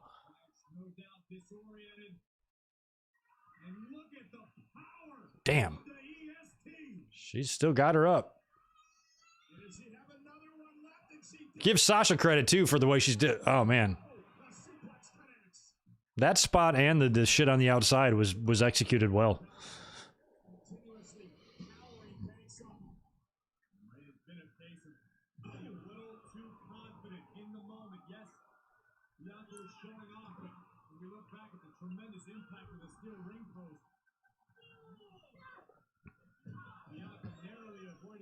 So far, this match is good. We'll see how they finish up. Probably here soon. Now,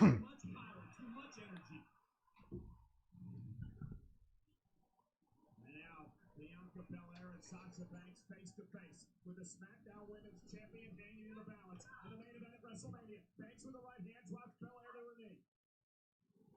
Sasha once again trying to utilize the brain of Bianca Belair. Banks now gonna head up. Oh, I got a cat in the house. Come here, buddy. It's the main event. You can't stand here. Of course, the cats wake up during the main event. Come here, buddy. Yeah. You say hi. Oh, careful, you're gonna fuck the mic up. Say hello during the main event. Hang out. Be good, please.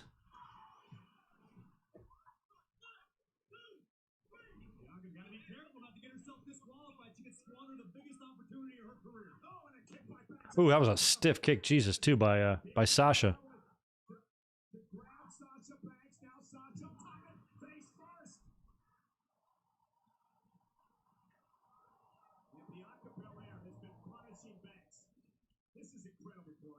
Jesus. Strong and athletic. God, in slow motion, that standing shooting star looked amazing.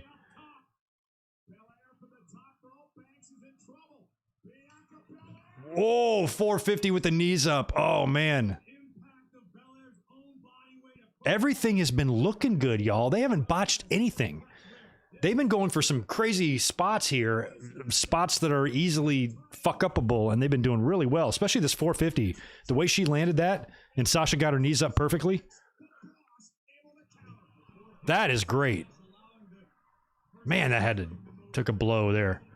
Good for her.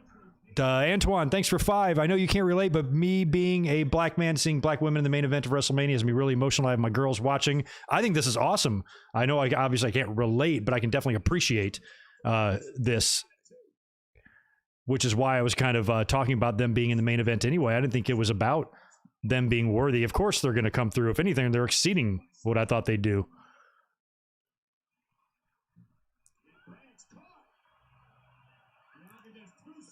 Big power bomb. Yeah, do the pickup thing. She's gonna hit her with another one.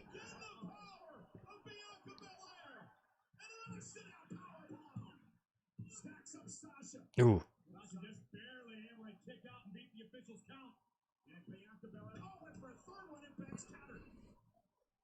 Man, this match is good, y'all. Yeah, no, trust me, Antoine. I appreciate the significance of this a lot, and I also appreciate the fact that they are killing it so far. They don't seem to be sweating the stage. There was a lot of the debate that I saw on Twitter that was just driving me nuts. So I don't know if they're ready, if they're capable, or Bianca, she's too green, or whatever. And I'm like, just let them try it. They were going to put Lashley over in the title match, so they decided to move it to the beginning of the show, making this match the main event. So instead of rejecting it, let's see what the women can do. See if they can prove themselves on this stage, and they're fucking doing it. I wasn't really worried that they wouldn't. This match is better than I thought it would be. Yeah, Bianca, come on, girl. You got this.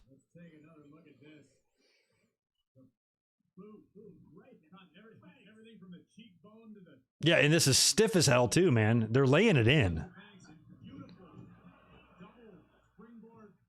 That's not the gentleman's agreement. They got the women's agreement backstage. All right, look. Well, let's apologize now. I'm going to potato you. Let's make this shit look good. And for anybody that questions if we're ready for this stage, let's shut them the fuck up.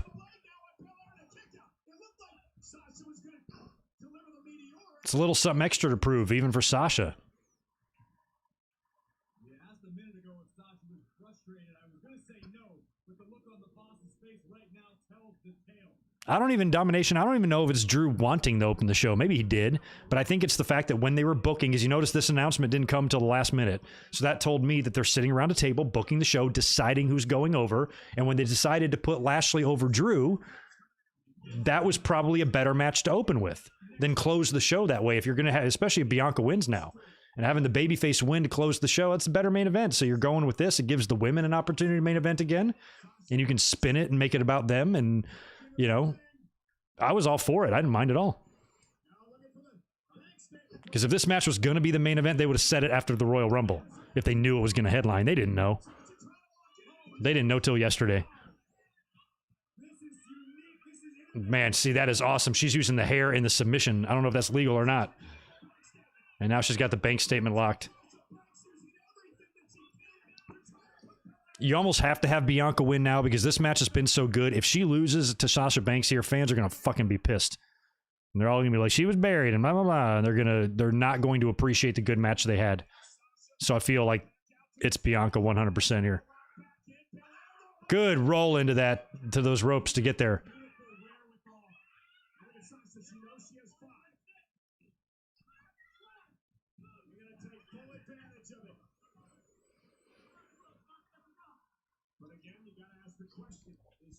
Oh, yeah, I'm not saying you're wrong, Domination. He might have gone to WWE, says, hey, I want to open the show.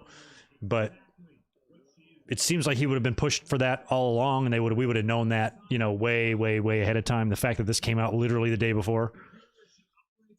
Because if they knew a week ago, Sasha and Bianca's promos on SmackDown that were pre-taped would have been all about the fact that this was the main event.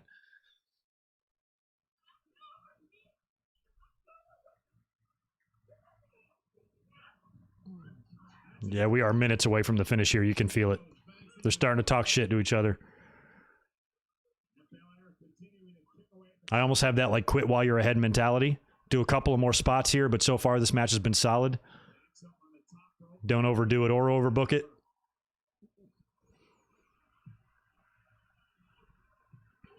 I hope those aren't real cannons in the background. All right, Sasha or Bianca pushed off the ropes. Looks like she's going for some sort of a... Nope. No. Trio Woe. Oh. Oh, she's going to do the Alberto Del Rio thing. Don't waste time because this is already a weird move if you take too long to do it. It doesn't look good. Sasha, you took way too long to do this. And I was about to say, unless Bianca counters, that's what you get for taking forever. Oh, and misses the double knees in the bottom corner. Bianca's still up there.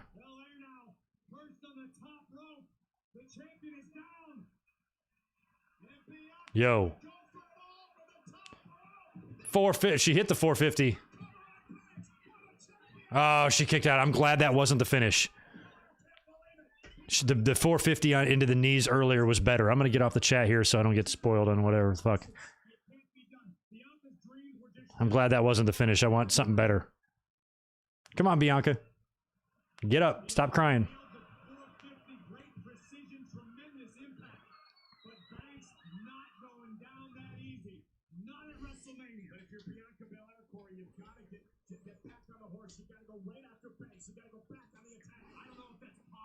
Bianca looks pissed. There, just kind of hit her with one more, girl, and do your celebrating.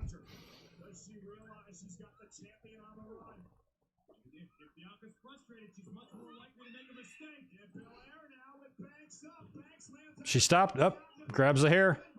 Nice counter by Banks. See, this is that's what I said earlier. If it turns into a tug of war. What?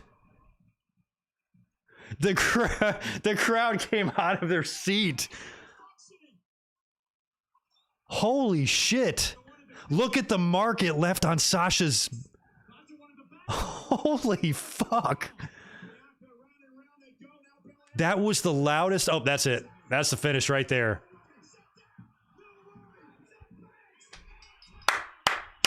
Good job, Bianca. What the fuck was that with the whoosh? The fans in the front row got out of their seat and backed up. And you immediately saw this welt. Damn. She might have some serious damage done to Sasha there.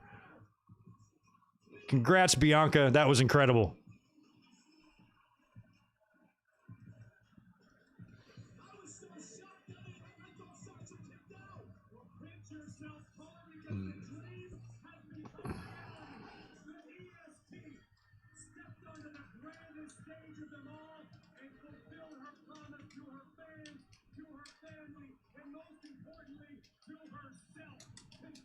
Sorry, composing a tweet.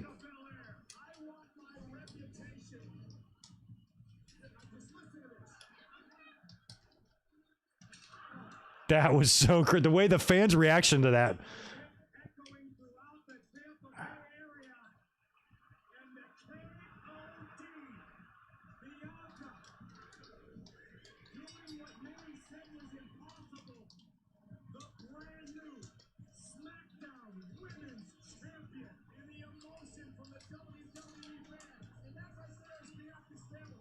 Oh, they are there. Good for them. Her dad almost fell over the barricade. Oh, I'm so happy for her.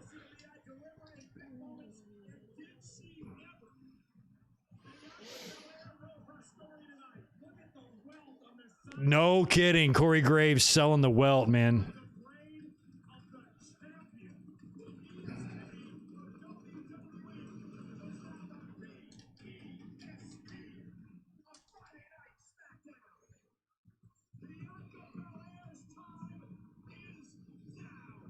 That was great. And that is a wrap. They are signing off. Right on.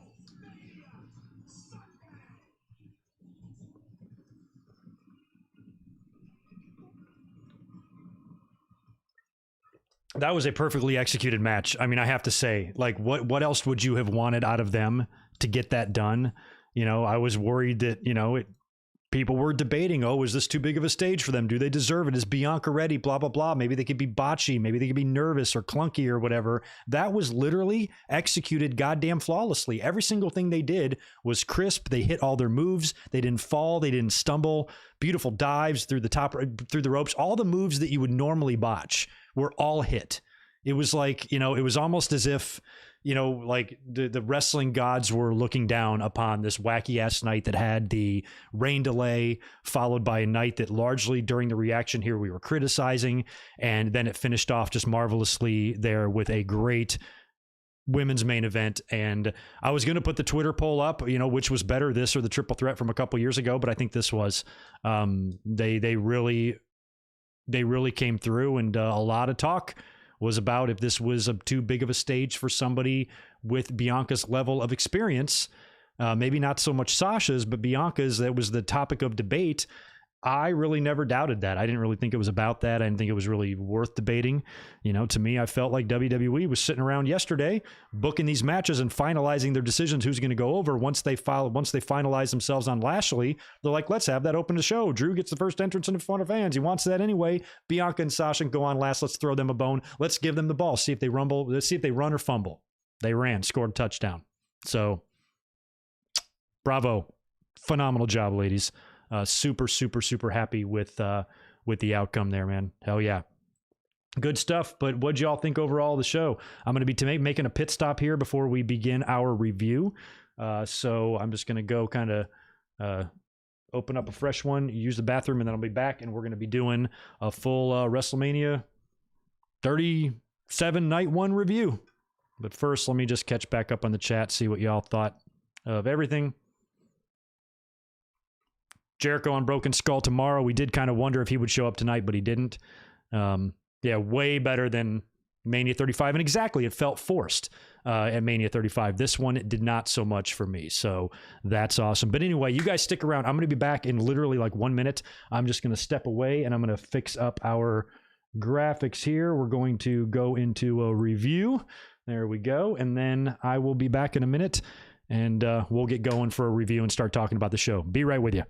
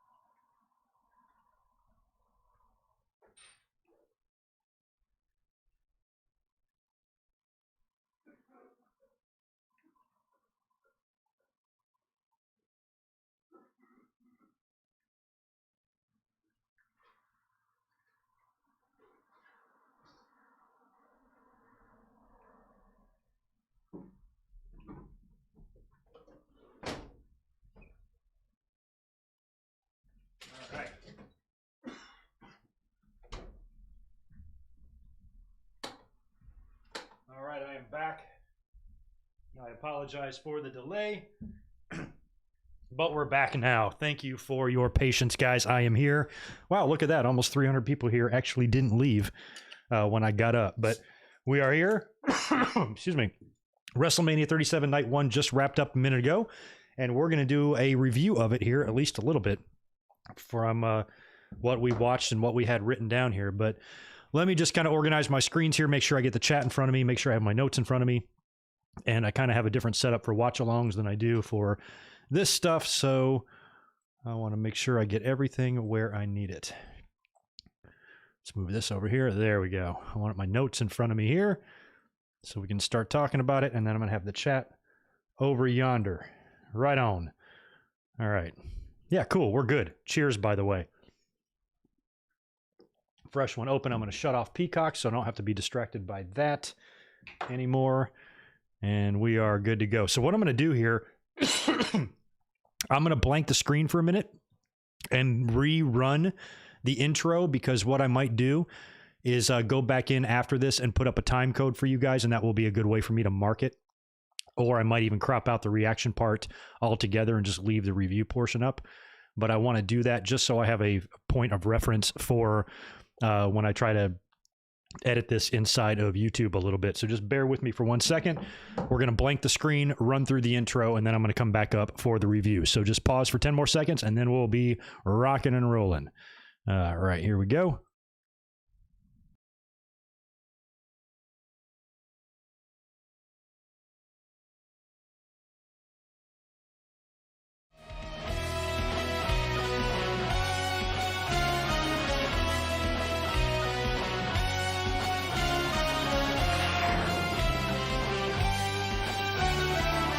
WrestleMania Night 1 is in the books. What's going on, guys? Good Mike Work is back at you, this time with a WrestleMania review. Thank you to everybody that's been with me all along.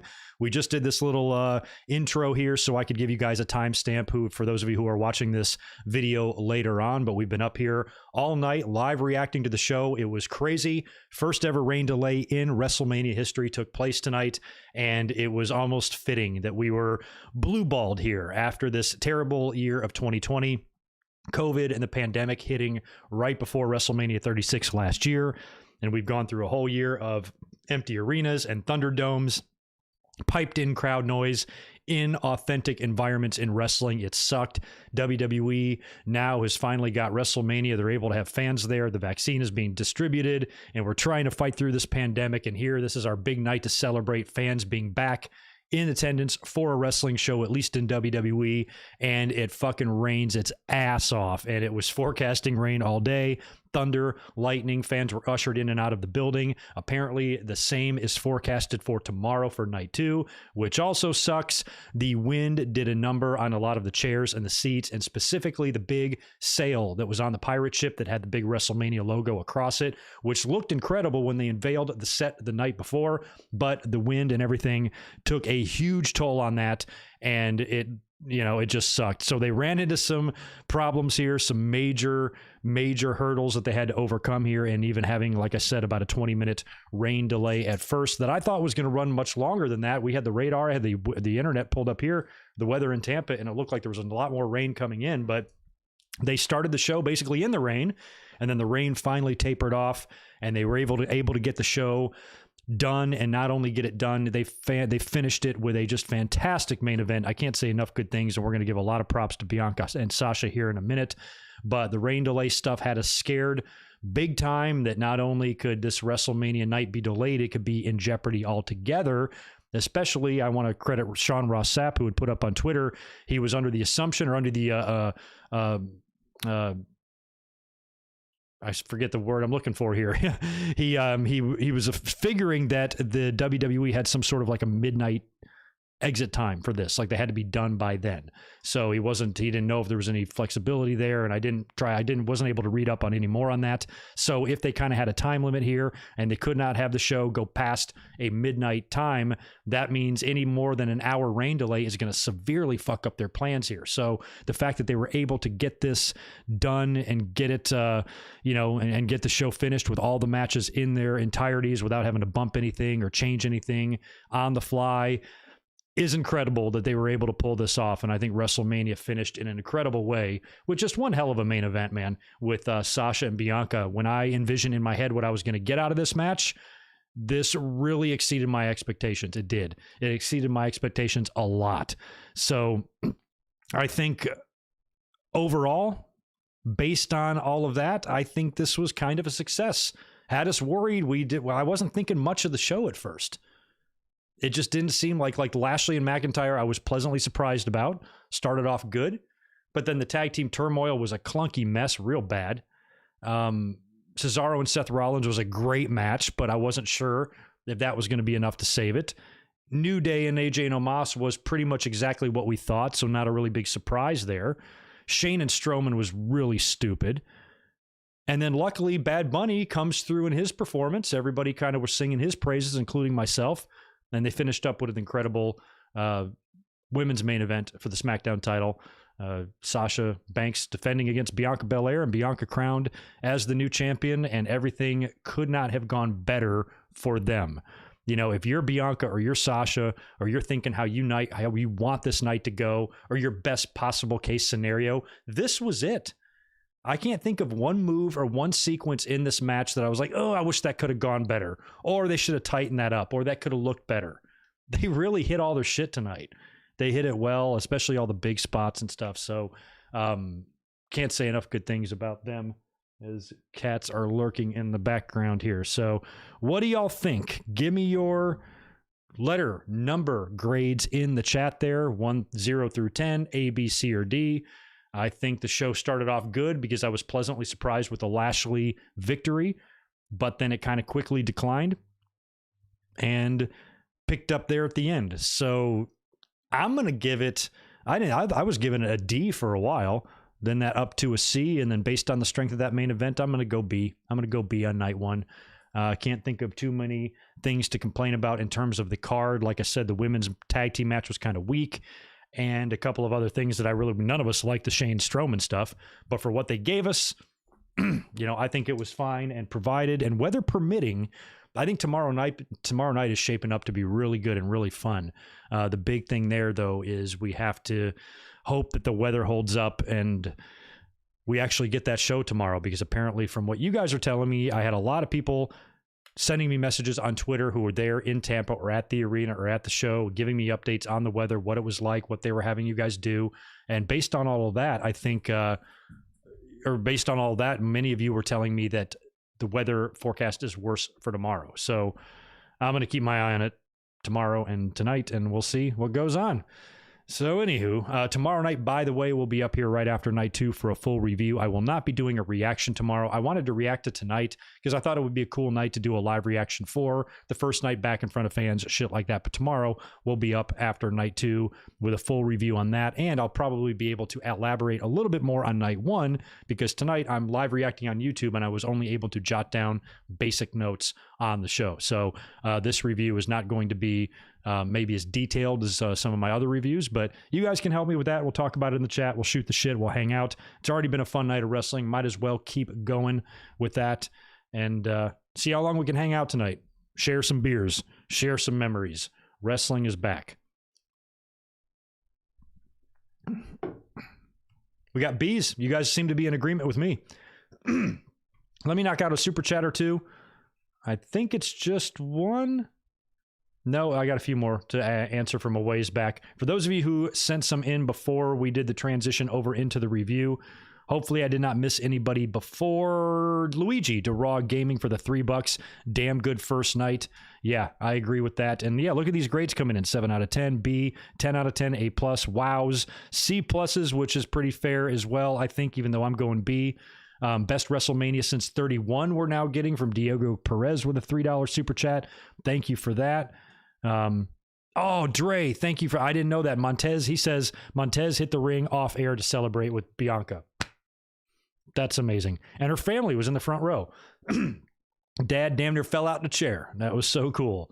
I couldn't have just been happier with the way that all went down. Really happy for Bianca because like we talked about earlier, that Mania 35 main event felt a little bit forced. This felt a little bit more natural, and I would have hated it if it felt like it was forced. I would have hated it if this match was filled with botches, and then Bianca's got to try to celebrate and kind of, you know, with her family and all that. She should be proud of what she accomplished tonight because that match was real good.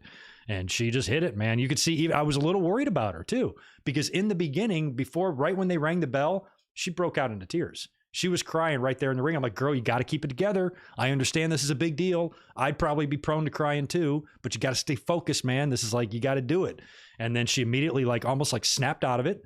And right when that spot happened on the floor where Sasha, by the way, props to her for one of the most beautiful middle rope dives I've ever seen performed by a female ever, looked good, nailed Bianca with it, but then Bianca rolled through it and then picked her up on the floor, lifted her up overhead, walked up the stairs with her and threw her in the ring. That was a phenomenal sequence. And right then I was like, oh, these girls ain't playing any games. They're out here, they mean business, and all these, oh, are they ready for the spotlight? Oh, the hell they ain't. Of course they are. Look at what they did here tonight. So props to Sasha and Bailey, man. That was Sasha and Bianca. Phenomenal match, man. Phenomenal match. Where'd I leave off here on the super dupers and stuff? We get some F's in there, but lots of B's, lots of A's, lots of 7.5. C from Mike Witt. Like I said, that I think a C is fair on that one. Divine Ricks, I think you're next on the super chatting. I got to answer yours in a second, but I'm just cleaning up some housework here. We're catching our breath still. We're going to be getting into the full review in just a second, but we just kind of want to let people gather in the chat and let you guys let me know your thoughts about the show tonight, that sort of thing.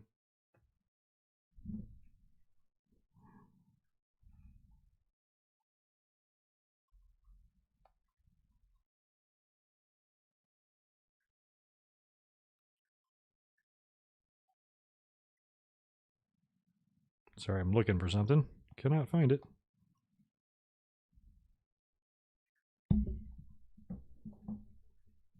Anywho, all right, back to the chat. Sorry about that. I was looking for something, but I could not locate it. Divine Ricks, thank you for the $5, dude. I appreciate that, and good to see you back. Incredible night 1. Seth and Cesaro, amazing. Congrats to Bianca Belair. Been a fan of her since day 1. I'm looking forward to night 2. I am too, based on all of that. I sure am.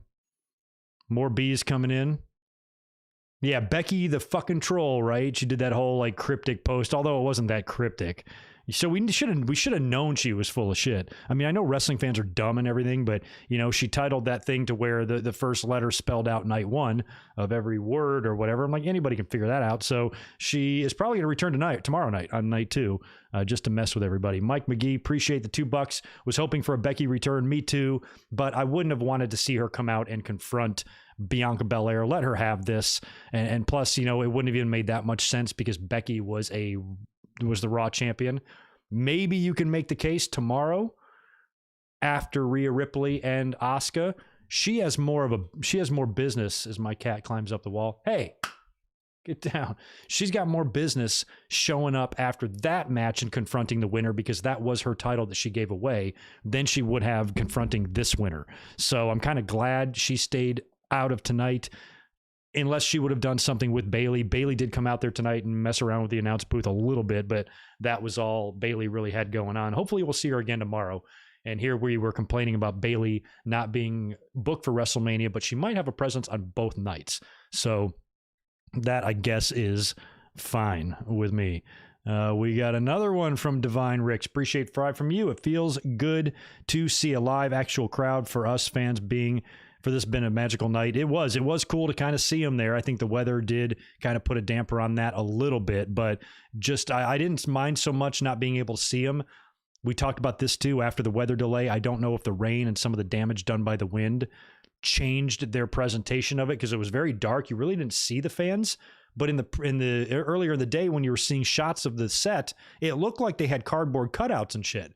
So I feel like they had planned for it maybe to be a little bit more lit up, but then they maybe changed it after the rain, since some fans, maybe some emptiness and pockets of empty seats and stuff. I don't know. But it kind of gave me that feel that they, kind of changed that as they went. So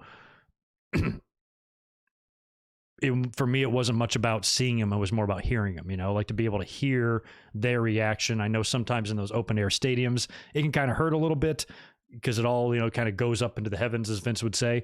But at least for the live crowd watching on TV, we could hear it pretty well. And just to hear not piped in crowd noise was so nice, just to hear authentic to reactions, to try to gauge where some of these wrestlers stand with the audience and stuff. Now it's going to be nice to, get that back when it finally does happen, which I still think is a few months off, probably late summer at earliest, but it's coming, and hopefully, we'll get back to it. And this was a good taste of it. This was a nice welcome back. It felt good. Even though we had the weather delay, we still had the pretty good rendition, I thought, of America the Beautiful and the fighter jets flying over, and, just having that feel again of having a big event and life getting back to normal. It's something we haven't seen in a year. So I was happy with the way that felt, And Lashley retained. So anyway, we'll start going through the match-by-match results here. If you are here for the first time, please subscribe. We'll be back up here tomorrow night after night 2 for a full review. Also, give this video a like. Try to help out the channel here. Try to get as many likes as we can. And, like I said, make sure you subscribe, all that good stuff. Follow me on Twitter as well, @GoodMicWork. I'm always saying shit over there. And that's about it. Why don't we start talking Mania here, and we'll talk about the first match. Now, after we had America the Beautiful, they went to the weather delay after that. So they did all of that, and then they welcome us, but we don't get this like big pyro opening, which kind of confused me. And we went right to the announce booth where Michael Cole and Samoa Joe and Byron Saxton informed us that there was going to be a weather delay, first one in WrestleMania history. So that happened right off the bat. We immediately went during the live reaction over to weather.com. I have nothing to throw at my cat to stop him from, hey, get down. Nothing to throw at him. So we immediately went over to the weather app to check out Tampa, see what was going on there. And there was a lot of rain bands coming in. And I thought it was going to be like a full hour, maybe even an hour and a half before they were able to get people in there. But it was more about the thunder and lightning. Once the threat of that left, they can go in the rain. So it was only about 20 minutes, maybe 25 at the most. I'm not sure what the exact time on that was. And then we got to it. And they brought out Titus and O'Neil and Hulk Hogan first. Titus first, not Hogan, which was cool. And they both said a couple of words, tried to hype up the crowd. It was kind of raining on them a bit. And then we went into the opening match, which we already knew was going to be the WWE title match with Bobby Lashley defending against Drew McIntyre. Now, we speculated our asses off on this one yesterday in the predictions video. And the biggest thing we talked about was the fact that this match is on first. Will it affect, or how that will play into who's going to go over here? And does that give us a clue who it will likely be? Now, yesterday, I still predicted McIntyre in the predictions just because I felt, excuse me, even though I didn't want to see it, even though I wanted to see Lashley retain, I felt like the direction they were going in was a Drew victory based on last year, and he kind of lost that moment, and WWE seems to really be pushing him the hardest on the Raw brand over the last year. But then Lashley kind of snuck up out of nowhere and really got over and was really heavily protected in about 6 or 7 months there, wound up winning the title and just charmed the pants off of all of us. I love the Hurt Business, love him with MVP, have loved his character, loved his gimmick, loved his Hurt Lock finisher, loved the whole presentation of Bobby Lashley of being this badass Brock Lesnar level of guy that's just a monster. So I didn't want to see that end, but I still felt like it was going to be Drew catching him with the Claymore and pinning him. And, you know, to me, that was going to be a bummer because I was really into this Lashley character. But once the match was announced first, I felt like that did at least increase the odds a little bit of Lashley retaining because I feel like if it was the main event, it would be more of a title change. Because you got to remember here, even though a lot of fans like Lashley, he is the heel. So Vince sometimes doesn't even understand when fans reject or like somebody or for what the reasons are. So Vince is still going to treat him like a heel. And closing out WrestleMania with the heel winning isn't against the rules or anything, but it's not something they would normally do. And it's the first night back in front of fans. So you feel like you would want that main event moment to be some great victory. So I think when they were finally booking and making their final decisions yesterday on Friday, who's going over, once they decided who's going over, then they were able to decide where those matches would be most best placed. And if you've got Lashley retaining and you've got Bianca winning, that match against Sasha should be the main event. That's what the fans should see last. If you got a heel champion retaining, get that over in the beginning of the show and give the babyface moment, the first show back in front of fans to Bianca Belair. To me, that's as deep as it went. I don't think it was really any more than that with them. So once this match was moved to night one or to the first match, I thought that it increased Lashley's chances of winning, but I still wasn't confident. The match was good, maybe even went 5 minutes longer than I thought it was going to go. And unfortunately, I didn't write down any specific spots here, but probably the biggest one in the match was when Drew McIntyre was basically setting up for the Claymore, and MVP starts making all sorts of noise on the outside of the ring, distracting Drew McIntyre just enough, and then I think he wound up missing the Claymore or just threw him off his game. Lashley is able to recover. He eventually locked the Hurt Lock on successfully this time. He had a couple of failed attempts at that earlier on. Locked it in deep, and McIntyre, I believe, just passes out, correct? So referee calls for the bell. McIntyre doesn't tap, but he does pass out, and Lashley retains the title. And again, that's the type of finish that probably wouldn't seem likely for the main event and the final thing on the show. And Lashley retained, and I was pleasantly surprised with that because I thought for sure it was going to be McIntyre. So I want to see Lashley continue this run because they've now made him as a credible, badass champion. And if you ever want to do a Brock Lesnar versus Bobby Lashley match, maybe they get it done, maybe they don't. We never really got Brock and Batista. Maybe we'll get Brock and Lashley. If you do that match, a loss here to McIntyre wouldn't have really helped the marquee value of that, I don't think. So I think Lashley needs to remain untouchable until that match happens against Brock Lesnar. Because when Brock comes back, he's got two big potential opponents. One being Roman Reigns. I don't care that we've seen it before. Doesn't matter. This is a whole new ball game now with the Tribal Chief. I'd very much like to see that dynamic with Paul Heyman and where his alliance would be. And he's got an opponent now waiting here in Bobby Lashley. So Brock's got some money matches if he chooses to come back. And if we're finally going to get that, SummerSlam might be a good spot for that. Lashley, Brock, SummerSlam, unless they continue the feud with McIntyre, which they might. Drew might come out on Monday, say, hey, I would have had the title won if it weren't for MVP making a ton of noise. But I thought it was going to take more than that. In order for, McIntyre, who cut that passionate promo on Raw, said, how do you beat a man who will sacrifice everything? He went down pretty easily here. I thought it was going to take Cedric and Shelton or somebody answering the bounty or a lot of interference or a lot of cheating or a foreign object or a chair or something like that. All it took was that one tiny distraction from MVP, got it done. So it kept Lashley strong, but also didn't bury McIntyre in the process. So to me, that's a win in terms of where they're going now forward, because I like Drew. I think I have his back more than most. I can already feel the audience turning on him a bit, but I can also admit that, he's a touch stale as champion, and I think a heel turn would do good for him. So I even pitched a double turn in this match weeks ago when we thought it might be the main event. I'm like, man, maybe Sheamus runs out there and helps out Drew and they reunite and Drew turns heel and wins the title and Lashley's now face. But I think I almost like this outcome better because it kept the belt on Lashley, a guy who I am not interested in him being dethroned until the very earliest SummerSlam at this point now. When you beat the guy that beat Brock last year, this is kind of your time to shine. So let's let him. Let's not beat him at Money in the Bank. Let's not beat him at Backlash. Give us that match now and just continue to build Lashley. So anyway, good for him. He is still WWE champion, and I'm cool with that. How do you guys think that also bodes for a title change tomorrow night? I think it bodes pretty well. In my predictions, I think I predicted Roman to retain, knowing I'm probably wrong, and I think I'm really wrong now with Lashley retaining here. So I think Edge picking up the belt tomorrow is now very likely. Maybe with Roman retaining second and then Daniel Bryan a distant third. I don't know. But it feels like with this one being retained, we're probably going to get a title change tomorrow with Roman. So we'll see.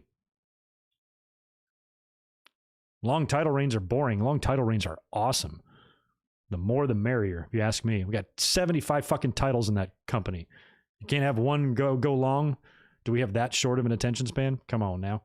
Tag Team Turmoil was up next. This was a whole clusterfuck of teams. It was Lana and Naomi, Billie Kay and Carmella, the Riot Squad, and Tamina and Natalya. It was a Tag Team Turmoil Eliminator Gauntlet, whatever the fuck it was. So Naomi, Lana, Billie, and Carmella, I believe, started it out. Riots came after that, and then Tamina and Natalya.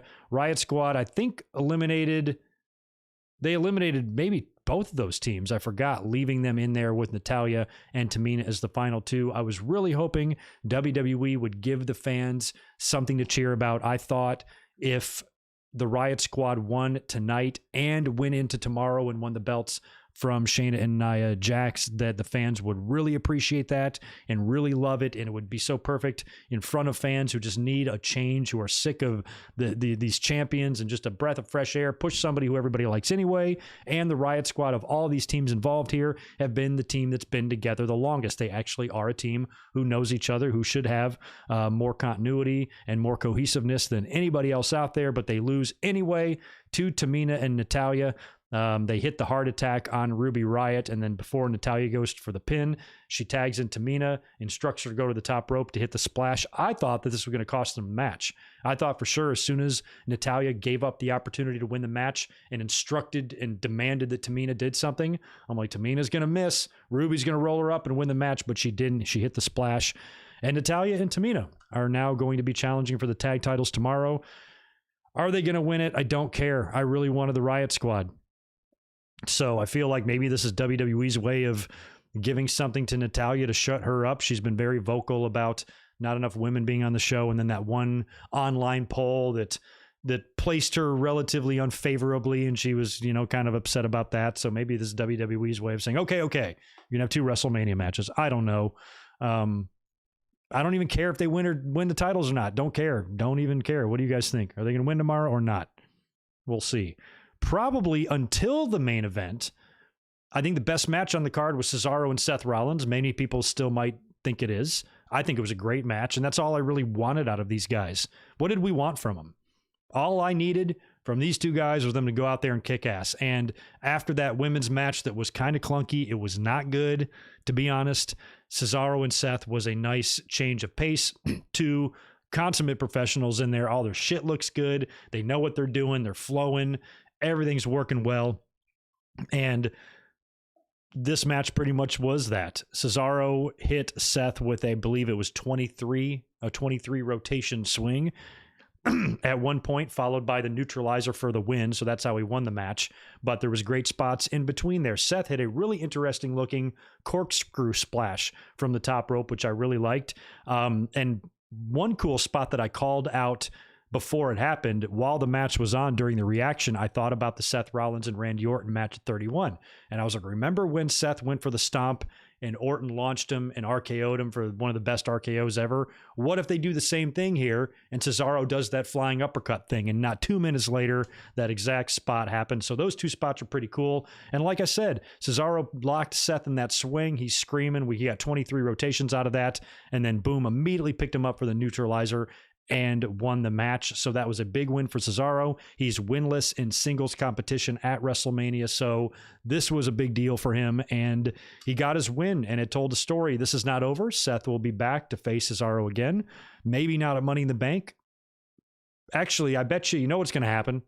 They're going to face in a Money in the Bank qualifying match is what's going to happen, and Seth will get his win back and qualify for the Money in the Bank. I bet you that'll happen. Either way, whatever they do, whether it's a pay-per-view match, TV match, that ain't the last match between these two guys. So look for that. But in terms of this match on its own, the match was good. Everything flowed, much like this Sasha and Bianca and Seth and Cesaro.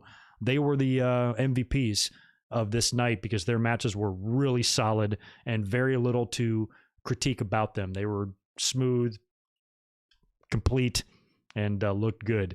After that, we had the tag team titles, the Raw tag team titles. New Day defending against AJ and Omos. Nice little touch here, having Big E introduce the New Day. Kind of forgot that all three of these guys are actually champions right now. So Big E was out there with his Intercontinental title, and he does whatever the fuck, and they come out. New Day comes out there, and they have their match with AJ and Omos. Now, AJ comes out first.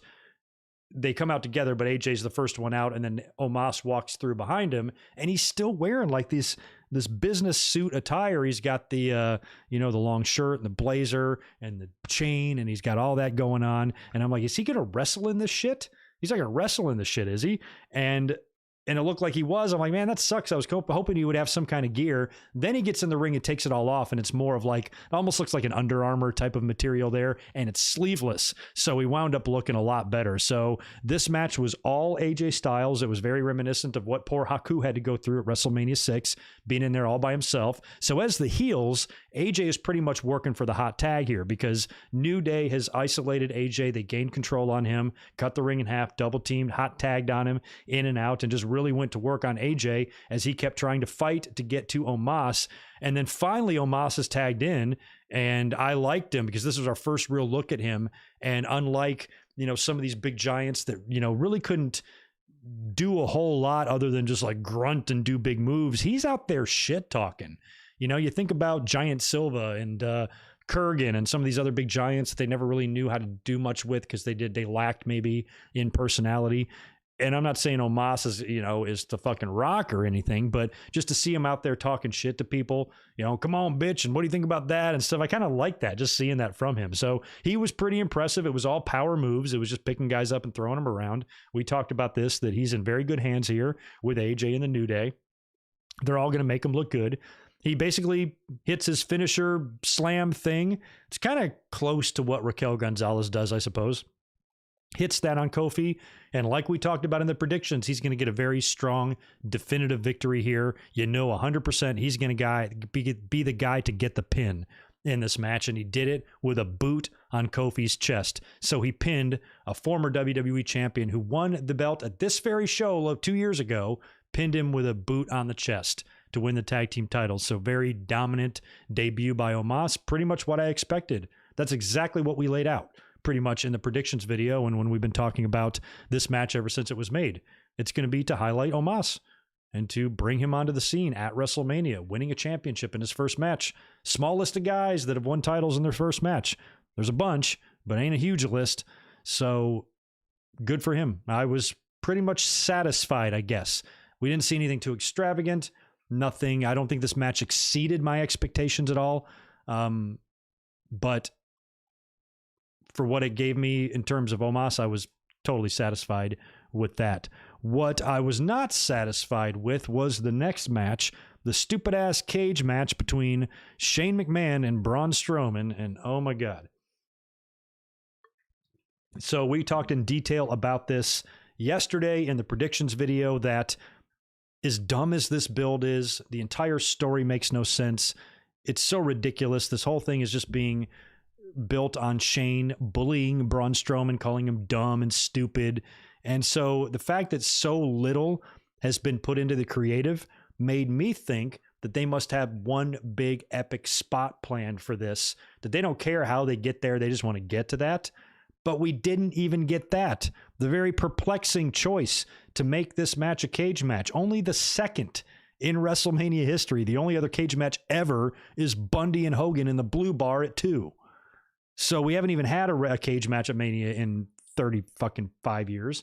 So, and a match, and a guy like Shane McMahon, whenever he has a match, he's expected to take a big bump, take a big risk, do something crazy. You're now confining him. You can't even, Braun Strowman can't even do his choo-choo run on the outside of the ring because he has now locked himself in a cage voluntarily, because he's the one that came up with this shit. At least do a Hell in a Cell. If it's your choice and you can have anything you want, why cage? Why cage? So I just thought that this had to lead to some sort of a swerve. So yesterday in the predictions, I'm like, you know what? This match is so dumb that if Strowman just goes out there and beats Shane McMahon, this is something they could have done on any pay-per-view, on any Raw, and certainly not WrestleMania. And it's also a storyline that, unless Shane is going to do something major, or they're going to do what I predicted and debut a new star like Dabba-Kato to come in and attack Braun Strowman, unless you're doing something like that, this match against Braun Strowman needs to go to somebody on the main roster. Just have somebody else come out there and call him stupid and do the same goddamn thing.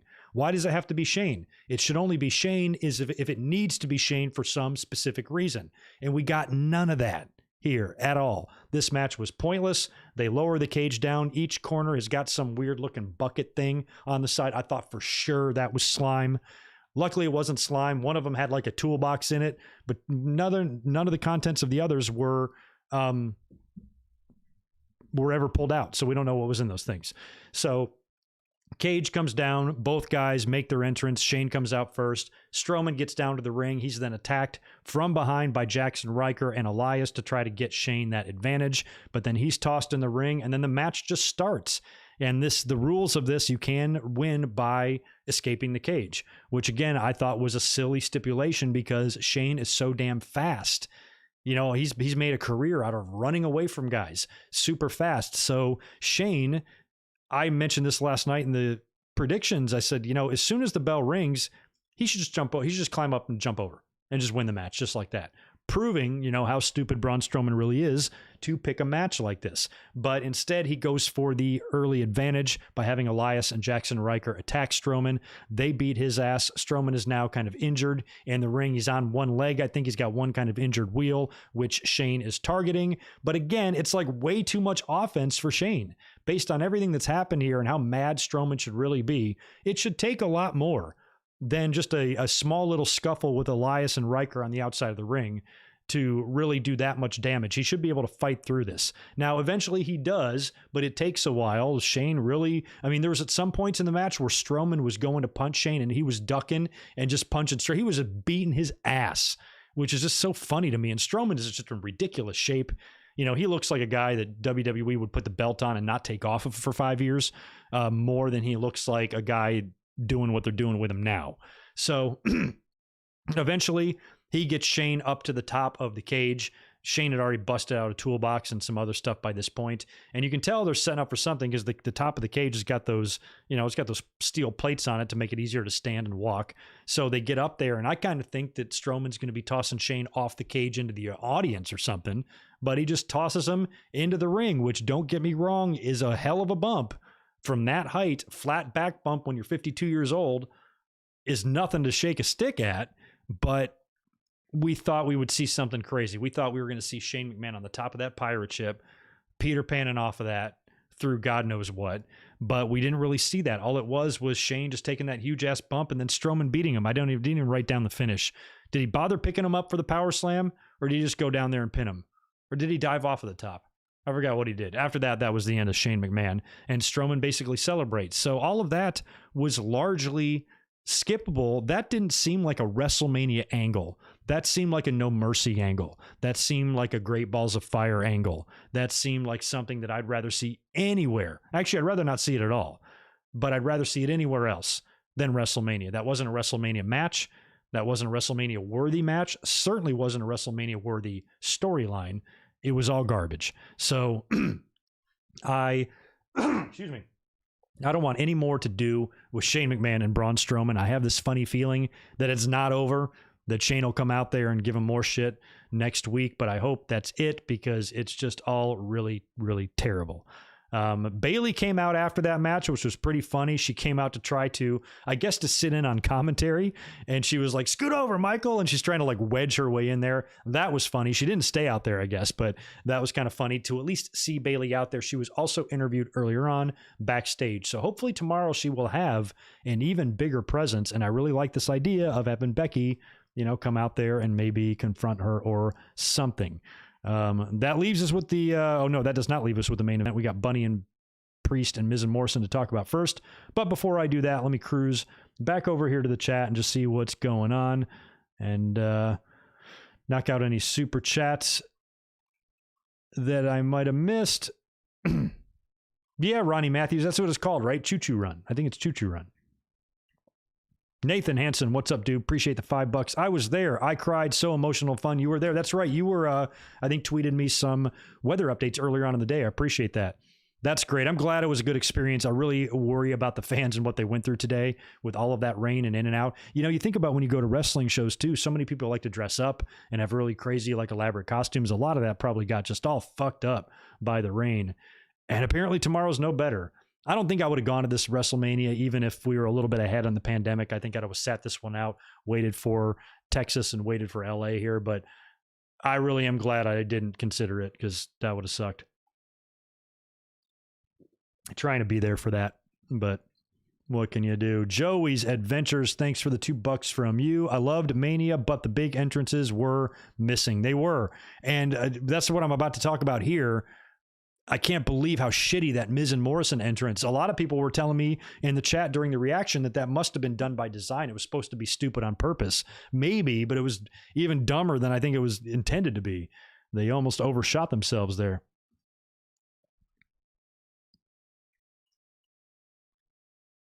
Bad Bunny gets an A+. Awesome. Melissa says, yeah. I say yeah, too.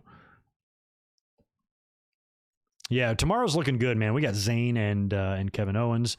That's going to be badass. Oh, Harold118, thanks for the $5 from you. Salute, good mic work. I had a friend complain that WWE didn't do enough to let the fans know there was a weather delay. Our fans today too critical.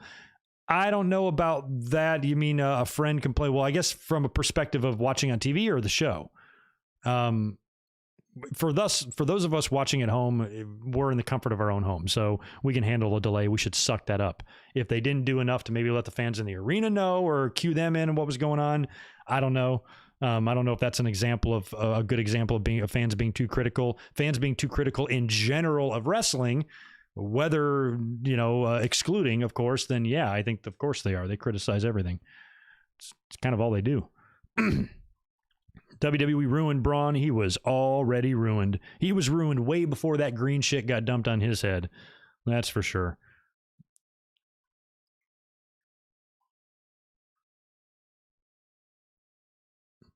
Oh, Melissa needs a laugh? Oh, we'll help you out. Hopefully we'll be laughing tonight. We're already down to our final 2 matches here in the review. We've been going for a while here reacting to Mania. Anyway, let me hit the cough button on my mic that time so you didn't have to hear me clear my throat, because we got to talk about Bad Bunny, Damian Priest taking on Miz and Morrison. So much to talk about here. Specifically Bad Bunny and how awesome he is, and also how shitty Miz and Morrison are. First thing that happens, we go to the match, out come all of these like Easter bunnies hopping out there. It reminded me a lot of the John Cena entrance. That's what I thought we were going to get. I thought this was Bad Bunny's entrance at first when all these bunnies come hopping out there. I should have known it was Miz and Morrison with the hey, hey, hop, hop shit. So we get all these bunnies coming out there. Some of them only have one ear for some reason. Have you noticed that? Like half of them only had one ear. That was weird. I don't even know what the significance of that is. That because Bad Bunny has one ear or something? I don't know what that means. I'm stupid. But anyway, they're running out there. I thought they were going to line the entranceway the way they did with all those lookalike John Cena's that time. So they start hopping out there. And then it turns out to be Miz and Morrison. And they're coming out there, I'm assuming, to try to sing this song, but it's like a half lip sync, half live performance. And it was literally the worst thing I've ever seen in my life.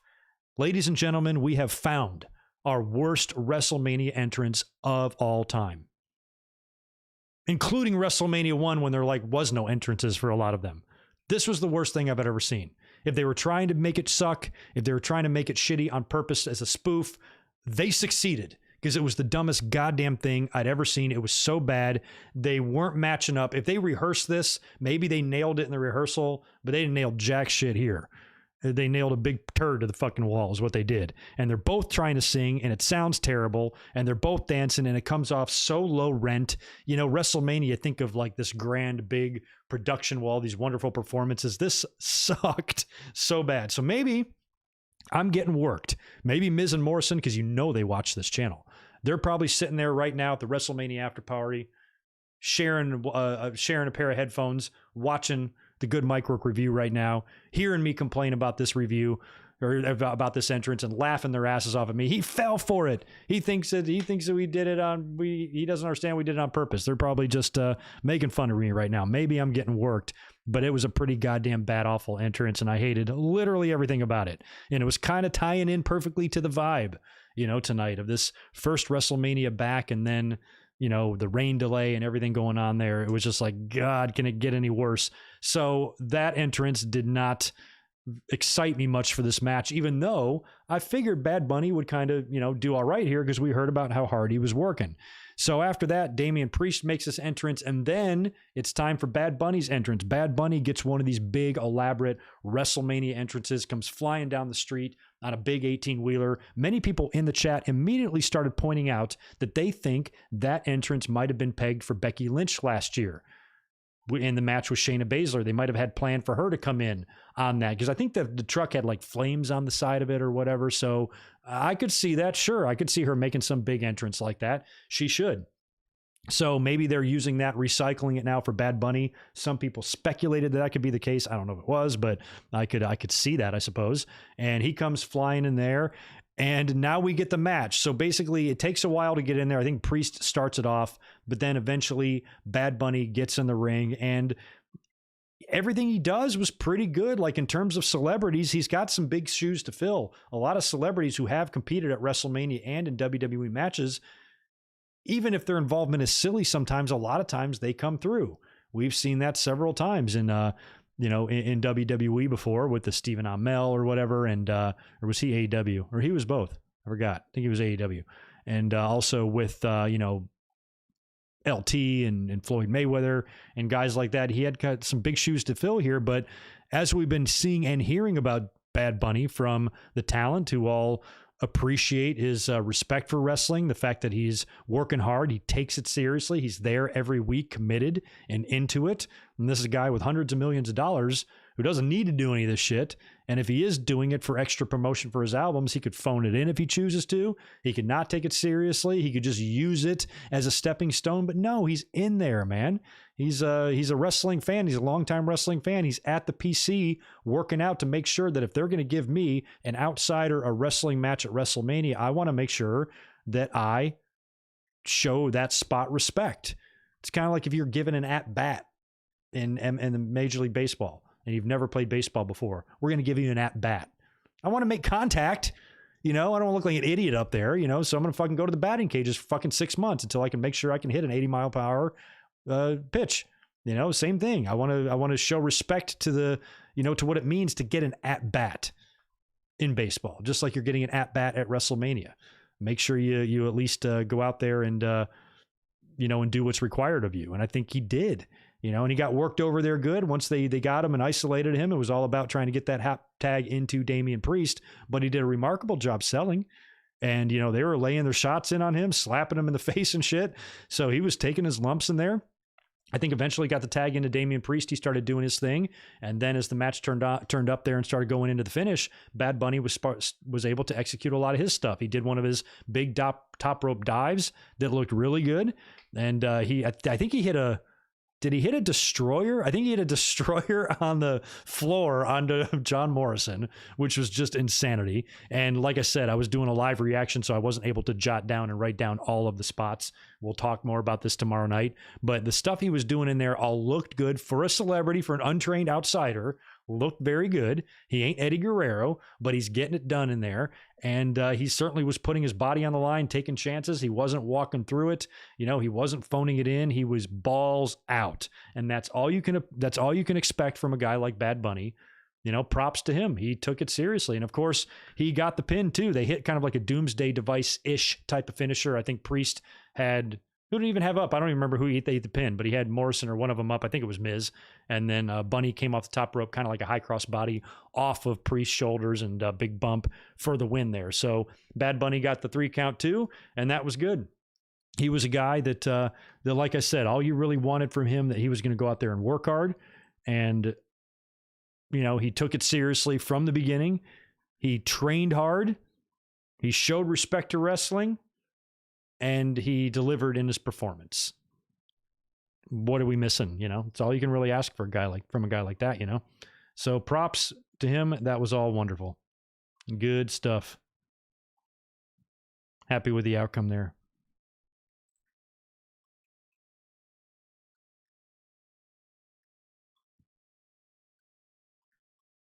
Yeah, hopefully, I like how Seth calls Cesaro. I hope Cesaro gets a title shot out of this or something. I have a feeling he's going to get that. He's going to take a loss to Seth relatively quickly here. I would think normally, under normal circumstances, they would maybe face each other at the next pay-per-view with Seth getting his win back. But I think the next pay-per-view is Money in the Bank. And they one or both could be in that. So I almost think they might do a qualifying match between those two for Money in the Bank. Maybe Seth wins and gets into the Money in the Bank and Cesaro does not. Something like that is what I think they're probably going to do.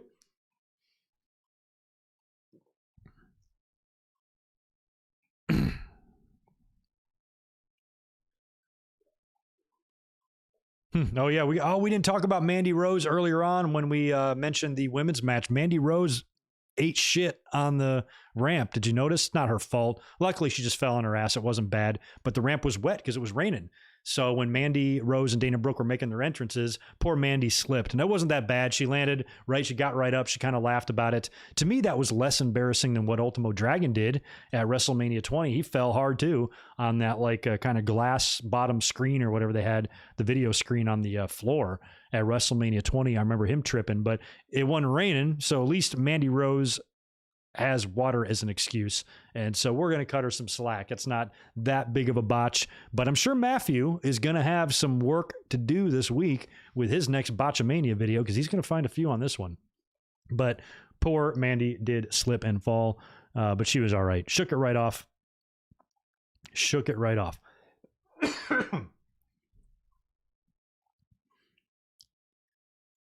Yeah, I don't listen to Bad Bunny music. I'm not really familiar with him, but I'm not naive enough to claim that he's not a star. So if anybody's giving him shit for the size of star he is, fuck you. Even I know he's a star, and I don't even know any of his songs. I know how far his reach is. And plus, like I said, if you're going to have a celebrity coming in, as a wrestling fan, you want him to show respect to what we, you know, to what we do. And we want wrestling, you know, to be treated as such. And he did. That's all you can ask from him.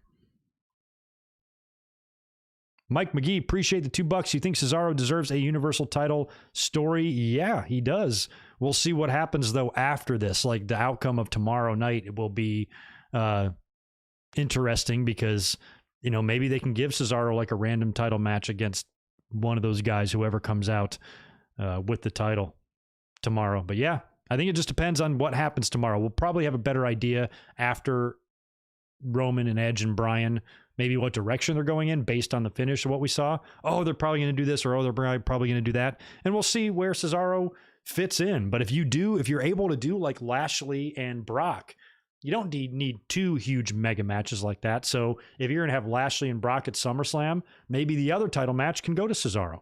I'd be cool with that.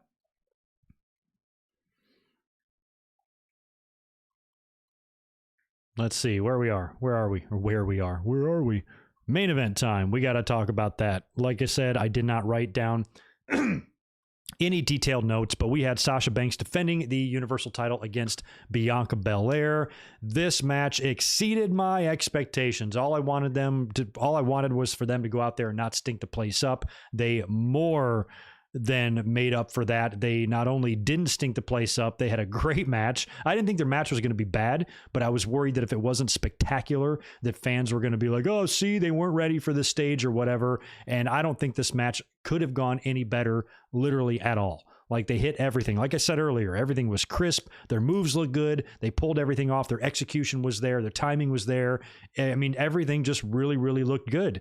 And Sasha Banks came out there with a really interesting look. She's got like blue and green hair now, almost a combination of like Shotzi Blackheart and Naomi. Really heavy makeup and really interesting and awesome looking ring gear. I absolutely loved her WrestleMania attire tonight. That looked great.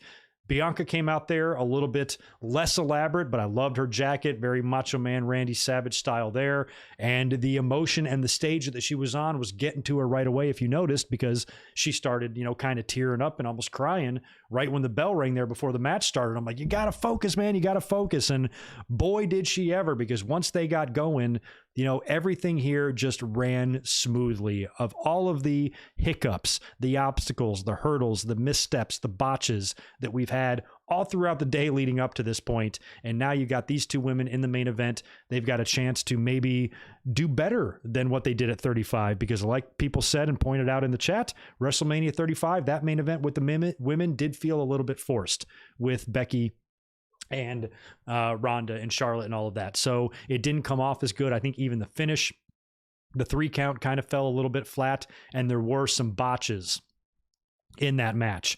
These two, I got to say, had a better match. I was set to make a Twitter poll. I was going to say after the match, before it started, I was going to say, which match did you like better? Bianca and Sasha or the main event of WrestleMania 35. But after the match, I decided not to put up the Twitter poll because I know the answer. This match was better. It was so much better. And I think I became a believer a few minutes in when they did that spot that I talked about earlier. Sasha dumps Bianca Belair out. Bianca goes to the floor and Sasha comes diving through the middle rope and the middle and top rope with this just beautiful, picture perfect dive right through, graceful as hell, lands right on Bianca Belair, who then rolls through it, lifts her up. Even that all looked perfect, like just executed flawlessly. The roll through, she was able to pick her up and then lift her up over her head and press slam her over her head and then walk up the stairs with her and chuck her in the ring. Amazing spot, amazing feat of strength, and Bianca pulled that off marvelously. That was so good. They had all their shit going well in the match too. Bianca was really utilizing her strength. I made the comparison in the watch along that this match was kind of like maybe Adam Cole and Cesaro, because Bianca has that size advantage, but Sasha can go. Bianca's stronger and bigger, but Sasha, she is crafty, she's cagey, and she's really good, and she can get shit done in there, and she doesn't play games either. And she reminds me a lot of a female Adam Cole. Like, she doesn't have the size, but she still has the toughness despite the lack of that size. So it was a really good kind of matchup, I think, in terms of like what they were doing in there. So Bianca, using her strength, I like the fact that Sasha tried to grab a hold of that hair a couple of times, and she's like, girl, if it's going to be a tug of war, you losing that one. So she was always able to overpower Sasha Banks, chucking her around, tossing her around the ring. I think threw her through the barricade at one point. I remember there was one diving knees that Bianca ducked out of the way of and Sasha hit. So everything they were doing was looking really good. They did a spot where Sasha's on the mat, Bianca goes to the top rope to hit a 450 splash, but Sasha gets her knees up, and that was also executed perfectly. The 450 was hit nicely, and then she landed perfectly on Sasha's knees, led to a near fall there. The ending was ridiculous. The ending was so awesome. I don't know if they had gimmicked Bianca's hair, or if this is just a happy accident or a happy coincidence, but they're kind of tug of warring with the hair again. And then Bianca takes her hair and she winds up and she whips Sasha so hard with it right across, I think it's the front of her, the stomach, and she hits her so hard. If you watch the replay back, the entire 4 or 5 first rows literally jump back. The fans jump out of their seat like, damn, I thought Sasha, and there was an immediate welt and immediately just mark across Sasha's body from that hair. She got the shit whipped out of her. I'm like, they might have sliced her open or something. Like the way the fans reacted, it was like a Jerry Springer show. You know, when 2 people start fighting on the Springer show and everybody's like jumping out of their seats, it was like that. And that reaction from the audience was what we miss so much. If they would have tried to pull a spot like that off in the Thunderdome, would have lost all its meaning. That audience reacting to that spot with the hair whip was one of my favorite parts of the show. And I even marked out for it in the reaction. I'm like, God damn, that was so loud. It just set off this like gunshot loud smack across poor Sasha. And Bianca, I think she ended up hitting a 450 right before that, I believe, as well. And then what'd she do? She hit her finisher, right? After that, and then hit Sasha with that and got the win. I don't have my notes detailed here because, like I said, we were doing a reaction. But you knew when it was going to be over, because even when she pinned Sasha, she had her rolled right up. There was no chance of Sasha Banks kicking out of that at all. And Bianca Belair won the SmackDown Women's title in an amazing main event, one that I think exceeded my expectations. I think one that was better than Becky and Ronda and Charlotte from a couple of years back. And kudos to Bianca and kudos to Sasha, who gave Bianca a hell of a match.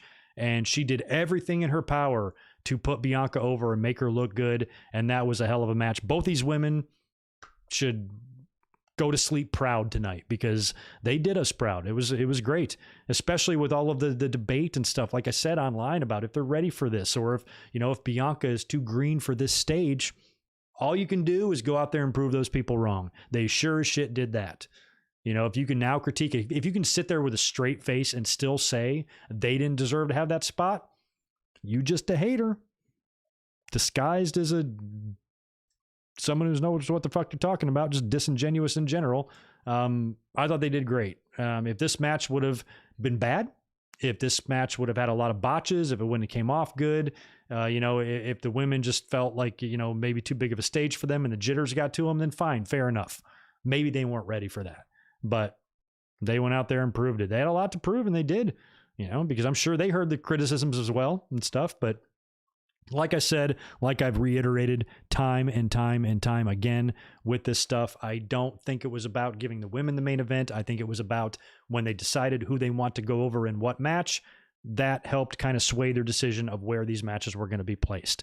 And if you're going to have Lashley retain, Bianca winning is better to have last than Lashley winning, So all in all, it was good stuff there. As Antoine pointed out in the chat earlier, it meant a lot for him. He had his daughters watching, because he had black women in the main event of WrestleMania, and he had Bianca Belair and Bobby Lashley both walking out as champion, bookending this show with 2 big victories, for 2 African-American wrestlers.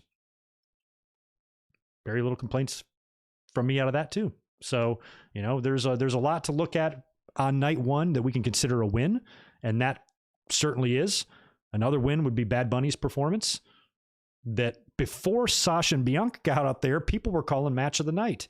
Up until that point, I'm giving it to Cesaro and Seth, but it was being thrown out. A few people mentioned it in the chat. That was match of the night, but I think Bianca and Sasha coming in, maybe Cesaro and Seth maybe had the better overall athletic contest, but Sasha and Bianca not only had the good match, they had the good story behind it as well, and they made history. There was a little bit more going on there. So when you factor in all of that, plus the crowd involvement and the moment for Bianca and all of that stuff, I'm giving Bianca Belair and Sasha Banks nod for match of the night. It was great. Couldn't have asked for a better main event, at least for night 1 of WrestleMania. We'll have to see what goes on night 2. But all in all, super good stuff, man. And congrats to Bianca Belair. All it was about them going out there and being able to handle the stage.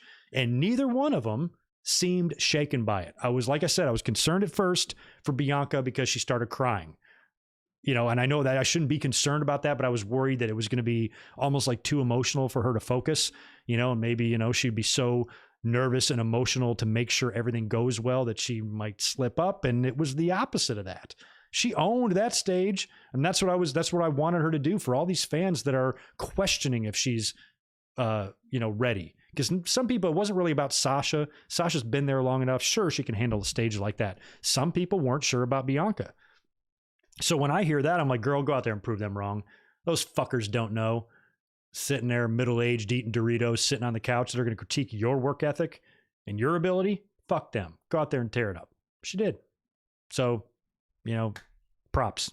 WWE, don't fuck her up. Please. I'm begging you. Is that much to ask? Don't fuck them up. Or don't fuck her up, please. And we'll see. That's part 2 of the equation. I really wanted to see this new breed of women. Rhea Ripley tweeted out a picture on Friday. Or no, I'm sorry, ahead of TakeOver last week, of her and Raquel Gonzalez and Bianca Belair. All 3 of those women are likely at this point going to walk out of this weekend as champion. That's going to be 3 brand new champions on top. Yeah, Ripley was the NXT champion, but she could be Raw Women's champion tomorrow. So those 3 women heading up those 3 divisions are all new champions. When fans have been saying, I'm tired of the same old people, it's always Charlotte, it's always blonde hair, it's always Ric Flair's daughter, it's always Daddy Vince's agenda. It's all this dumb bullshit narrative that everybody just repeats over and over on social media. Well, here now you potentially have 3 brand new, young, dominant, strong women on top of these divisions, still with the other generation there. All the 4 horsewomen are about to be back in the mix. You're going to have Sasha and Bayley and Charlotte and Becky all back in a matter of time. Everybody else they have there. This is not a bad looking, that the talent is there. The talent is, it's WWE's booking and utilization of this talent that can sometimes hurt. You got Io Shirai potentially coming to the main roster. Asuka's still going to be there. Tessa Blanchard might be coming in. Toni Storm will probably be hitting the main roster at some point. This talent is good. And especially now with 3 new champions. That should be something that everybody should unanimously agree is the right decision. Because you can't have your cake and be a dickhead too. Which is it? Do they just push the same people, or do you want new stars? Because now if you start finding holes and you start finding reasons to complain about a new breed, Raquel, Bianca, and Rhea walking out of as champion, and you have a problem with that, why? The fuck, man? Anyway, can't say enough good things about Bianca and Sasha tonight. I don't know how Weezy, thanks for the $2. What is in Bianca's hair to make a loud noise? Maybe they coated it with like some rubber or some leather. Maybe they wrapped the end of it in like a leather belt material, because when she whipped Sasha, there's no way regular hair would do that unless it's sprayed hard or something. But the mark immediately showed up on Sasha. So maybe it was painted. I don't think they could have put that in. They wouldn't have been able to time that perfectly with crowd noise, editing that in. Plus the live audience reacted so dramatically to it. It must have been the loudest smack. The way the rows were like backing up, like, damn, like Chris Tucker and Friday, damn, they all did. Damn. All 5 rows of them did that. So I think maybe it was, they put some leather on the end of it, or maybe they sprayed it in like, what's that shit they spray on the commercial? They spray on the bottom of the boat and it floats in the water. The Flex Seal. Maybe they sprayed some Flex Seal and she whoosh. But man, or maybe it would have been painted. Maybe that mark that was left on Sasha was paint, but I don't think so, because it grew. Like, it was faint at first and then you saw it kind of bubble up. So somebody tweet me if Sasha has posted a picture of that. I'm sure she will. She's probably going to do a shot of whatever she's got going on down there. So that was gnarly, but I don't know what they put in Bianca's hair, but it feels like they might've done something, because that was unusually and disturbingly loud of a smack that the hair gave to Sasha Banks. My God. Mal Siguli, thank you for the $10, dude. Very generous of you. Appreciate that. Hey, Greg, just wanted to pop up and tell you that as an African-American tonight, I cried my heart out for both Sasha and Bianca. They made history tonight. Congrats to Bianca. WrestleMania night won 8 out of 10. I agree with that number for sure. And it was a great sense of pride. I'm happy that you were proud. I'm happy you got to have that moment. Any of my African-American listeners, I got to watch that and appreciate the history that was made tonight. I feel it, man. I'm incredibly happy and elated that we've gotten to this point, not only with more showcase of minorities, but also the women, because like the people said and mentioned earlier on, I will admit the 35 main event did have a forced feel to it. It felt like they wanted to get that done and they were going to do it. I think it was almost better in a spontaneous moment because they didn't plan this all along to have Bianca and Sasha go on here last. If they did, they wouldn't have shut the fuck up about it since Royal Rumble. So this decision was literally made yesterday. So the fact that they took this opportunity, and because that's what they need to realize that it's an opportunity. Shit. Bianca and Sasha are probably back there looking at each other like, we just got stuck in the main event. Just go out there and own this. Like, this is our chance. We can literally make history. We can be remembered as one of the best main events. All we got to do is go out there and do it. And they did it and they owned it, man. And I just appreciate that. I've said that about various wrestlers before. I've made the same compliment to Kevin Owens and some other people that I really appreciate when they're out there and they don't seem to be sweating the spotlight. They're like, I got this. Sasha, we know she has that swagger. Bianca, we weren't sure, and to me, I think Bianca owned that tonight, man. She, I couldn't have asked for more, What I would have just really hated to see is like kind of a clunky match, maybe a botchy type of match, or, one that didn't come off so well. And then they try to create that emotional moment, but it just falls a little bit flat because the match didn't really measure up in the ring. That didn't happen here. That didn't happen here at all. Man, I'm so happy for the way that was pulled off because night one wasn't looking too good at first. And then it really, they're going to survive on the strength of that main event for years to come, this Mania.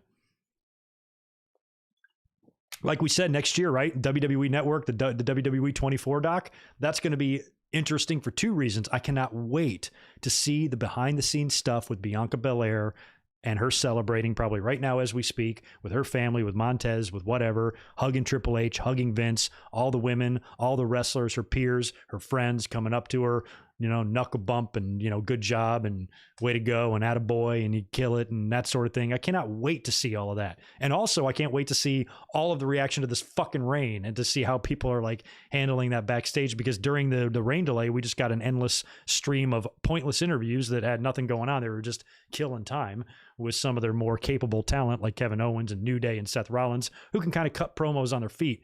So they kind of went to that. So all of that combined with this great moment of Bianca Belair, plus the great work that Bad Bunny did tonight. Night one, they pulled it off. I mean, it wasn't great. Women's turmoil match was terrible. Shane and Strowman, I could have completely done without. But overall, and plus it was a weaker card than tomorrow. So it had, and the rain. So it had some obstacles in front of it, but they put their eggs in the Bianca and Sasha basket. Without that match coming through, we'd probably be giving this night, this WrestleMania, a pretty bad grade, I think, if Bianca and Sasha would have had a stinker. But they didn't, man. They saved WrestleMania. And they made history together. And hell yeah. Puts a smile on your face. First show back in front of fans, something like that happens. Feels like we're ushering in a little bit of a new, maybe breed, generation, new life. You got some new people on top now with Lashley and now Bianca, Raquel on Wednesday, along with Karrion Kross. A lot of new champions being crowned. And I'm kind of liking where it's all lying right now. I don't think currently in terms of the world champions, we don't have a weak world champion right now. Lashley's a fucking boss. So's Raquel. So's Bianca. Asuka or Ripley, doesn't matter. They're both badasses. And, same goes with the triple threat tomorrow. And if Roman retains, that trend will continue. So, yeah, good stuff. Comedic Genius, thanks for $2 from you. Sasha Banks, Shigo attire was A1 tonight. I don't know what that means, but I figured her attire was themed somehow. I just never know what any of that stuff is.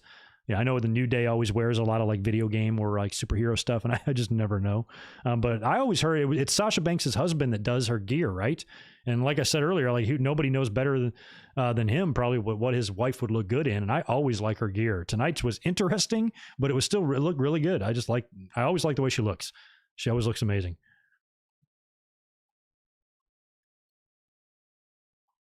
I don't know, Madeline, if the 2-night thing is going to continue or go away. I would think they might go back to one night next year, but I kind of hope they do, sort of. I don't know where I lie, really. I don't really have a firm decision, because in previous years we have been talking, it's been a big topic of conversation lately, that WrestleMania is too long, and they should, before the pandemic even hit, we've been talking about splitting it up into 2 nights. So this has kind of been a test run of it. I guess I'm okay with it if they do this, especially in a non-pandemic era. If you can do a 2-night WrestleMania, it could even be more festive, more fun, pretty fun for the fans, experience to go and travel. If they do 2 nights in Texas next year, that could be interesting for me, especially if I go, which I plan to. So I guess I don't know. I don't know where I stand, if I want it 1 night or 2. 1 night feels more magical and it's more old school, so I'm more likely to lean that way, but I'm open to 2 nights. And we'll see. But I'm not open to weather delays. I don't want any more of those.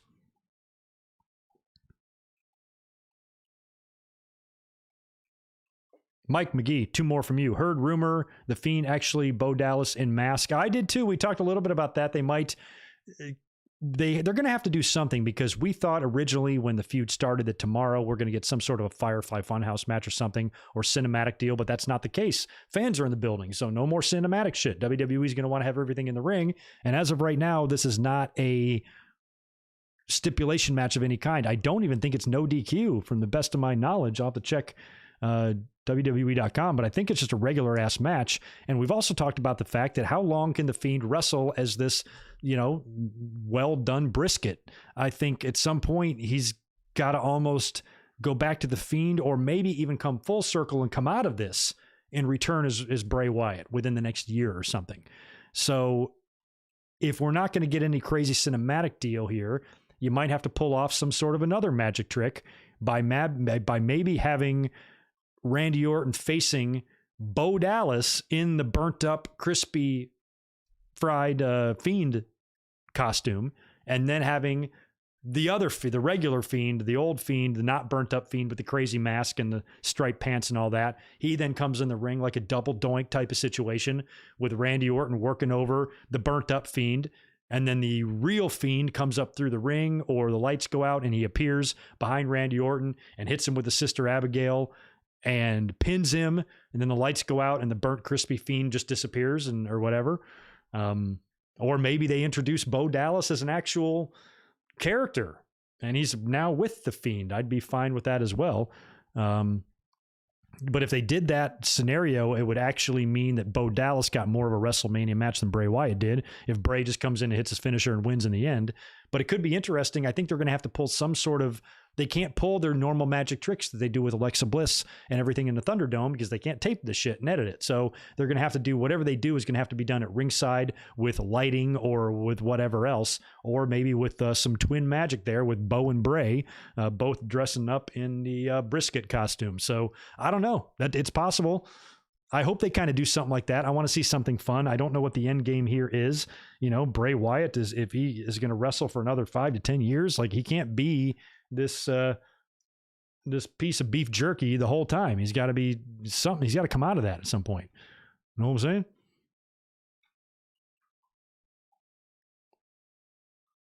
Thanks for that, How Wheezy.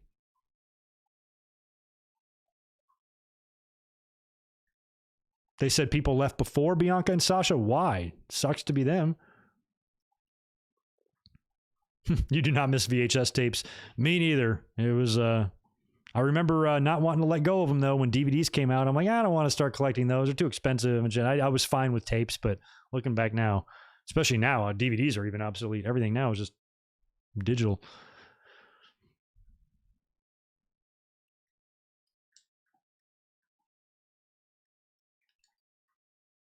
Jay Lambo, proud of both ladies for making history tonight. Proud to see the fans again at WrestleMania. Proud of everyone tonight. I hope Sasha can win again in the near future at a future WrestleMania. Poor girl is winless. 0 for life at the grandest stage of them all. But I think that's not on purpose. I think that's just kind of circumstances. You know, you want to put Bianca over here. So, you know, Sasha means you got to lose. She'll have her day, just like Cesaro did. I think let's make a prediction right now. Somebody remember this and remind me next year if I'm right or wrong on this. But let's predict right now Whatever match Sasha Banks is in next year, she wins. Let's just say that, okay? If they make her otherwise they're going to have to make a story. They probably already are, but otherwise they're going to have to make a story out of this winless at WrestleMania thing. So, next year you got now an opportunity to have Sasha Banks be involved in a match, kind of like Cesaro was this year with Seth Rollins, and maybe she can be facing somebody like a Seth Rollins on the women's side that can be, giving her shit about being winless at WrestleMania. And it could just be a good grudge match. Maybe Sasha and Charlotte next year, if the world title scenes are occupied at the time, and they can just have a one-on-one grudge and see if Sasha can finally get that Mania win or something. But I think whatever Sasha does next year, let's put out an early prediction that she's going to win. Feels like the right thing to do. Hopefully she will.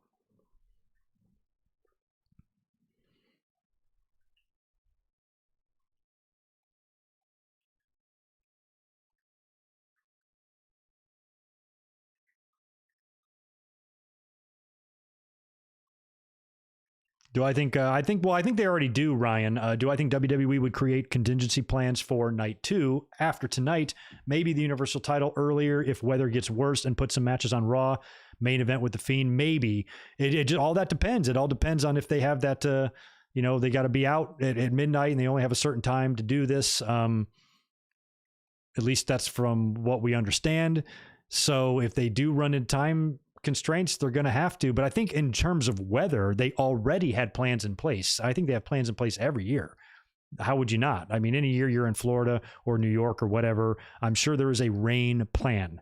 If it happens, what do we do? Go into that plan, start executing it, and implementing it right away. So I think they have ideas of what they're going to do. But if it's one of those deals where the weather is unpredictable, like it's just a storm that's going to blow through and you have to pause the event or delay the event like you did tonight, that's when they have to start thinking on their feet. That's when they have to, because you can't just decide that ahead of time if the rain is unpredictable. If it just thunderstorms hard for 30 minutes, you can't know that the day before. So, if it starts blowing in, they might have to pause the show and then decide right then and there, okay, what do we do? It looks like there's another front. Let's say, there's another front coming in and it'll be here in 45 minutes. Well, shit, we're only an hour into the show. Why don't we get Edge and Roman and Daniel Bryan out there now? Bust this one out. But they'd lose a lot there if they did that, to have to make those matches and those calls on the fly. So, from now on, keep it on the West Coast or keep it indoors, man. And don't worry about this rain shit, because I'm sure it's extremely stressful to try to pull a show like this off. Tonight, they dodged a major bullet. They landed on their feet, a couple of hiccups. It wasn't pretty, but they got it done. And Bianca Belair and Sasha Banks came through and finished off the show strong and helped and saved the show with that main event, which was great.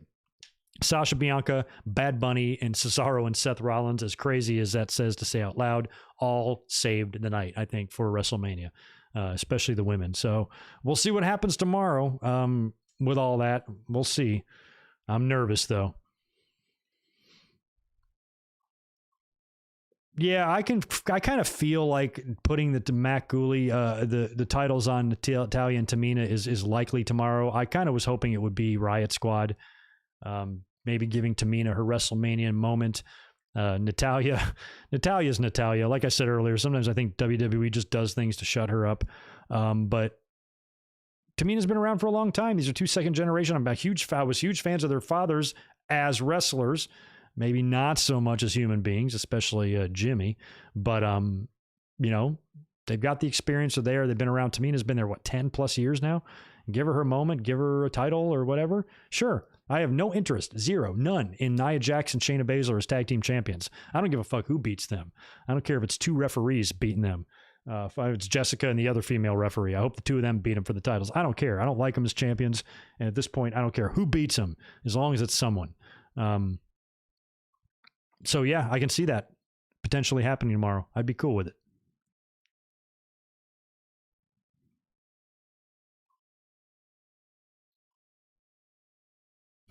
I think Becky will be out tomorrow if she's out. She probably she probably teased night 1 just to show up at night 2. She's trying to make it a surprise because I think maybe Becky's figuring that fans are kind of expecting to see her. We've been talking about it. I thought she'd at least show her face at WrestleMania, at least in a backstage segment, maybe a quick run-in, ding dong hello in the crowd, hugging Seth Rollins, something like that. She'd have some sort of a presence on the show. So maybe she knows that. Oh, if I come out, the fans aren't even going to be that shocked. So let me make them think I'm coming out at night 1. And then when I don't, they think I was just trolling and I'm not coming back at all. And then I come out at night 2 instead. Maybe that's her mindset there, or her line of thinking. I don't know. Michael, appreciate the $5 from you. Didn't Tampa Bay Bucks play a game in a monsoon back in the 80s? Oh, lots of teams, I think, have played in a monsoon. Like I said, rain is fine. It's the thunder and lightning stuff. It can rain its balls off if you want to. But WWE at least had the ring covered with the canopy, but I kind of thought the canopy extended a little further than just the ring. The announcers were kind of standing up. Did you notice that during the beginning part of the show, doing commentary on their feet because there was so much water around ringside and stuff? So that was all very dangerous. Lashley and Drew largely had to compete in that opening match with their feet wet a lot. There was a lot of water outside of the ring. They had to be very careful. I don't think they went up for a true superplex spot. They probably would have had it not been for, the footing issues. You slip off the top in a superplex, somebody can die. So they had to be very careful out there. It probably wasn't easy to be out there on their feet like that, having to be careful not to trip and bust your ass. But they got through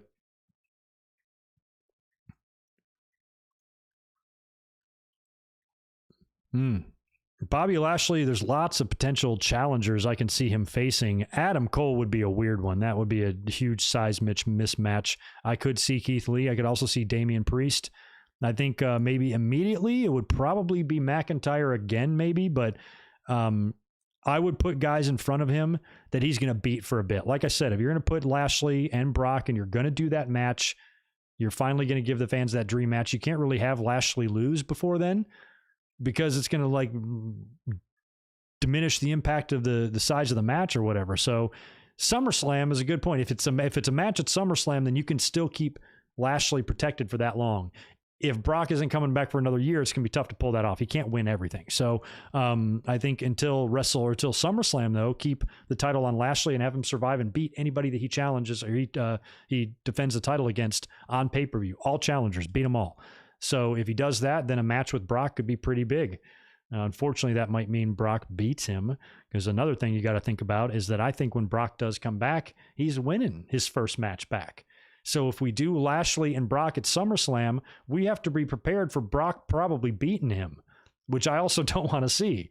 But I mean, I think technically Brock's younger than Lashley, so you can't really make age a factor in your argument there. So you got to factor all that in, because Brock did a lot of jobs on his way out, lost to Drew last year. I think when he finally comes back to maintain his credibility, he should win his first match back. So maybe he comes back and just faces somebody, beats the hell out of him, and then gets a title shot against Lashley, and then maybe you can talk about who goes over.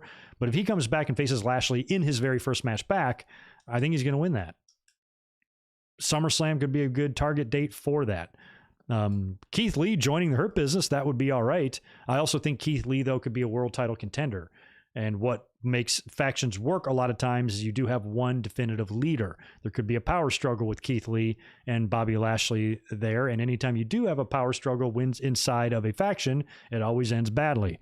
So for Keith Lee to be in the Hurt Business, he's going to have to take a step down. Be U.S. champion or something like that. Yeah, I think McIntyre going to SmackDown is possible. I think Roman coming to Raw is possible, depending on what we see tomorrow night in night 2. I think it's possible, because I think Drew made it known after Survivor Series that he owes Roman one. So we'll see if they face off again this year.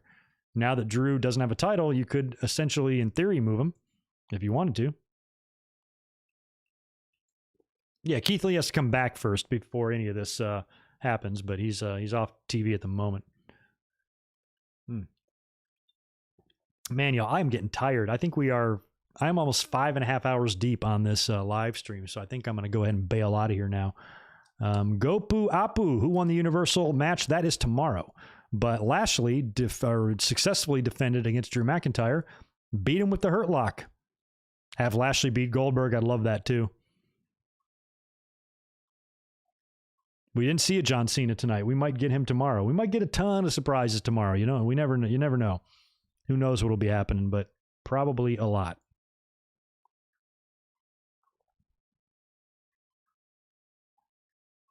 Yeah, we can't see Cena. That's why. Oh my God. Anyway, my lower back hurts because I've been sitting in this chair for a while. So I am going to throw a steak up on the grill and just relax for the rest of the evening and digest what we saw here on night one. I want to thank everybody that was here tonight, sharing these moments with us during the live reaction. It was a lot of fun to do this. I miss doing the live reactions. We'll be doing a couple of watch-alongs here in the next few weeks as well on the channel for classic WWE pay-per-views or maybe other pay-per-views, depending on what we decide on.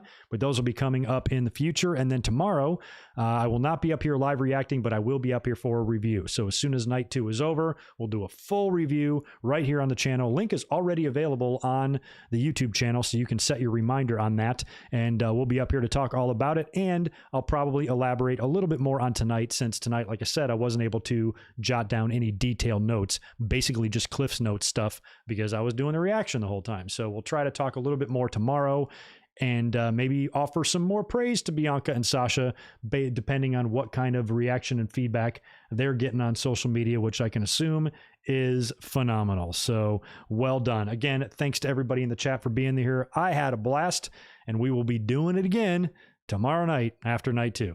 Y'all be good. Peace.